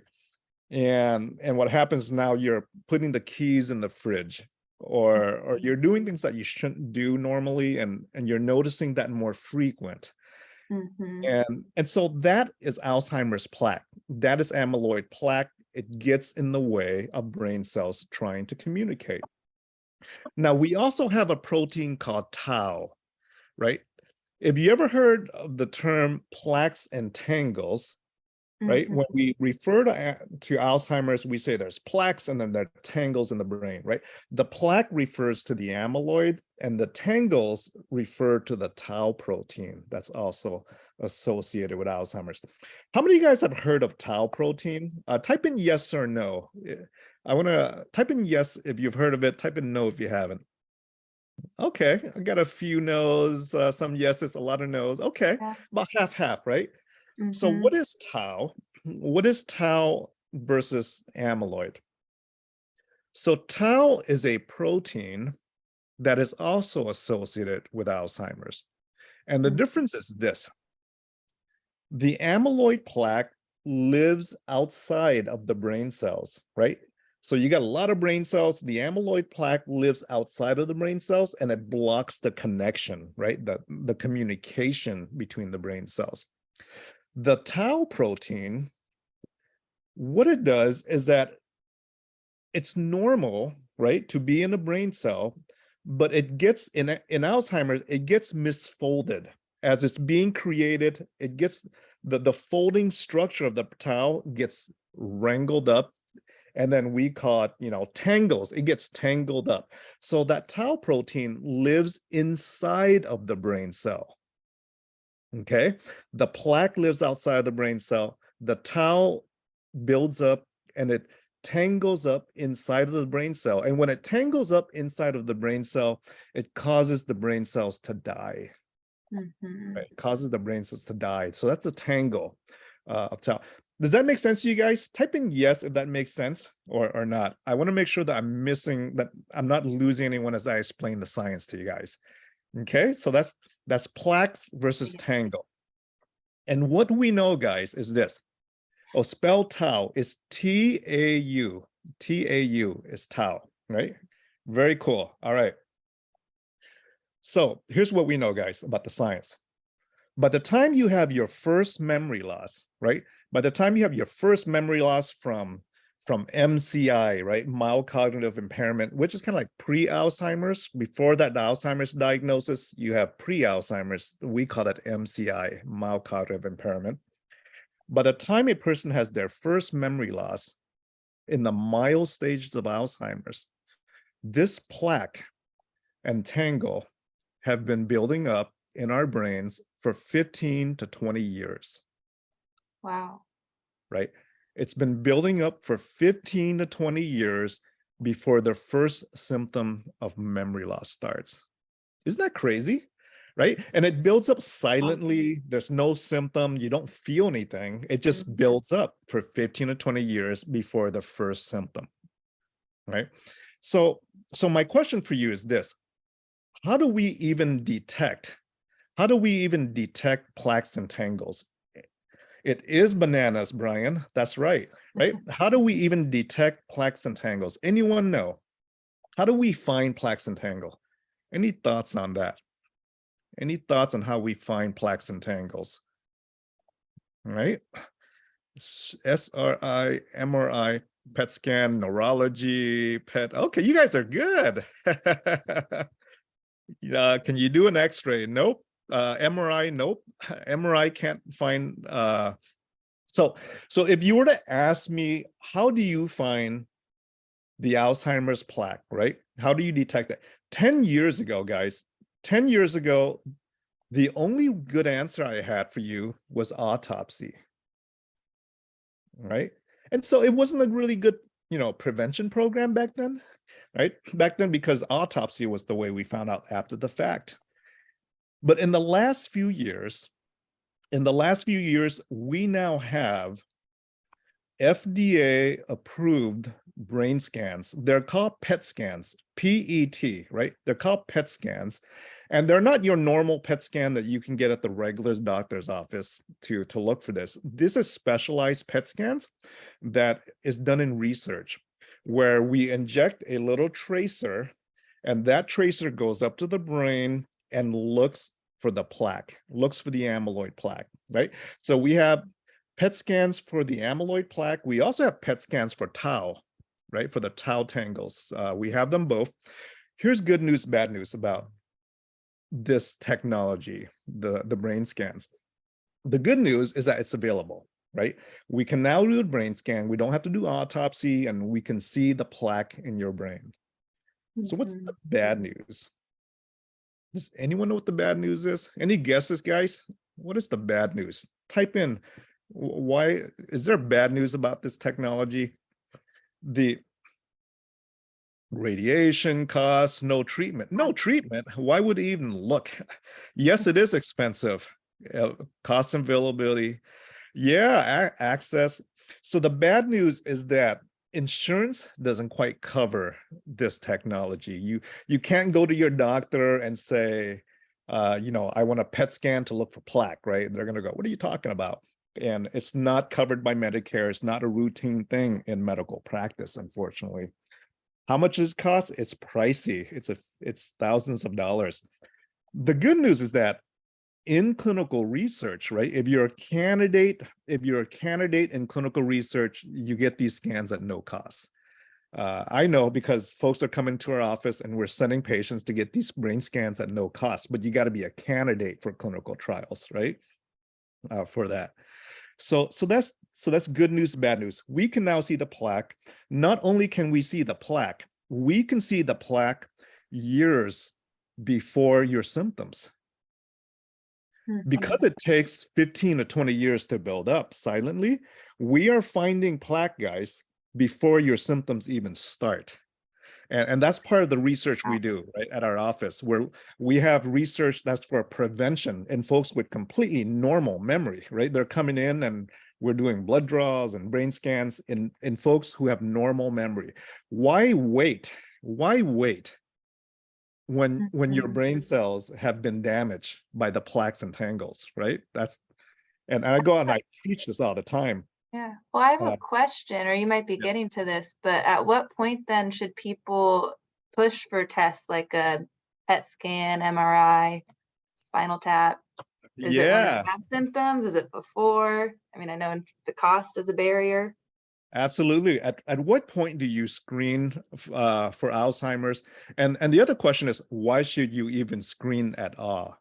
Right? Yeah. It's the other big question. I have normally two groups of folks. I have groups of folks who want to know what's in their brain, and I have groups of folks who rather not know because it's kind of scary, right? It's kind of scary. And let me ask you guys this. Who actually wants to know if there's plaque in their brain? Type in yes or no. Who actually wants to know? I'm curious. Type in yes or no. Yes, yes. Serious? I got some no's. I got a bunch of yes. Wow. So let me ask you this. For those of you guys who want to know if there's plaque in your brain, why would you want to know? Why would you want to know if there's plaque in your brain? Type in some, I'm curious. Why would you want to know if there's plaque in your brain? Save money for care, to be proactive, early medication, Trials, planning. Okay. Prevention. All right. Excellent. I don't know if you guys are aware. In 2020, during the midst of the pandemic, right, when we're all thinking about COVID, there was a medical journal called The Lancet, really popular medical journal, very prestigious, and they published what Dr. Kaiser had in one of his slides, right? They published 12 modifiable risk factors for Alzheimer's. There's 12 things you can do without taking a pill to reduce the risk of Alzheimer's by up to 40%, right? Like these 12 different risks, these 12 different conditions contribute to like 40% of all Alzheimer's with that. So there's a lot that can be done, guys.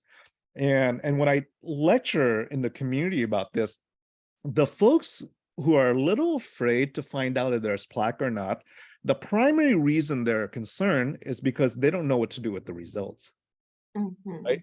I mean, it's like if I knew there was plaque in my brain and we had no treatment and we had no options, why would I want to find out, right? It would just make me depressed, right? But you guys are great because you know that there's things we can do, right? Just go over Dr. Kaiser's slides, right? There's a lot of things that you can do with that. But let me ask you another question that's a little bit deeper than this. What causes plaque production?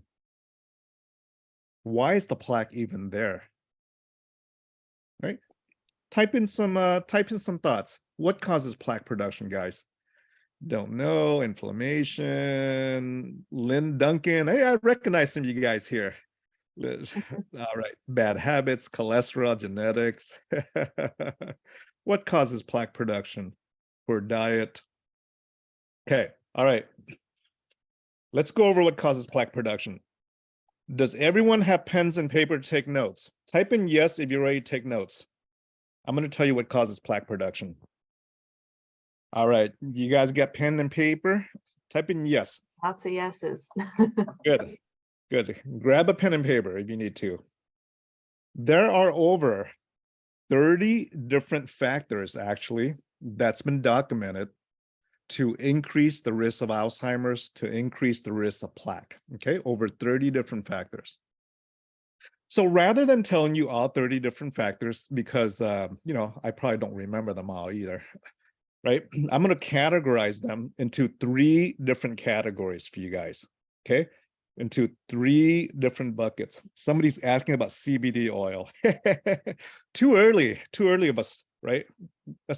There is some stuff I can talk about that, but that's another hour. So 3 different buckets, 3 different categories, guys, of plaque production. You guys ready? All these 30 different factors filter into 3 different categories. Category number 1. Category number 1 is the circulation category, or the circulation bucket, right? I think of those 3 buckets that catches plaque. So the circulation bucket. What do I mean by that? Any condition that causes poor circulation to your body will also cause poor circulation up here, right? It doesn't stop at the neck. And it increases the risk of Alzheimer's. If I took 10 patients with Alzheimer's, guys, if I took 10 patients with Alzheimer's, 8 out of 10 have high blood pressure. High blood pressure is a circulation problem, right? If I took 10 patients with Alzheimer's, 4 of those 10 have diabetes. When we think about diabetes, we don't necessarily think about circulation. We think of blood sugar, right? The blood sugar is too high and things of that sort. But let me ask you this. Why do diabetics die, right? What causes a diabetic to pass away? What kills a diabetic? The answer is really simple: heart attacks and strokes, right? The end result, guys, of diabetes is circulation, right? Number 1 reason for leg amputations is diabetes due to poor circulation in the United States, right?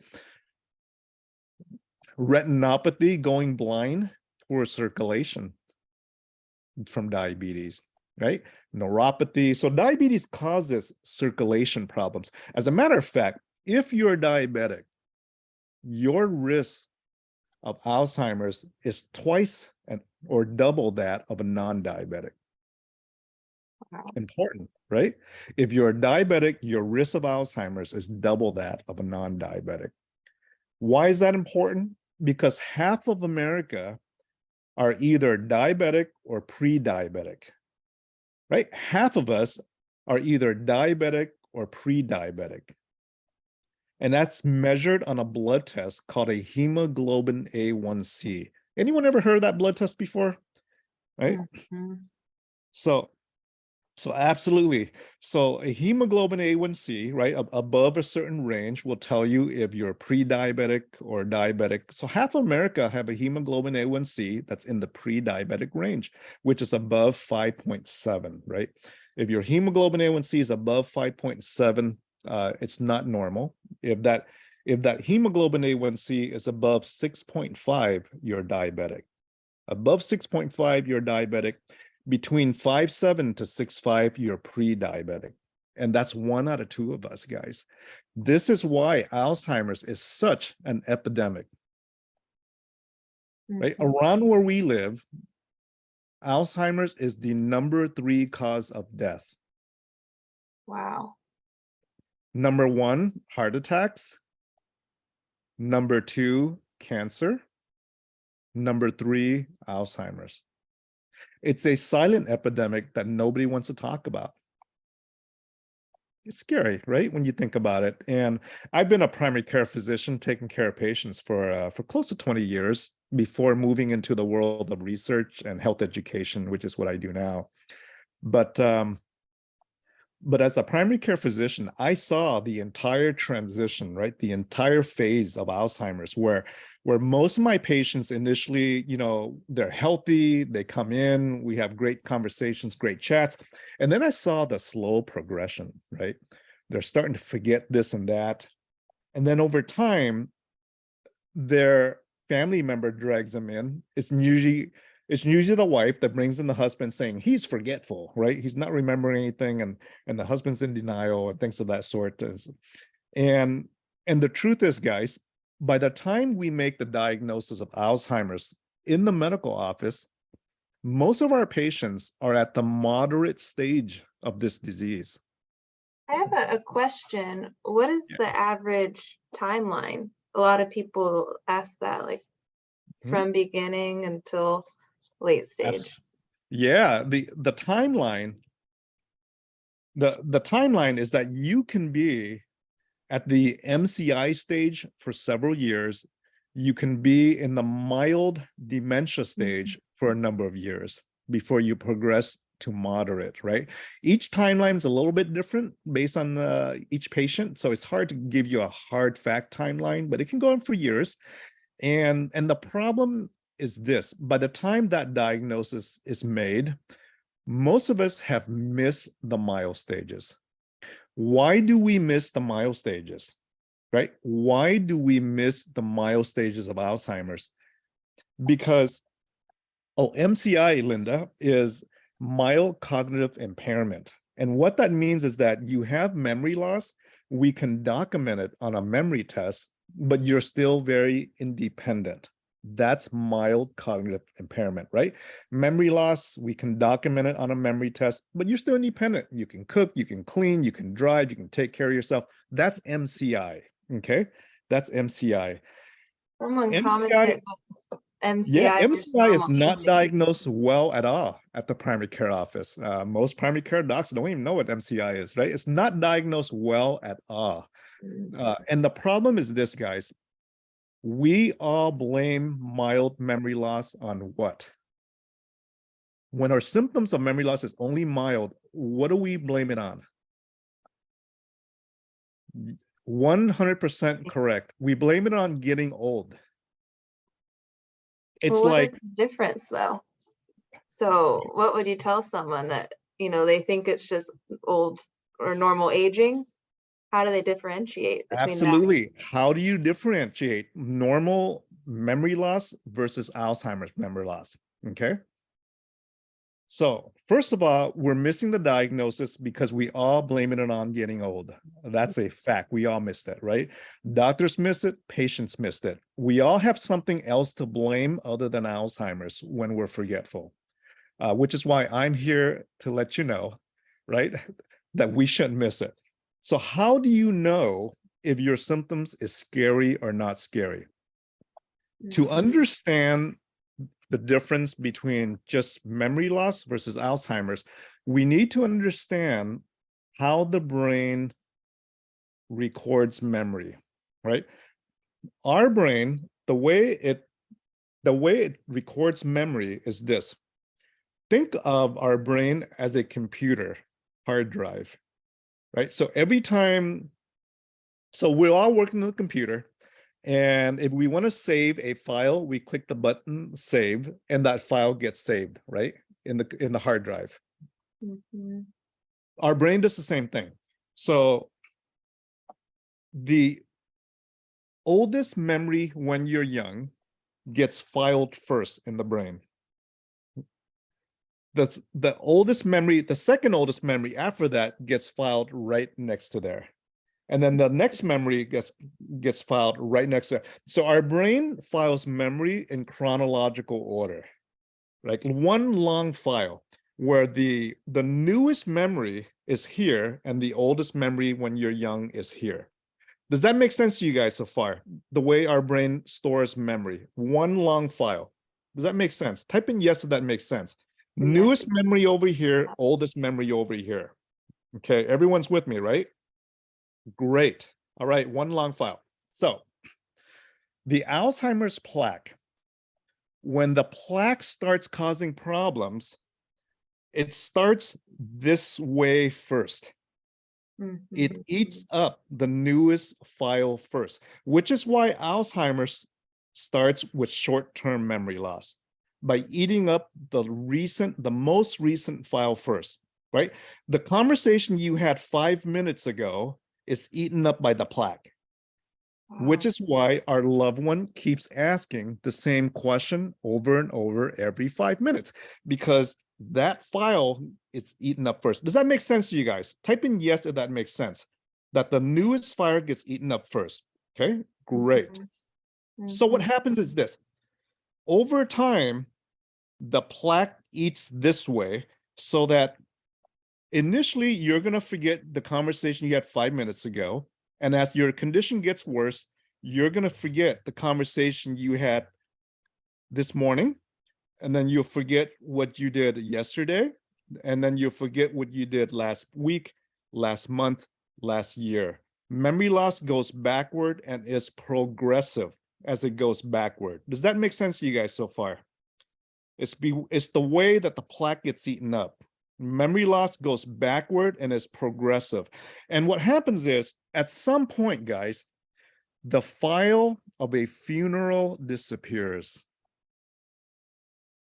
And if the file of a funeral disappears, that patient, that person whose file is disappeared of the funeral, that person is still alive, according to our patient with Alzheimer's, because they're missing the funeral file, which is why, right, our loved ones with Alzheimer's will sometimes talk about people who have died as if they're still alive.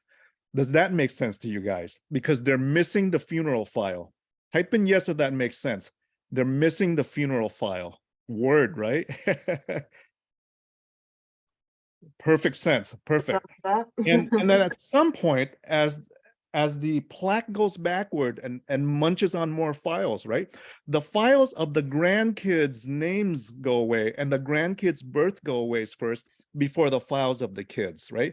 So our loved ones will still remember their children, but they're going to lose the memory of the grandchildren, and then they mix up the grandchildren's name first because those files go missing, right? Yes, memory of the funeral, absolutely correct, right? And so there's no point arguing or trying to set the record straight with your loved ones who have forgotten names, with your loved ones who have forgotten a person who's died, right? There's no point arguing, confronting, and communicating, because their reality, guys, their realities is what's in their files. If they're missing those files, their reality is different than yours. Does that make sense when you communicate with a loved one and you realize that their reality is different than yours? They don't have the same files you have, right, Lori? Lori says she's dealing with this with dad, right? It makes sense now, Linda? They don't have the same reality as you do. They don't have the same files, so there's no point to argue and confront. What we do is we support them, we love them, we affirm what they say, and we redirect the conversation. Got it, guys? Cool. A lot of wows and a lot of this makes sense now. Good, good. I'm here to give you a little science, right? Whatever I remember. So anyway, so category number 1, right? Bucket number 1 is the circulation bucket. I have one other question. So because a lot of people here are living with really early memory loss or MCI, you know, how, again, I know you talked about that timeline, but what can people expect as far as maybe the short-term memory versus those more long-term memories when they have early memory loss or MCI? Like, how does MCI manifest, I guess, is what MCI will manifest with simple memory loss of forgetting words, names, little symptoms that are hard to differentiate from just memory loss. So this is what's not being done in the office, guys. What's not being done in the office today is screening for even MCI. Type in yes if you have a memory test on an annual basis with your doctor. Type in no if that doesn't happen. I'm curious, how many of you guys actually get screened? Right? So that's my point. This is the problem. Nobody's even looking for MCI. Nobody is looking for MCI even. How would you even know unless you have a test to even evaluate for it, right? And that's the issue with that. By the way, is that the 3 items to remember quiz, right? I know we're not going to finish all of this in the next, 20 minutes we got or whatever. So what I'll do is I do have an ebook that I'll send everyone who's interested where I cover everything else that we don't cover today. Sounds good? Because I know you guys want the information. So the first thing you need to do is you need to make sure that you get tested, and you need an annual memory test. If your doctor is not providing it, ask them to provide an annual memory test. And if for some reason they're too busy, you're welcome to come to my office in Long Beach. We do these memory tests at no cost, right? I do just free, no cost consultations for those who are concerned with their memory or have a family history or are interested in clinical trials, right? We do this. We'll offer memory testing at no cost. And I'm sure probably ALZLA, I don't know all your processes, but if you have opportunities to check your memory, very important. Scott says, I live in Colorado. Yes, I know. I had a patient yesterday who flew in actually from Denver, Colorado to see me for clinical trials. So it's a huge issue, and that opportunity is not available in many different states. But anyway, first important thing is to screen to even find out if there's a memory issue. The second important thing, and I'm going to finish up the 3 buckets here for you guys so that at least we'll complete that. People want the buckets. Bucket number 1. Can you finish the bucket? Yes, Beatrice. Let me finish the bucket. Okay, bucket number 1 is circulation bucket, right? If you have poor circulation in your body, you're going to have poor circulation in your brain. If I took 10 patients with Alzheimer's, 8 of those 10 have high blood pressure. 4 of those 10 have diabetes. 3 out of 10 patients with Alzheimer's have heart disease. Many patients with Alzheimer's have high cholesterol, because what does cholesterol do, right, to your circulation? It clogs it, right? It clogs the circulation with that. So that's bucket number 1, poor circulation. Bucket number 2 is the inflammation bucket. The inflammation bucket. So what does that mean, right? Inflammation. By the way, what's inflammation, guys? What's inflammation? Type in the box. What do you think inflammation is? What exactly is it? Brian says this is swelling. Michael says swelling. Okay, infection, irritation. Okay, those are all symptoms of inflammation, right?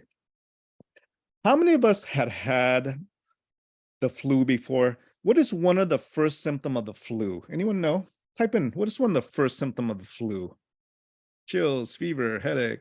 Okay. One of the first symptoms of flu, guys, is a fever. Okay. It's a fever. And so I'm not sure if you're aware, a fever is simply inflammation, right? It's simply inflammation of your body. That's what it is. And what that is that inflammation is created by your immune system when the immune system is trying to fight something bad. Okay, so if you have the flu, your immune system is fighting the flu virus, right? It's attacking the flu virus.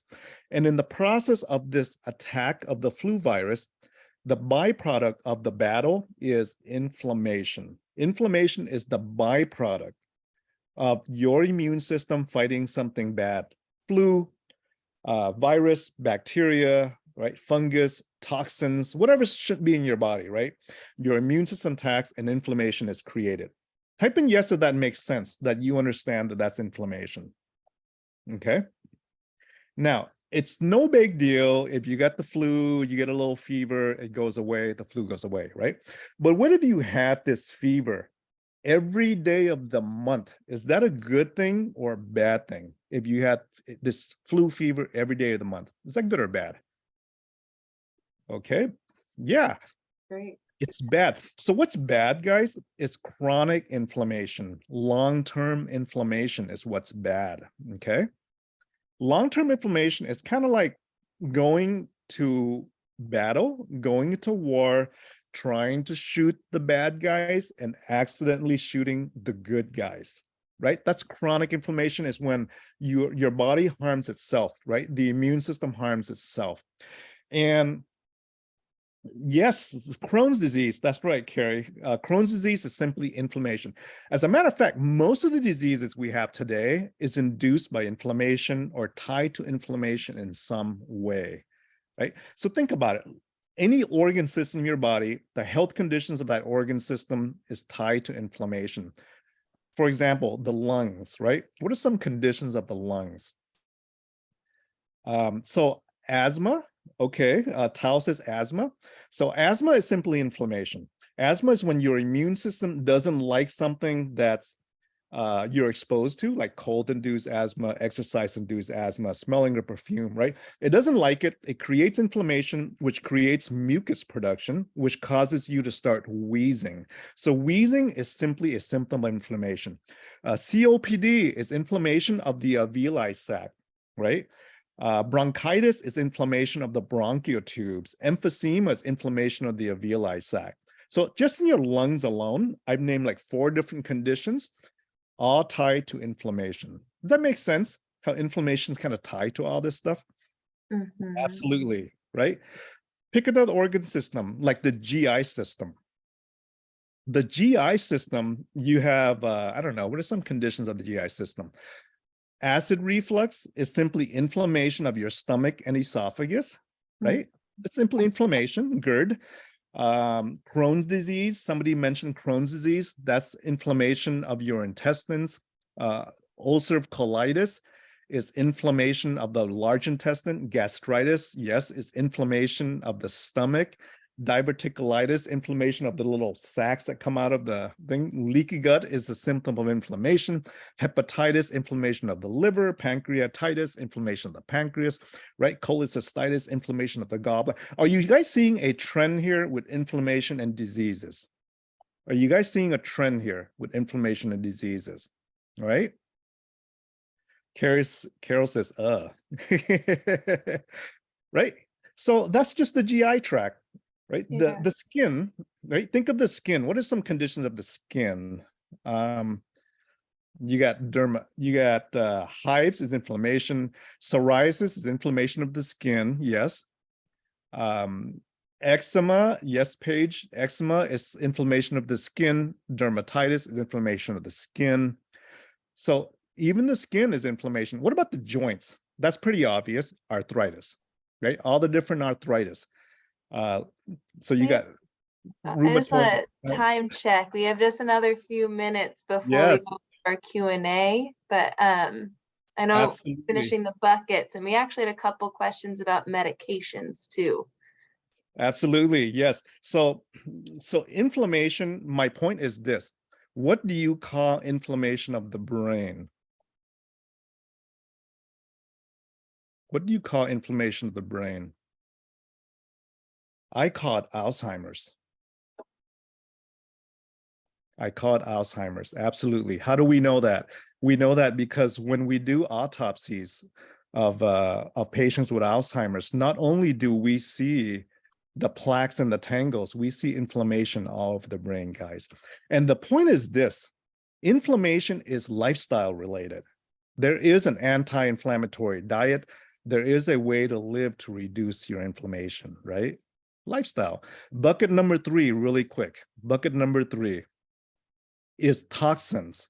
Toxins can come from the air. We know that those who live in locations of high air pollution have a higher risk of Alzheimer's than those who live in locations of low air pollution, right? It's from the air. Toxins can come from your food, right? If you like a steak like I do, when you're eating a steak, you're not just eating a steak, right? You're eating everything the cow ate. We pump into our cows, right? Antibiotics. We pump into our cows hormones, right? Whatever. If the cow ate grass that was sprayed, right? We're eating pesticides, and when you're digesting this food, and your immune system, is seeing in the blood the antibiotics, the hormones, the pesticides that came from the food you ate. When your immune system sees all that stuff floating around in our food, right? Sugar is toxic. We know that. Preservatives and things of that sort. Your immune system sees stuff flowing in the bloodstream that shouldn't belong there. right? It attacks it. And in the process of attack, what is created? Inflammation, toxins, right? Those are the three buckets that lead to plaque production, guys. Those are the three buckets. All right, you got questions about medications? Yeah, we had someone, I don't think you can see the Q&A, but what are some of the medication options to help treat or stop plaques and tangles, if any, supplements? Absolutely. I know Absolutely. we heard So, about lifestyle earlier, but medication yeah, options. let me tell you about medications because I work in that field, right? We're doing clinical trials. As a matter of fact, lecanemab, which was just approved in January, that's one of our medications that came out of our office. We did the clinical trials on that, so I could totally tell you everything about meds. And maybe another time when we have a longer session, I can definitely tell you everything about lecanemab, side effects, and what it does and all that. But real quick, the medications that we are doing now in research versus the medications that are already approved, right? The medications, the old stuff that's your typical Namenda, Aricept, Exelon patches, they help with symptoms. They don't do anything with the plaque. The new medications that have been approved, they're monoclonal antibodies, right? Alicia, yes, 3 buckets. You got it, right? The monoclonal antibodies that we're studying now, these are antibodies that are designed to go find the plaque in the brain. So what they do is they're infusions, they're IV infusions. Lecanemab is an IV infusion every 2 weeks, right? And it's for those who have plaque. So in our studies, in the research we do for folks who come, we send them for brain scans. If you don't have plaque, I give you good news. I give you reassurance and peace of mind. You're done with our study. If you see me and I scan your brain and there's plaque, we offer you medications to remove the plaque, right? And so these are monoclonal antibodies. Antibodies are part of your immune system.